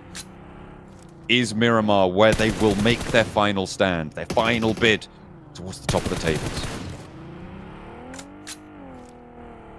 Moon Sejong, as for eastern side, not a horrendous spot to be playing in. They can play down towards that high ground that sits outside from Horror. A good spot actually for both Horror and DXavier, because both those positions sort of support one another. From the high ground that Horror plays, and then DXavier essentially plays the front man for that team. So it's a position that works hand in hand with one another. DRX peppering shots. South Korean infighting here across the way as both teams vie for position to approach Aura's compound. And this is going to make it tough. Both teams powerful in their holds. Hoxie on the forefront. Right now, MSJ are closer to it. They have a little bit better of a position in my estimation. But DRX, this is a team that can fight with their backs to the wall. We've seen it before. They're a scary team, especially when it comes down to the wire. BTR down towards that south side, 10th place. They do not want to drop into 11th and give opportunity to be knocked out here. I think they're fairly safe right now. Horror is actually an issue, to be honest. With the 2 elims they have and the incredibly strong position, this would be... now I'm thinking about it, this would be a crazy game from Horror if they're able to continue to extract points out from this spot on that north side. It's actually very much doable to get a 20-point game out of this. You have to get rid of Loops, get rid of BTR, and both of them right on the edge. Definitely, you're right. I mean, this is doable. Maybe something completely unexpected, and I guess the Nepalese are pretty happy, along with the Vietnamese this time around, with DX Xavier in the middle and Aura on the northeast side. A lot of people had high expectations for Aura. I think they were saying this is a very good team. Nepal usually fields very good squads that do come in quite unexpectedly into PMGC. Haven't quite performed up to task though, as I think a lot of people expected them. But yeah, this is a strong spot for them. You need a little bit of influence, but again, here we go. So for DX Xavier, Horror, as well as Team Spirit, you kind of have this staging that goes down from the highest ground to the lowest ground, Team Spirit. But those three teams, in my mind, are at least in the top 4 going forward. MSJ losing a player to a knock here, trying to move forwards, but BTR from the south side get the shot, and it's Hoxie to fall. A really important player on the MSJ roster. Miran Sejong will be sad to lose that one, especially at such an important time here, but can they play on with 3? Can they make it work? Because historically, their weakness has been a lack of the ability to go for a 2-2 split. And with only 3 players, again, it's mathematically just not possible. Seiwoo steps up, puts some lead down range, but doesn't find a knock. So they're going to roll out on this one as well, getting further into the circle. It's unfortunate that Hoxie has to be the playmaker so many times, though, for them. Because not only is he scouting, he's also making these clutch plays. So if he goes down on the scout, you lose a real critical player for yourself. Team Spirit doing damage over towards BTR as they try and make their way in. They are directly opposed to them on the eastern side. Twisted Minds finding so much damage over towards Miran Sejong. Down to 1 player. It might be survival stage for this team, unfortunately. And DRX will have to wave that flag for them in the Grand Finals if they don't make it. A bit of a test here. Well, I say a bit, a massive test for Aura to hold out DRX, and a skill check for DRX in return as well. Prove to us, prove to the lobby that you can take these compounds. They negotiate, they navigate that north side and come out looking really, really good on the better end of that deal. But now they have to approach and play that CQB. They can't finagle their way through this. You've just got to punch and swing for the hills. Let's see what they can do on that north side. Meanwhile, on the south and then on the west, there's fighting breaking out. Loops under pressure, trying to defend their spot now with Aura in a decent position. You got to remember that every point matters, even at the bottom of these tables, even into the final 2 matches. It makes me laugh that Inco put so much pressure over towards Loops, and they've just left Nenebete to essentially 1v3 versus Alpha 7. But it might work. Doing it. Why'd you put away the DPS, man? God. They will find it, but in come the rest of Inco to roll on over. Alpha 7 in danger here. Pressure from Juancho as he steps up first. Around the side, it's inactive, and the shotgun shell's going to ring on out. It's the Americas biting back for Inco. They go over the top, but they're not connecting here with the DBS. There's the flush, looking for the Renok as well. Revo still healthy, but spotted, and another one seen. It's Alpha 7 to fall. DRX could move on past, and DX Xavier as well, with an outside chance. DX Xavier, yeah, from this position, it's unbelievably good. Hilarious, to be honest. Then I bet say just go deal with the best Brazilian team in the world. It'll be fine. You'll be all right. And he does as he's told. Makes it work. And Inco gets themselves up to 5 eliminations for the back of it. They do sacrifice Nenebete because he puts his DBS away thinking the job's done. It's not. And the circle locates itself directly on top of DX Xavier. This is their big moment they have been waiting for. Now is the time not to mess this up. Unfortunately, Blank, they've not got any eliminations so far, though, which means that their point scoring capability severely diminished. Sure, they might be able to find a chicken dinner from this spot. It's a powerful area. They are in a great, advantageous position, but the value of a chicken dinner, 10 points. If they can get 5-6 eliminations, that's a 16-point jump. With Alpha 7 out on 179, I believe, might be 170, might be 180, given how many points that they've been able to earn from placements here. But DX Xavier have a massive gap to cross. They need 26, 27, 28 points to close it. However, this is a good start. Taking down a player from Team Spirit and being able to get a gap-closing game will put themselves in a position to win in the final. This is what they need desperately this moment for Team Spirit. It's likely going to have to be a wrap over towards this western side, which is why they have been trying to do so much damage towards these teams. The fact was maybe able to hit that shot up a little bit sooner. Might have been a different story. But yeah, they have to play this ridge side over towards the west. It was either that or the east, which is why they got rid of both these sides. They were doing damage over towards Loops and towards BTR. They noticed that a full 4-man squad had rocked up over towards BTR's location. That is an awesome shot from Nomi. That is what you wanted to see. It's going to be the full rollout from this squad now. They'll be able to sweep up the western side and give themselves an opening. Effect has taken out the buggy, and shots from Twisted Minds over towards DX Xavier in their stronghold position. Effect, is that a re-knock or a flush? I'm not too sure. I think, yeah, no, they've lost a player fully. However, in the meantime, Inco are losing players left and right. And Team Spirit force it to just inactive a 3-player approach from the western edge. Yeah, it's what they needed. They need to make that full push. Sure, they're going to lose a player off the back of it. Effect was sort of late to the party. But well played to them. I know it's just one player, and they can comfortably play this western side. For them, it's about placements and getting a couple of eliminations. If that tags just a little bit of damage, it does. They have the location on lock. Parajin finds a knock over towards one of their players. They are so hungry for this final player in Inco, so they can move further up, play alongside with DRX, who are currently waiting for them. DX Xavier is struggling to even make these peaks, though, at this point in time. They're in a good position, but they're not really finding the value just yet. Aura doing well. They've been holding the south side of this compound for a while, Blank, and DRX moved out to the west, trying to play that macro game. But Aura wrestled them back into the ring, and it looks like they want this scrap to go their way. So as though lighten it up from the backlines. Sorry, QZ actually the player to light them up from the backlines here, as the nades can come on through. The damage comes in, but what is that? Is that nade from the back as well? It's going all the way over the top, and Mr. Borro for Aura will keep them going. 5 points found, but on the north side, they've got a deadly march ahead of them. Team Spirit in nade range of DX Xavier, but lacking nades at the moment. That is the biggest difficulty for them right now. I think it would be very hard to take this game away from DX Xavier, but Team Spirit's done a great job, and exactly what they need to do is just to stay alive in this match, get a top 5 finish, which sees them so safe towards the first place position. It's looking more and more likely that Team Spirit is going to be undeniable into the Grand Finals.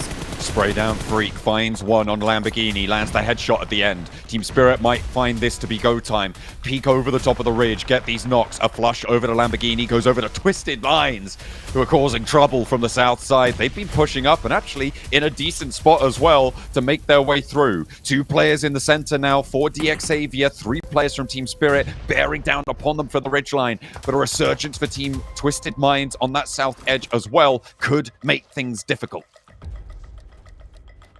Team Spirit double it back. You can see that the utility is just lacking on a lot of our squads. Horror with 6 nades for Twisted Minds 2. Picking up 1 player there from Horror is great news. 8 eliminations now for the boys on Team Spirit. It's a fantastic Miramar. Honestly, if Team Spirit could win this game, that's it. It's done. They're in, and they don't even have to worry about the final match. DX Xavier losing 1, losing 2. Twisted Minds advance. Team Spirit, they've taken a knock in response, but is there going to be enough time to pick themselves back up? It looks like there might be. Twisted Minds, however, now in control. 4 players on the middle. Team Spirit looking for the res. It does come through. Matic needs to heal. He needs to heal now. Twisted Minds have nades, however, and that's going to make it hard. Gets that first aid off at a crucial time, and now Team Spirit with 3 players have a chance, but they're being lit up, and it's Freak to find the first. Finds the second as well. Nomi's the last up on the menu, and Team Twisted Minds take on Team Spirit. What a way to close down that Miramar. Oh my goodness me, from the bottom of the tables, how many points were Twisted Minds on before this match? Because that might change things a little bit. Pretty sure they got a huge amount of eliminations that match as well. I think they're around about that 60-70 point mark, which sets themselves up for maybe survival. Last Miramar of the day. Very unlikely, though, with the way this team's played, but finally a chicken dinner on the board right at the end of the group stage. And this is what I'm talking about. They get a second place. They're happy with it. They're still clapping. They're high-fiving because that was a good result for them. That's what they need. And this is a team that can take pride in games that don't always necessarily end in a chicken dinner. No, definitely not. They've done a lot of work so far. The heavy lifting is out of the way, but it is just the consistency that needs to remain. Twisted Minds take the chicken dinner, but all eyes are on that 3rd place bubble. Yeah, Twisted Minds, man. They did do a roster swap as well. If we didn't notice, Dorn coming out, we had Freak come in, and maybe that's exactly what they needed to do. It's just unfortunately might be too late for them. But we'll get a look at our overalls in a little bit of time here. But Team Spirit with the 10 eliminations they got and the second place finish, that should be it. That should be them done and dusted. Yep. They're going to be making it into the grand finals, which is insanely good for them. Yeah.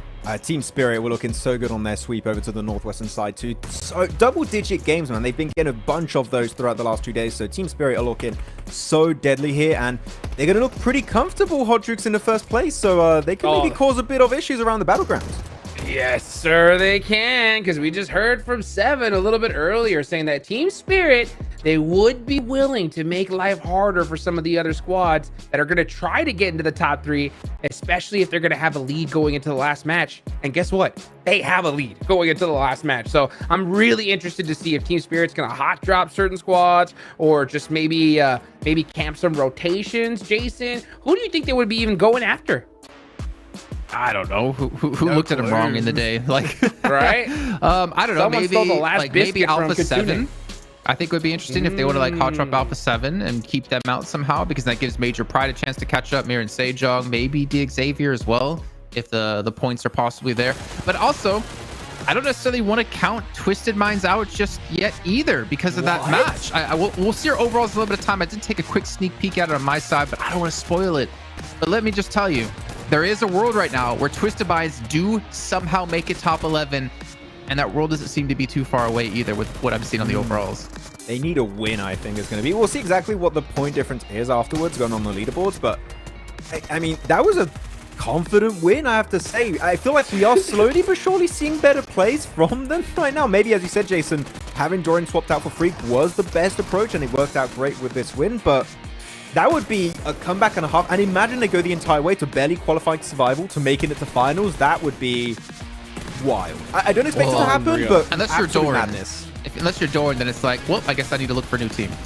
You know what I mean? Like, if they put in like Freak over him and then they start doing well, it's like, ah, crap. But the fact is, there was a lot of opportunities this game for a lot of teams who needed points. Thinking about DRX versus Hora sitting in those warehouses. I mean, they were a team on the cusp. They needed to start having like a decent game here. They sat back. They eventually did push DRX, I think, get the better of them, but not without their own casualties, which then obviously amounted to them being knocked out.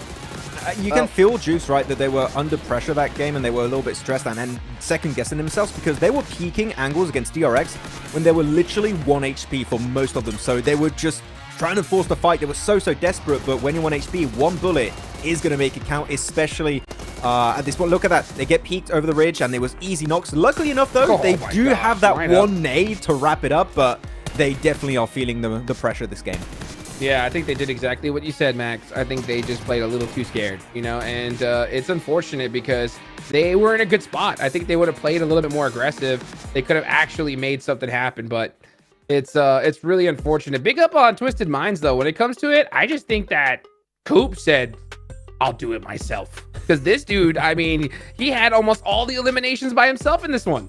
Well, so for him in particular, he's always been a phenomenal player, like mechanically, individually, but we've not ever seen him find a team. I can't remember which one of you two said this, that he found a team that can truly unlock his potential and put his potential to work. And I mean, we see right there, right? 8 eliminations himself out of the 12 they had total. Like, that's insane to be able to pull off.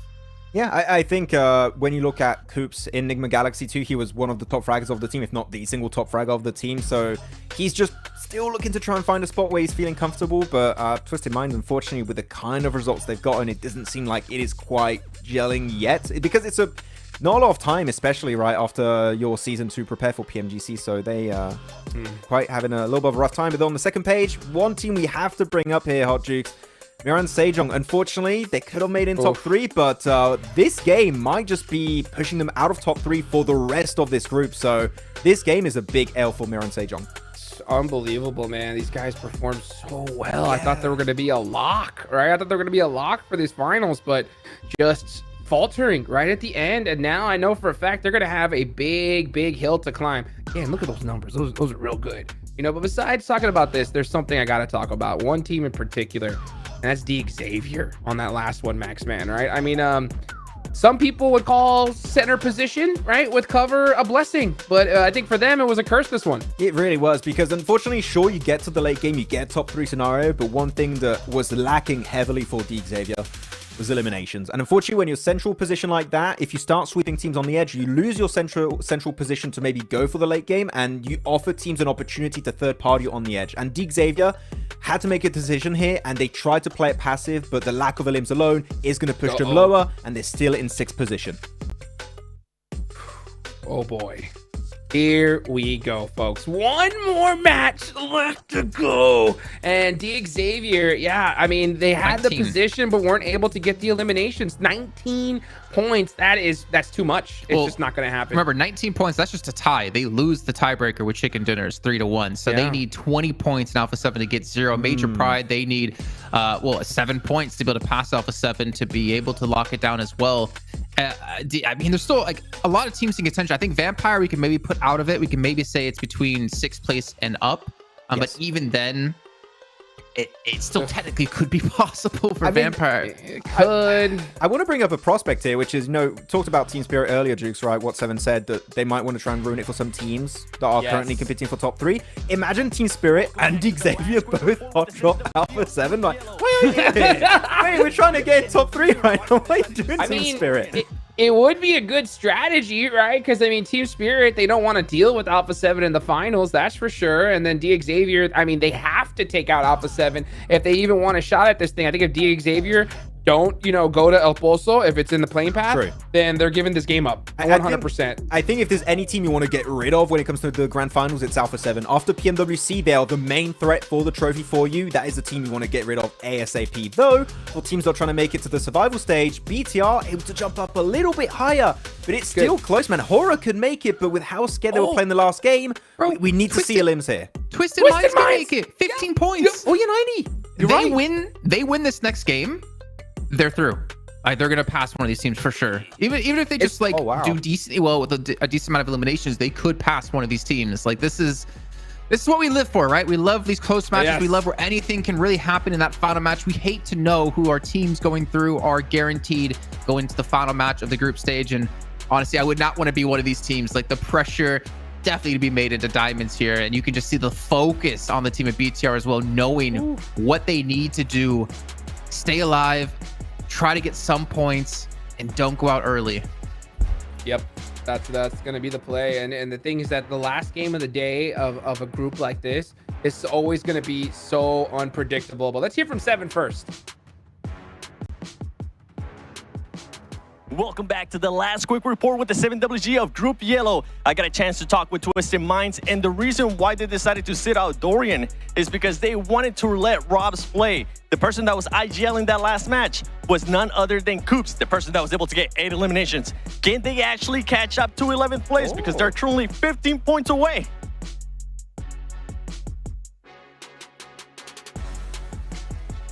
Did we just find Coops' new role in his team? We talk about in-game leaders need to be able to frag out, and Coops can frag out, and we clearly saw he can in-game lead. I don't know, man. I'm starting to believe. I don't know about you two. You got IGL trifecta. You got Coops now. You got Doc on that side also, and you're going to be having also. And okay, IGL's fraggers becoming IGL. Carrillo. Okay, it's not a trifecta anymore. A quadfecta. Is that a thing? I don't know. I'm sure John will correct me if I'm wrong. Yeah. Well, you know what, guys? Like the big thing, the reason why I think it's possible is because, there's always the last game shenanigans, right? You got teams at the bottom that know that they're not going to make it. I'm talking about De Muerte. I'm talking about RSG, right? So sometimes these squads, either two things happen. They go crazy because they got nothing to lose, right? Or they just kind of push willy-nilly and get taken out. So like it's possible for Twisted Minds to get some points, but I think they need to get active very, very early because we've seen so many times, Max, right? In the last game of a group like this, like half the lobby's gone in like circle 3, right? Yeah. Because you're going to have hot drops happening, possibly. You're going to have teams playing hyper passive. They're just going to get bullied around the map. I'm not sure. We have so many teams that we really have to be paying attention to going into this last game. This is why I'm happy Jukes were on the desk, because John and Blank, they're going to have so much to look towards in this game. Yes. And I'm telling you, one team gets eliminated, it could change the whole really landscape of the leaderboards, how things are going to be looking to qualify in survival stage, and of course to qualify into the grand finals. This is going to be the last game here of Group Yellow, and it's down to the wire for a lot of these teams. Yeah, I cannot wait to see what's going to happen here. We're about 20 seconds out. Hop drops, they're possible. Upsets, very possible. It's just about to see who can rise up and flare up at the right time. Gentlemen, yes or no? Are we going to see Twisted Minds qualify right here in this last game? No. No. Oh, come on. I'm trying to build it up and you guys are shutting it down. But you know what? I got my boy Coops. He's going to shut both of you down as we head into the last match of Group Yellow. John and Blink, enjoy. This lobby has been an inferno. So many teams flaring up left and right, taking it toe to toe time and time again. And we have one more map to play to decide who our top 3 are. Will Alpha 7 feel the ire of a hot drop potentially coming through from Team Spirit? That seems to be maybe something they were talking about. Do Alpha 7 adapt in the face of that as well? Everything to play for, and nothing can be wasted here. There is potential for Team Spirit to go for that. I think that they are just going to secure what they've got here down towards that south side into Macera. For Alpha 7, on the other hand, they're just going to look to keep those points consistent. Some of these games have felt a little bit lackluster from them. Twisted Minds, 15 points away. We all know what a good bit of momentum can do for a team. And honestly, for them, coming off the back of that win, straight back onto the same map, we know this is a strong squad. Maybe it was confidence they were lacking. They kept getting knocked down, and suddenly there's an opening for them. When you see that light at the end of the tunnel, you start running towards it.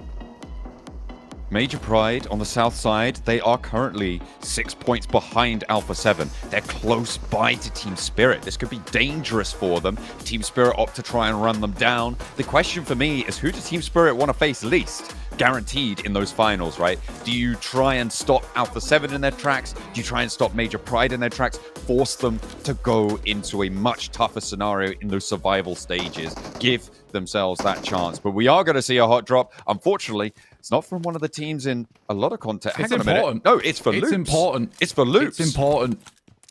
This is the 11th place team. They get taken down early. All of a sudden, that bubble becomes so much easier to find. Unfortunately for those teams underneath, Loops seems to be dominating already in this fight. 2 eliminations above, making that gap even harder to close for Horror, for Twisted Minds.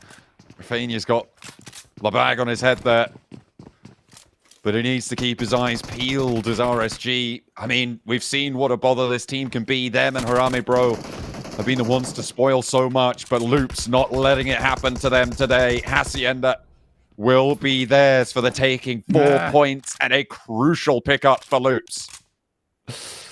Cheers all around for the team. They're so happy about that one, and I would be as well. I mean, that might have just ruined your tournament life right there.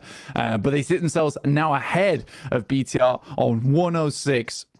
So the lifeline now for those teams in 12th and 13th is BTR going out early.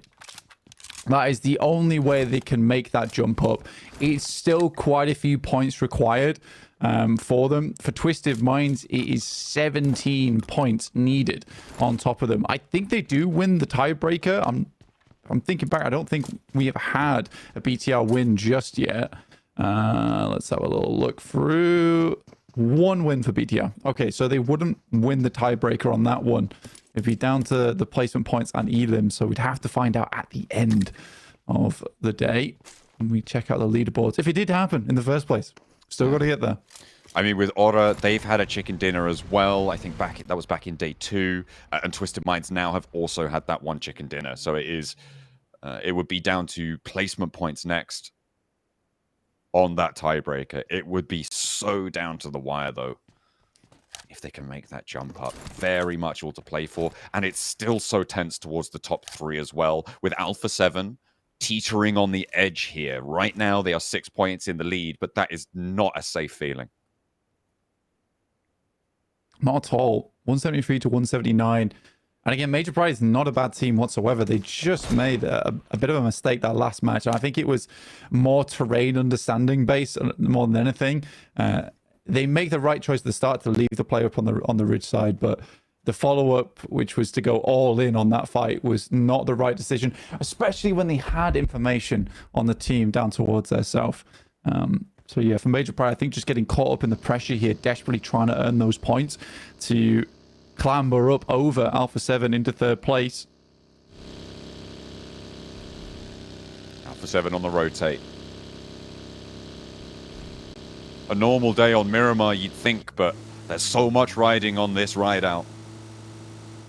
For Alpha 7 to defend a spot, a direct qualification, it's a team that we absolutely expected to be in this top 3 blank, but it's still yet to be convincing. The PMWC champions right now under threat, in danger of having to play through those survival stages. Which everyone knows you really don't want to have to go there, because as much as you can be one of the greatest teams in the world, and Alpha 7 certainly meets that metric, a lot can go wrong, and quickly. We look here, Coops is already down for Twisted Minds, and Rob's going with the savior play. As Seven was saying, Coops was IGLing that match and also fragging out. It takes a spectacular and unique individual to be able to make that kind of play and perform that role adequately. So for Coops, it is a big accolade for him on his shoulders, but they don't want to lose him early. He's so important to the game plan, where it's felt so doom and gloom this entire time. Pretty miserable, to be honest with you. Twisted Minds have been given a chance here. The door's been unlocked. It's for them to open it. Rob's going down to BTR nonetheless. Exactly. BTR so close by to them now. The team that's looking to defend against it. If they can get rid of Twisted Minds, that would be huge for them. A massive relief. And maybe they're looking for it, but the res came through. Twisted Minds stay as 4. Damn, it's so crazy how we've already had Loops in danger. Now we have both BTR and Twisted Minds. This is a real case for Twisted Minds to take destiny to their own hands, right? Try and fend off that squad and create a gap that they can squeeze through. They're in Sejong to fight off against Arame Bro here. Been a consistent problem.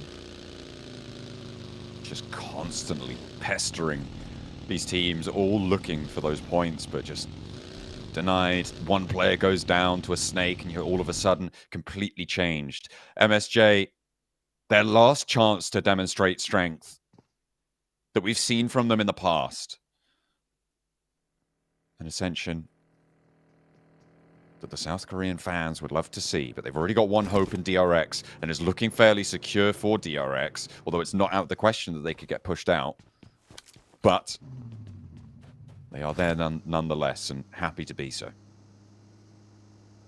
Obviously, they've got to go crazy in these games, essentially. Keep themselves there. And Mirror and Sejong does not strike me as a team that really wilds out in terms of eliminations. They're a team that keeps you on the back foot by just maintaining presence in the lobby the entire time. Elementrix going for a wide rotate alongside with the rest of the squad. This is over towards the eastern side. They're being overly cautious about this. You can understand why, being in 4th place, 6 points behind Alpha 7. Not willing to take any shots from the team potentially in Impala. We're heading into stage 2, 10 seconds away. Vampire with their surround hold. They're a long shot, but again in that conversation, the shift goes their way. This is a big south move. Gives MSJ a good slice of it. Team Spirit on that south. Vampire in the middle, in danger here. I don't know how long they can hold this position convincingly. Yeah, Vampire's in a spot where it is playable, right? Inco just roll up on the west side of them. Twisted Minds likely going to go try and play the ridge side off towards their east. They are allowing a lot of teams to flow in past them, and this is not a game where they can play slow. They have to get those elims early on to push this through into a big game. Because it's 15 points, right? You know, third place, give you 5, so you need 10 limbs on top of that. It's a struggle. DRX looking to get out of there against Demuerte to defend their spot in the top 3. Twisted Minds still over in San Martin, not being able to leave under the pressure from BTR. Out on the west side, Zeus as well, a little bit further up to Hacienda, out on the northeast edge. Ora sending in from the north edge and straight towards Alpha 7. All right, another one of our teams is climbing. Arguably in a better position than Twisted Minds with their 2 extra points they have on side. There's a team that definitely can also make it. And the Paul fans would be super happy to see something like that happen. Loops coming off the back of an exhilarating fight in Hacienda. You've got to see how pleased they were. Definitely. I mean, 4 points is life-changing for your tournament life, at least. Major Pride over the top might spot J-Suk. This could be a huge pickup if they're able to find it. Would slow MSJ down something awful. And they found the shots. They're looking to try and open up the cannons now. Can MSJ hold, move into a 2-2 split that they love to take? J-Suk currently just holding on the outside. Not really any positions at the moment for them to split along. They're not in a position where they control a lot of the circles, so likely they'll keep playing as 4 for the time being. But yeah, versus Major Pride, this is a big problem. Alpha 7 losing Revo. Does the res come through? The res is the real important factor here. Sure, he goes down, but as long as they can maintain that 4, it's not so bad. We're already into stage 3. It feels like this game is going at a lightning pace. Zeus is striking down members of Alpha 7. Fortunately, they do get that res. You could see the shots continuing to go on over. This is the sight lines that allowed this knock to happen in the first place for Zeus. You can see the high ground that they have. This is quite sequestered to the northwest side of this circle, though, and back over towards Graveyard, where this game may go to die. It's the Vampires thematically positioned atop it. Yeah, awesome position for the Vampires right now. It is slightly exposed towards that south side in terms of a crash being able to come on through. Good play of it. Twisted Minds is stepping on eggshells right now. You can see it in the way they're playing. They have been so unwilling to make any rotates, and you know why, because there must be so many thoughts just battling in their minds right now of what's the correct option to go next. For Coops, there is an unbelievable amount of pressure on him to make the right decision. Crash in the mid. Vampire open up for 2 onto Harame Bro, who make the approach. Stowed with that massive high ground there.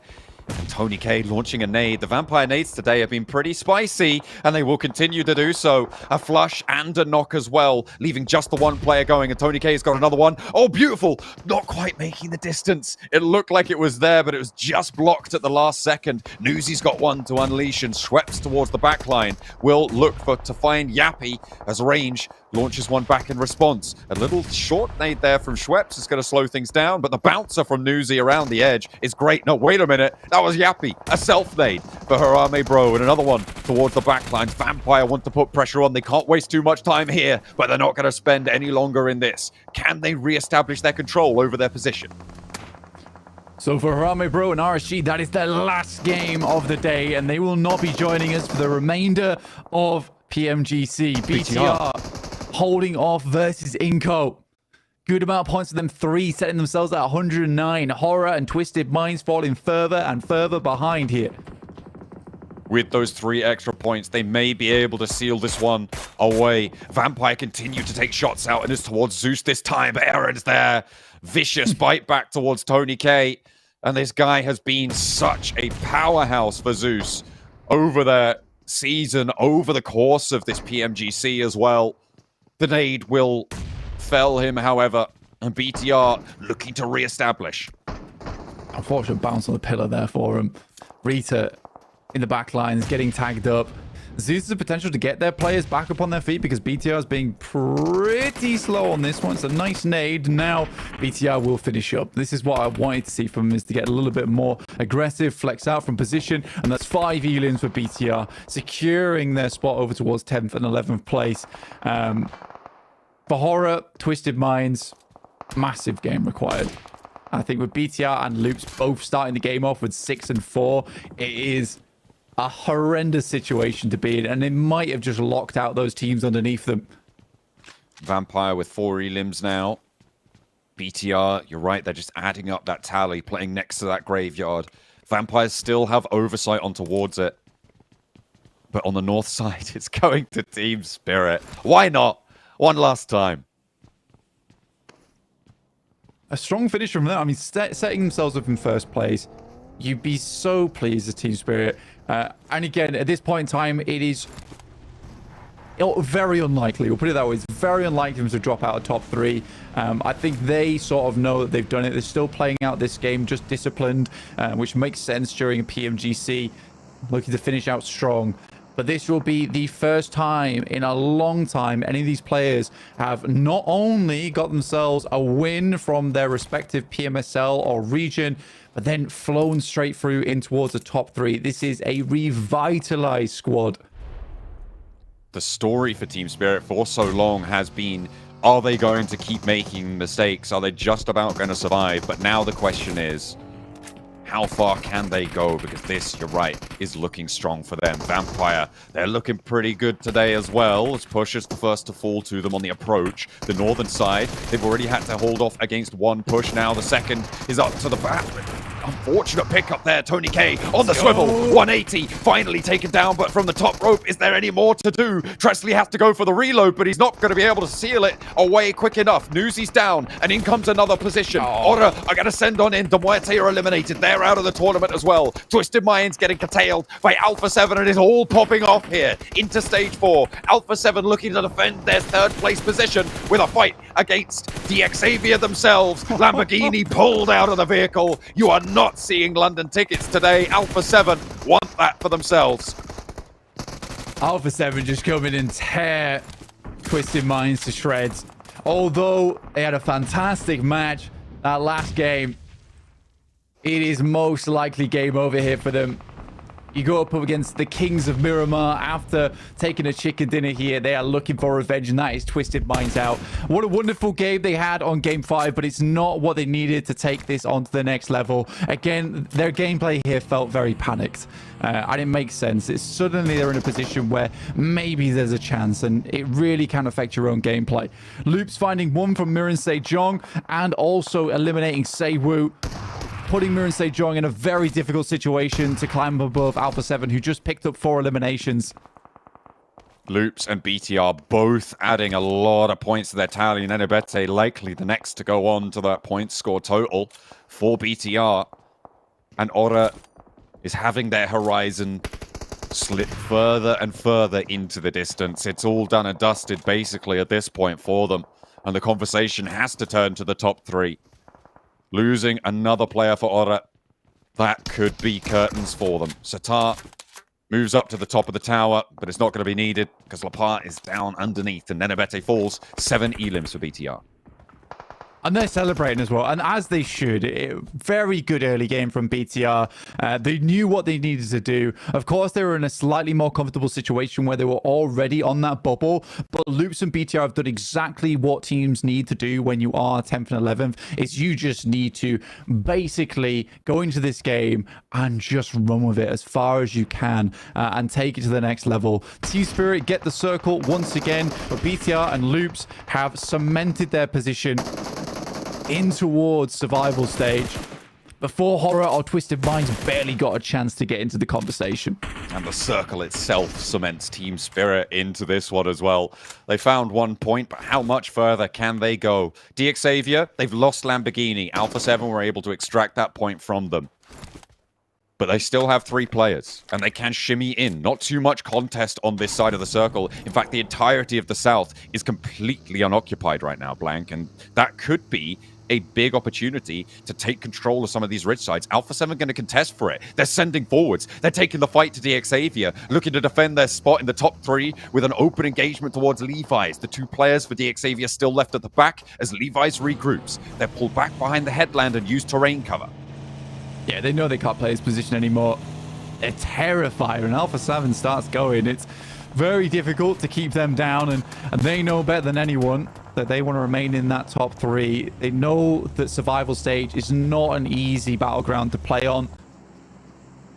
It's so important getting into that top 3 more than anything. It's unbelievable because this really does mean that for the rest of the tournament, you can now just study, do your homework, hit up the scrims, and not worry about what's coming in your future, which can drastically change your performance going forward.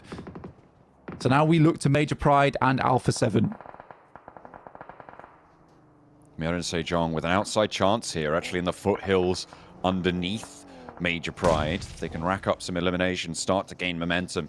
That could be it. With Aura taking another knock, we're getting so much closer to locking in our top 11. As much as it might seem done and dusted, you can never say never. It's never over until it's over. And that will ring true right until the final moments of this game, because the top 3 is so tight here. DxAvia, I mean, with 3 players, they could also still do it with a big game. Alpha 7, though, they have stretched their lead up into 183 right now. They're only 1 point behind DRX. Which is unbelievable. Start of the game. I mean, it's been back and forth between DRX and Alpha 7 the entire time. I think a lot of people thought that the one South Korean representative that would be definitely going through, at least from yesterday and the day before, was Miran Sejong, but DRX has put a stop to that plans. Though I'm pretty confident that Miran Sejong should be able to do quite well during the survival stage off the back of some good rotates. Where was this BTR earlier, though? This is what I want to know. They needed that mental reset, but unfortunately for Zuxi, you can't mental reset on a nade. Sitar in a really important position for them, as Lapan needs to find this res. A Molotov, that will slow things down in the Loops camp. Over Neil Sada goes. He hops in, and the speed is going to take down the backlines of BTR, but what can Sitar do about it? It's a 1v1 now across the way for the 2 teams on the bubble. And an opening maybe, but it's so unlikely. The stunner goes out wide, finding the blind here, but in pushes BTR yet again for more of the action, and it's Loops to fall under the shotgun of Sitar on the north side. He scythes through them, and Loops close their tournament on the bubble. Really, really well done to BTR. Honestly, 9 elims apiece for both Loops and BTR, keeping themselves in the limelight of the survival stage. I want to see a little bit more of this from BTR, though. A bit more aggression. They're certainly still struggling when it comes to the team fights, but they look way, way better than they did a couple of days ago. Major Pride on the outside. Miran Sejong prepared for a crash coming through, but Major Pride learned from that last game. They opt not to go for this. It's not worth it. There's a compound down towards the south. It's been spotted out by AZ. They'll happily pick up that position. This is way better for the long run. The difficulty is that Major Pride have only found 1 elim in this game, and 23 players remaining. There's not a lot of points left to siphon from this lobby.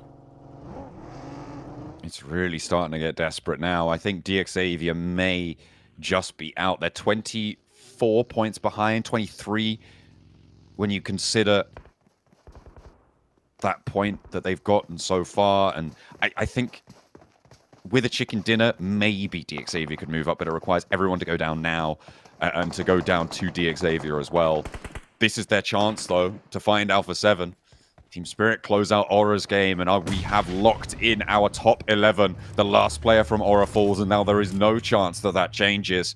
But the question, as it always has been, is which of these teams will make it to the top 3? Blank, our top 5 are all still in it, and all with a decent chance. Yeah, fighting for that position. It's incredible that it comes down to this.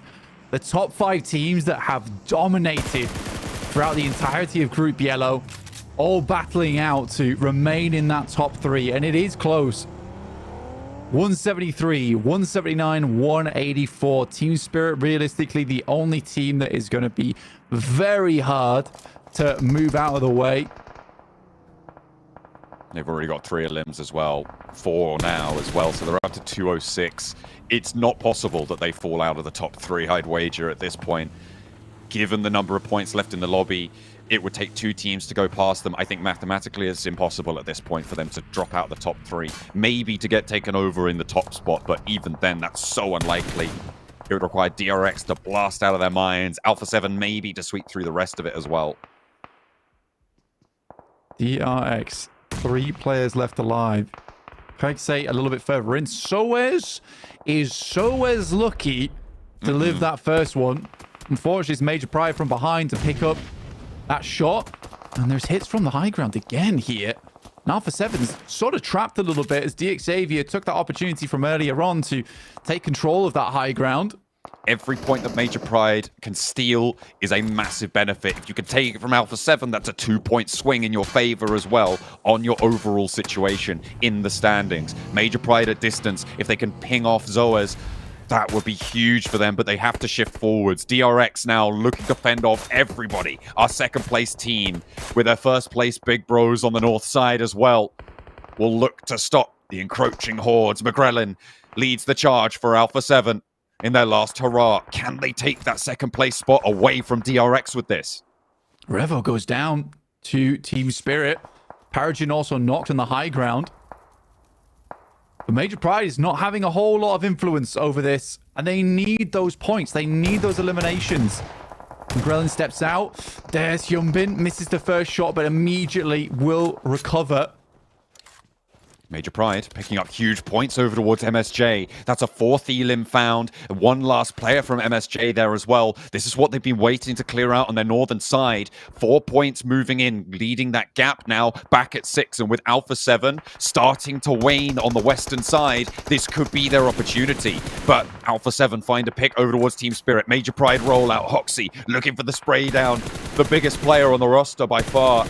But he's not able to connect. Finally, it's going to go down, and Becca will fall and spray it away. Kitsune gets the knock, but Hoxie gets the point.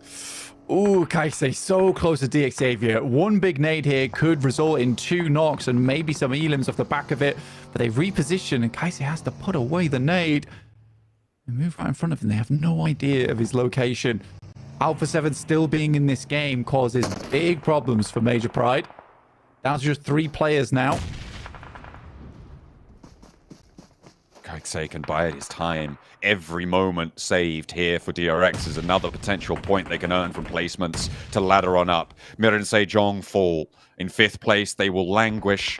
If Xavier can overtake them, that would be great for Vietnam, but they will not have an easy time to make it further than that. Alpha 7 suffering still out on this western side, but they survive for another moment longer. Circle has to shift over towards them on the western side. It's the only way they stay in this game. Great nades from Team Spirit. Oh, we'll take down a ton of players there from Xavier. I think you lads have done enough. But this is huge. The fact that Team Spirit are getting these points. Paragon goes down, and they're not going to Major Pride. They are not going to Alpha 7. It's still undecided. Major Pride at this point kind of need the chicken dinner, but somewhat doubtful whether they'll be able to pick it up or not. Good shot from Carrillo over towards Team Spirit. That gives them potentially the opportunity to move out. They head on forward. They know the res is coming through. This is their go time. They're going to make that maneuver. Revo charges forwards here.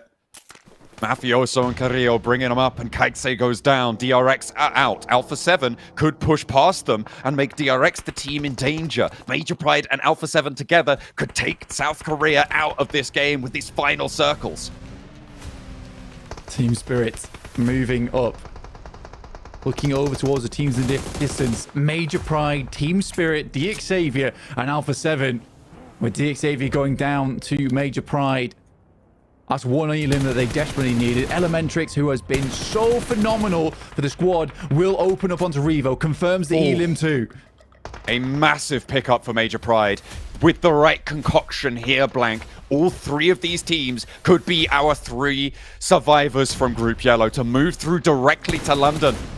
All it's going to take is the right numbers to go in at the right time. Team Spirit need to go down first, going over probably towards Major Pride, and then Alpha 7 need to wipe across and get some of those back as well.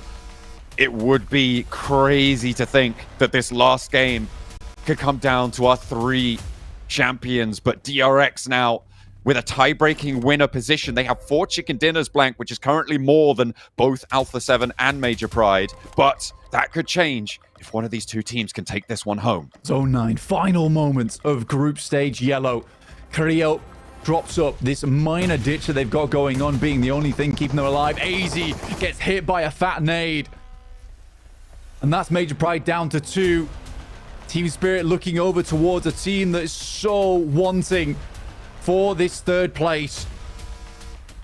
Team Spirit decide who they face in those finals directly. Do they want Major Pride to qualify here? Do they want Alpha 7 to find their way through as well? And the fact that Alpha 7's on the line, the defending PMWC champions in this final game, have to prove themselves once more. Team Spirit with 4 players alive, a revitalized, refreshed, reinvigorated roster with Matic growing into his position, backing up the rest of the team beautifully. As 4, they will move forwards, and Alpha 7 only have the 2 to play with, but Mafioso lights up Elementrix. Evo Station, a big nade over towards Team Spirit, doesn't connect, looks for another as well over towards Nomi, but Elementrix falls, Evo Station out, Major Pride down. Have they done enough? Will they overtake DRX? We'll have to wait and see, because it's Alpha 7 now, the last to stand in the way of Team Spirit. Mafioso gives it a good go, but Matic rolls on forwards. They roll out the red carpet, and they will bring Alpha 7 with them. The top spot is theirs, the final chicken dinner, and Team Spirit make it work. Yet again, they evade the survival stage. A 1st place in PMSL EMEA in the finals to a 1st place here in Group Stage Yellow. The group of death, yet Team Spirit are the Reapers on your screen. An unbelievable performance, and finally they get that direct invite they've been looking for so long, and Kitsune still seems chilled. Hey, ain't no big thing, but have Alpha 7 done enough to hold on? DRX, are they still in? Major Pride, where did they end up? It's all to play for on those overall tables. If you've been crunching the numbers, you may be ahead of us on this one, but over to the desk to see who's made it. Our top 3 awaits. I cannot believe Team Spirit bringing in Matic, coming to the fall season at PMSL EMEA to win the fall season, and now to win the group here in Group Yellow. What a way to start off PMGC. I cannot wait to see what red and green have to show us, of course. But gentlemen, what a fantastic way for Team Spirit to finish with the chicken dinner as well. Oh man, one of the most intense finishes, Hot Jukes, it has to be. One of the most crazy finishes we've had in the group stage of PMGC, period. You had Alpha 7, you had Major Pride, you had Team Spirit, all competing for something different going into this tournament. But Alpha 7, they were really trying to just get as many points at the end as they possibly could to secure their spot in the top 3. I think it would have been enough, but Major Pride definitely gave it a good try this match. Yeah, they gave it a good try. The thing is, though, I think Major Pride just played this like a regular match, you know? Like, they were just kind of going for just a regular chicken dinner, and it kind of frustrates me quite a bit because, I mean, they should know exactly how many eliminations they needed, you know? And if they're looking at the feed, they would realize that, okay, Alpha 7 is still in this, you know? So it would have paid dividends for them to be a little bit more active, you know? And unfortunately, they, like I said, they just played it regular, and Alpha 7 made it happen. Looking at Team Spirits, man, 5 elims, 3 elims, 4 elims. Jason, it feels so good because we talked about it a bit earlier, right? We used to see Team Spirit back in HVVP or even G Gladiators play an edge when they had this insanely talented team when it comes to fragging power. Man, this team now, of course, a few different players, but playing center has worked out tremendously well for them. If this playstyle, I'm not even joking, could be so successful going into the finals. Team Spirit, this is the best they've ever looked in my opinion, and I really hope this is going to keep going this way in the future because damn, they impressed me at the end. I mean, we think back to PMWC. Did they make it to the main event? No. They failed in the last chance, and they failed horribly, especially with the back-to-back hot drops they pulled off in the very first day of play. But for them to bounce back like this now, regroup mentally, and have such a dominating performance as well here in this group has been fantastic to see. But I'm also still really curious to see what other teams have been able to make it through as well. Also looking back down towards, you know, the top 11, I think that was more solidified as we went on through that game of who we knew would make it and unfortunately not make it. But this has been a very interesting group, and if this is any indicator of how the other groups are going to go, I just, you know, forget these 2 days off. Let's just jump straight into Group Red. Right? I can't wait, that's for sure. And man, I'll tell you, the MWC, at the end of that day, I saw Kitsune, even though it was like the worst performance we could have expected. They didn't make it to the finals. The man was just walking around whistling, just like we didn't have a worry in the world. I think he knew, like he was like, hey, you know what? Today wasn't my day, but come end of the year, we're going to bring it. And dang, did they do. did they do exactly that, Max? Yeah, it's really such a good change of pace for this team. And yeah, again, going into the finals, hopefully we don't have a PMWC 2.0 happening for them, but they're going to be definitely a lot more confident. And Matic, I feel like they just had a meeting at some point. Kitsune is just saying, I know what we need. We need a Matic Classic right about now. And it was just what they needed going into PMGC, it seems. But what an incredible game. And especially, it even started from the get-go, right, Hodgix? We saw in some of the replays. RSG hot dropping in Hacienda del Patron, the side of Loops. And Loops then that were at some point the cutoff with BTR, already increasing that top 11 point barrier realistically, making it so harder for your Twisted Mind or your Horror to really catch up. So from the get-go, the nail was somewhat in the coffin for those bottom teams. Yeah, I mean, we talked about it watching it, Jason, right? Just the last game shenanigans are always there. I mean, you have to... That's why I stress so much. You got to perform before the last game and put yourself in a better spot. Because if you need those points towards the end, it's just not the same game as you played the entire tournament. And we saw RSG just like say, hey, you know what? We're already out of this. Let's just go and just full send it. Why not? And that just makes the lobby that much more difficult, right? Yeah, 100%. As we can see here, 23 points for Team Spirit to end things off with. Alpha 7, Major Pride both getting 11. DRX getting 6.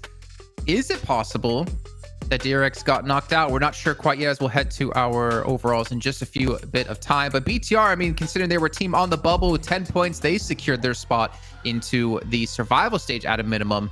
But yeah, just a shame here for Vampire as well, as we did see that fight in the warehouse, losing out on one. They couldn't really pick up enough of limbs later on to transition into anything much off of that. Same with D Xavier.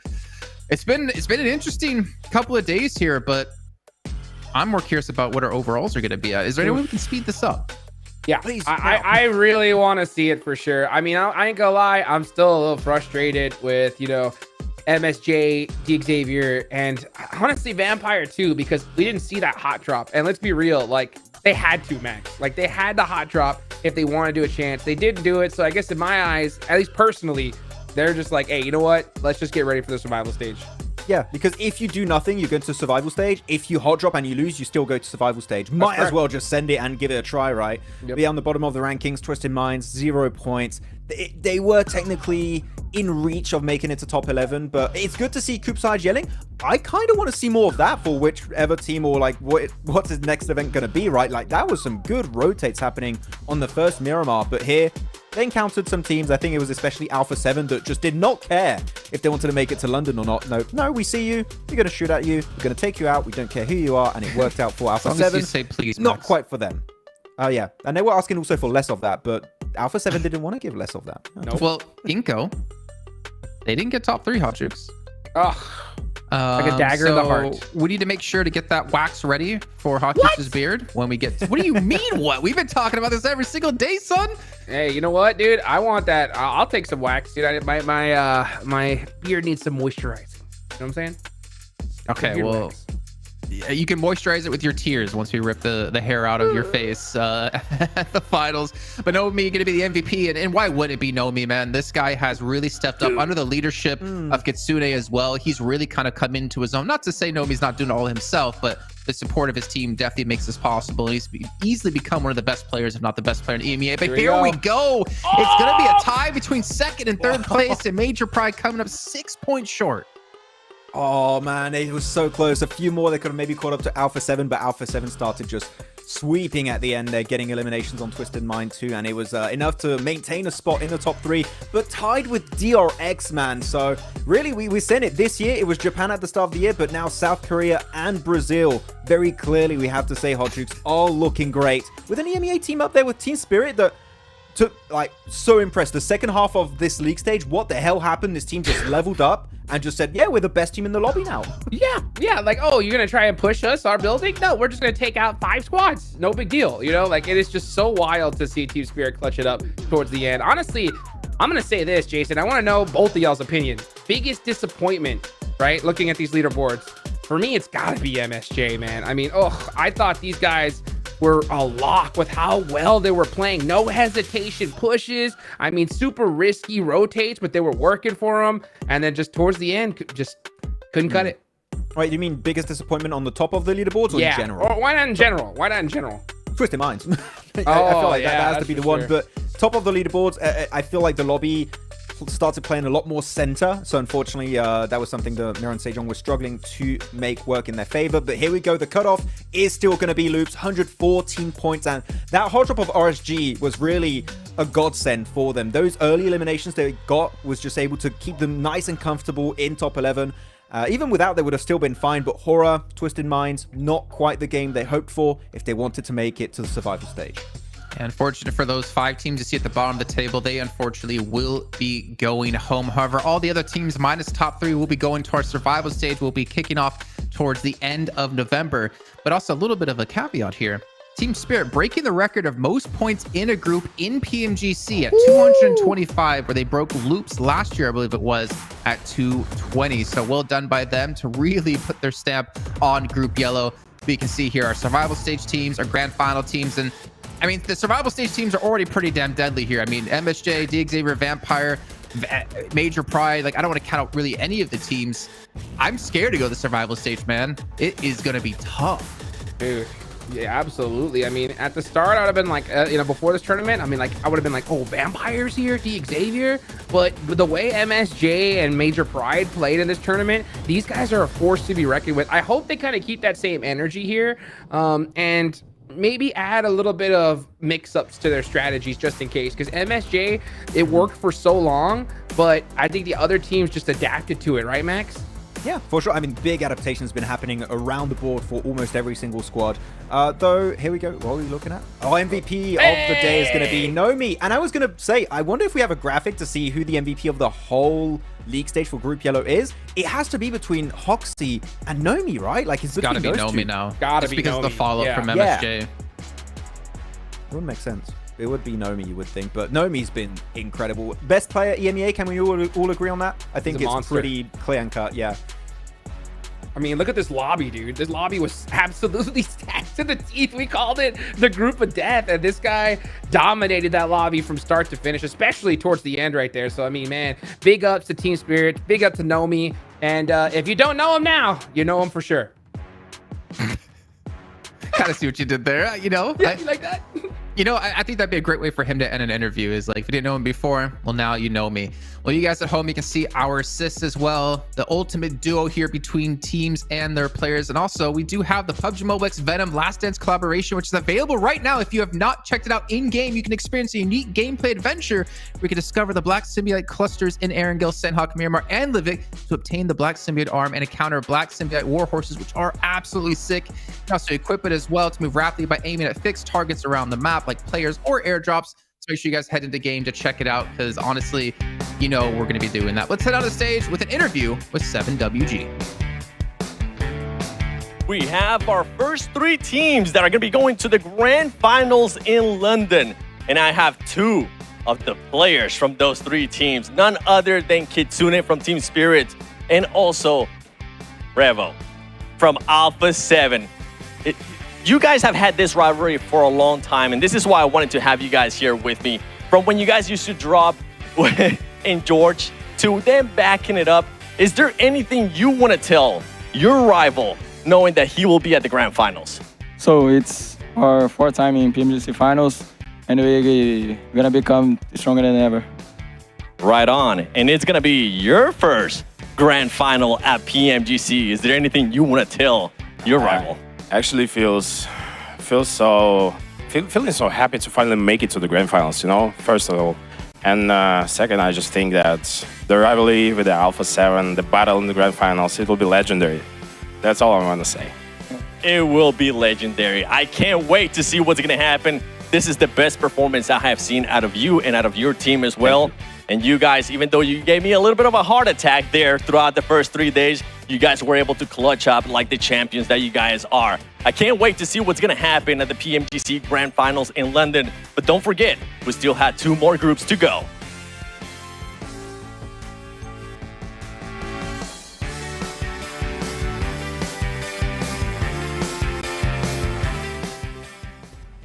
Well, as you heard Kitsune there, it is going to be legendary. And luckily for you, you can still get there to witness the action is we still have tickets available between the 6th and 8th of December. You guys can pick it up for yourself to go attend. Not only do you get a sweet drop in-game, the 2024 PMGC skin, but you also get to go participate in activities, watch the great gameplay, watch in person Hotchuk's getting his beard waxed right on front of you, and maybe he could even sign one of those strips and you can take it home as a little souvenir on top of that, though that'd be a little bit weird. And potentially maybe there's some Infinix GT20 Pros to be given away at the venue as well. I don't know. I could be making this up. There's only one way to find out. You can get your sweet Infinix GT20 Pro and play like the pros.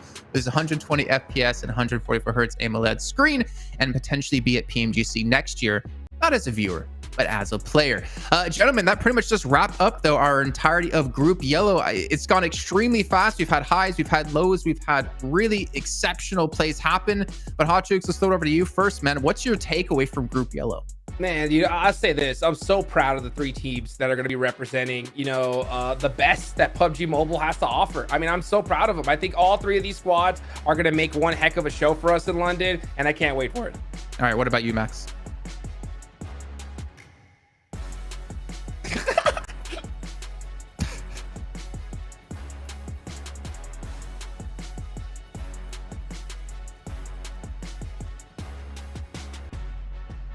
Well, I don't know. Yeah. Max is so excited that he forgot to unmute his microphone. But what he said was he's excited to see what's going to happen in the rest of the groups. Ladies and gentlemen, that's going to do it here for Group Yellow. We have 2 days off till we come back on Thursday to kick off Group Red. You're not going to want to miss it. And we'll see you then for some more PUBG Mobile action.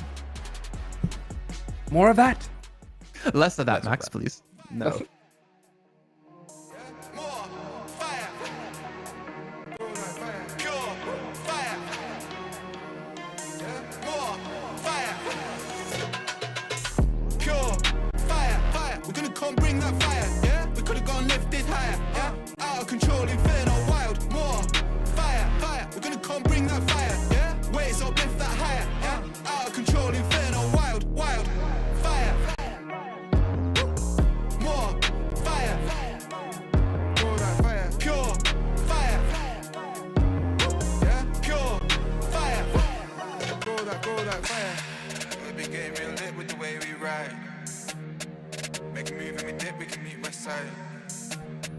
In the dark as a bitch with the flame ignite, yeah. It's a bag full of rich, pure fire, ripping the drill, bringing the heat, and you know that the deal. Getting the door, babe, you know that the deal. I'm coming for flame, I'm getting the real, yeah. We're taking the block, breaking the pen, and we're kicking the lock. Selling our beats, and we're selling a lot. Burning the heat, and we're ready to pop. Pure fire, fire, we're gonna come bring that fire, yeah. We could've gone lifted higher, yeah. Out of control, inferno, wild, more fire, fire. We're gonna come bring that fire, yeah. Waves up, lift that higher, yeah. Out of control, inferno, wild, fire, fire.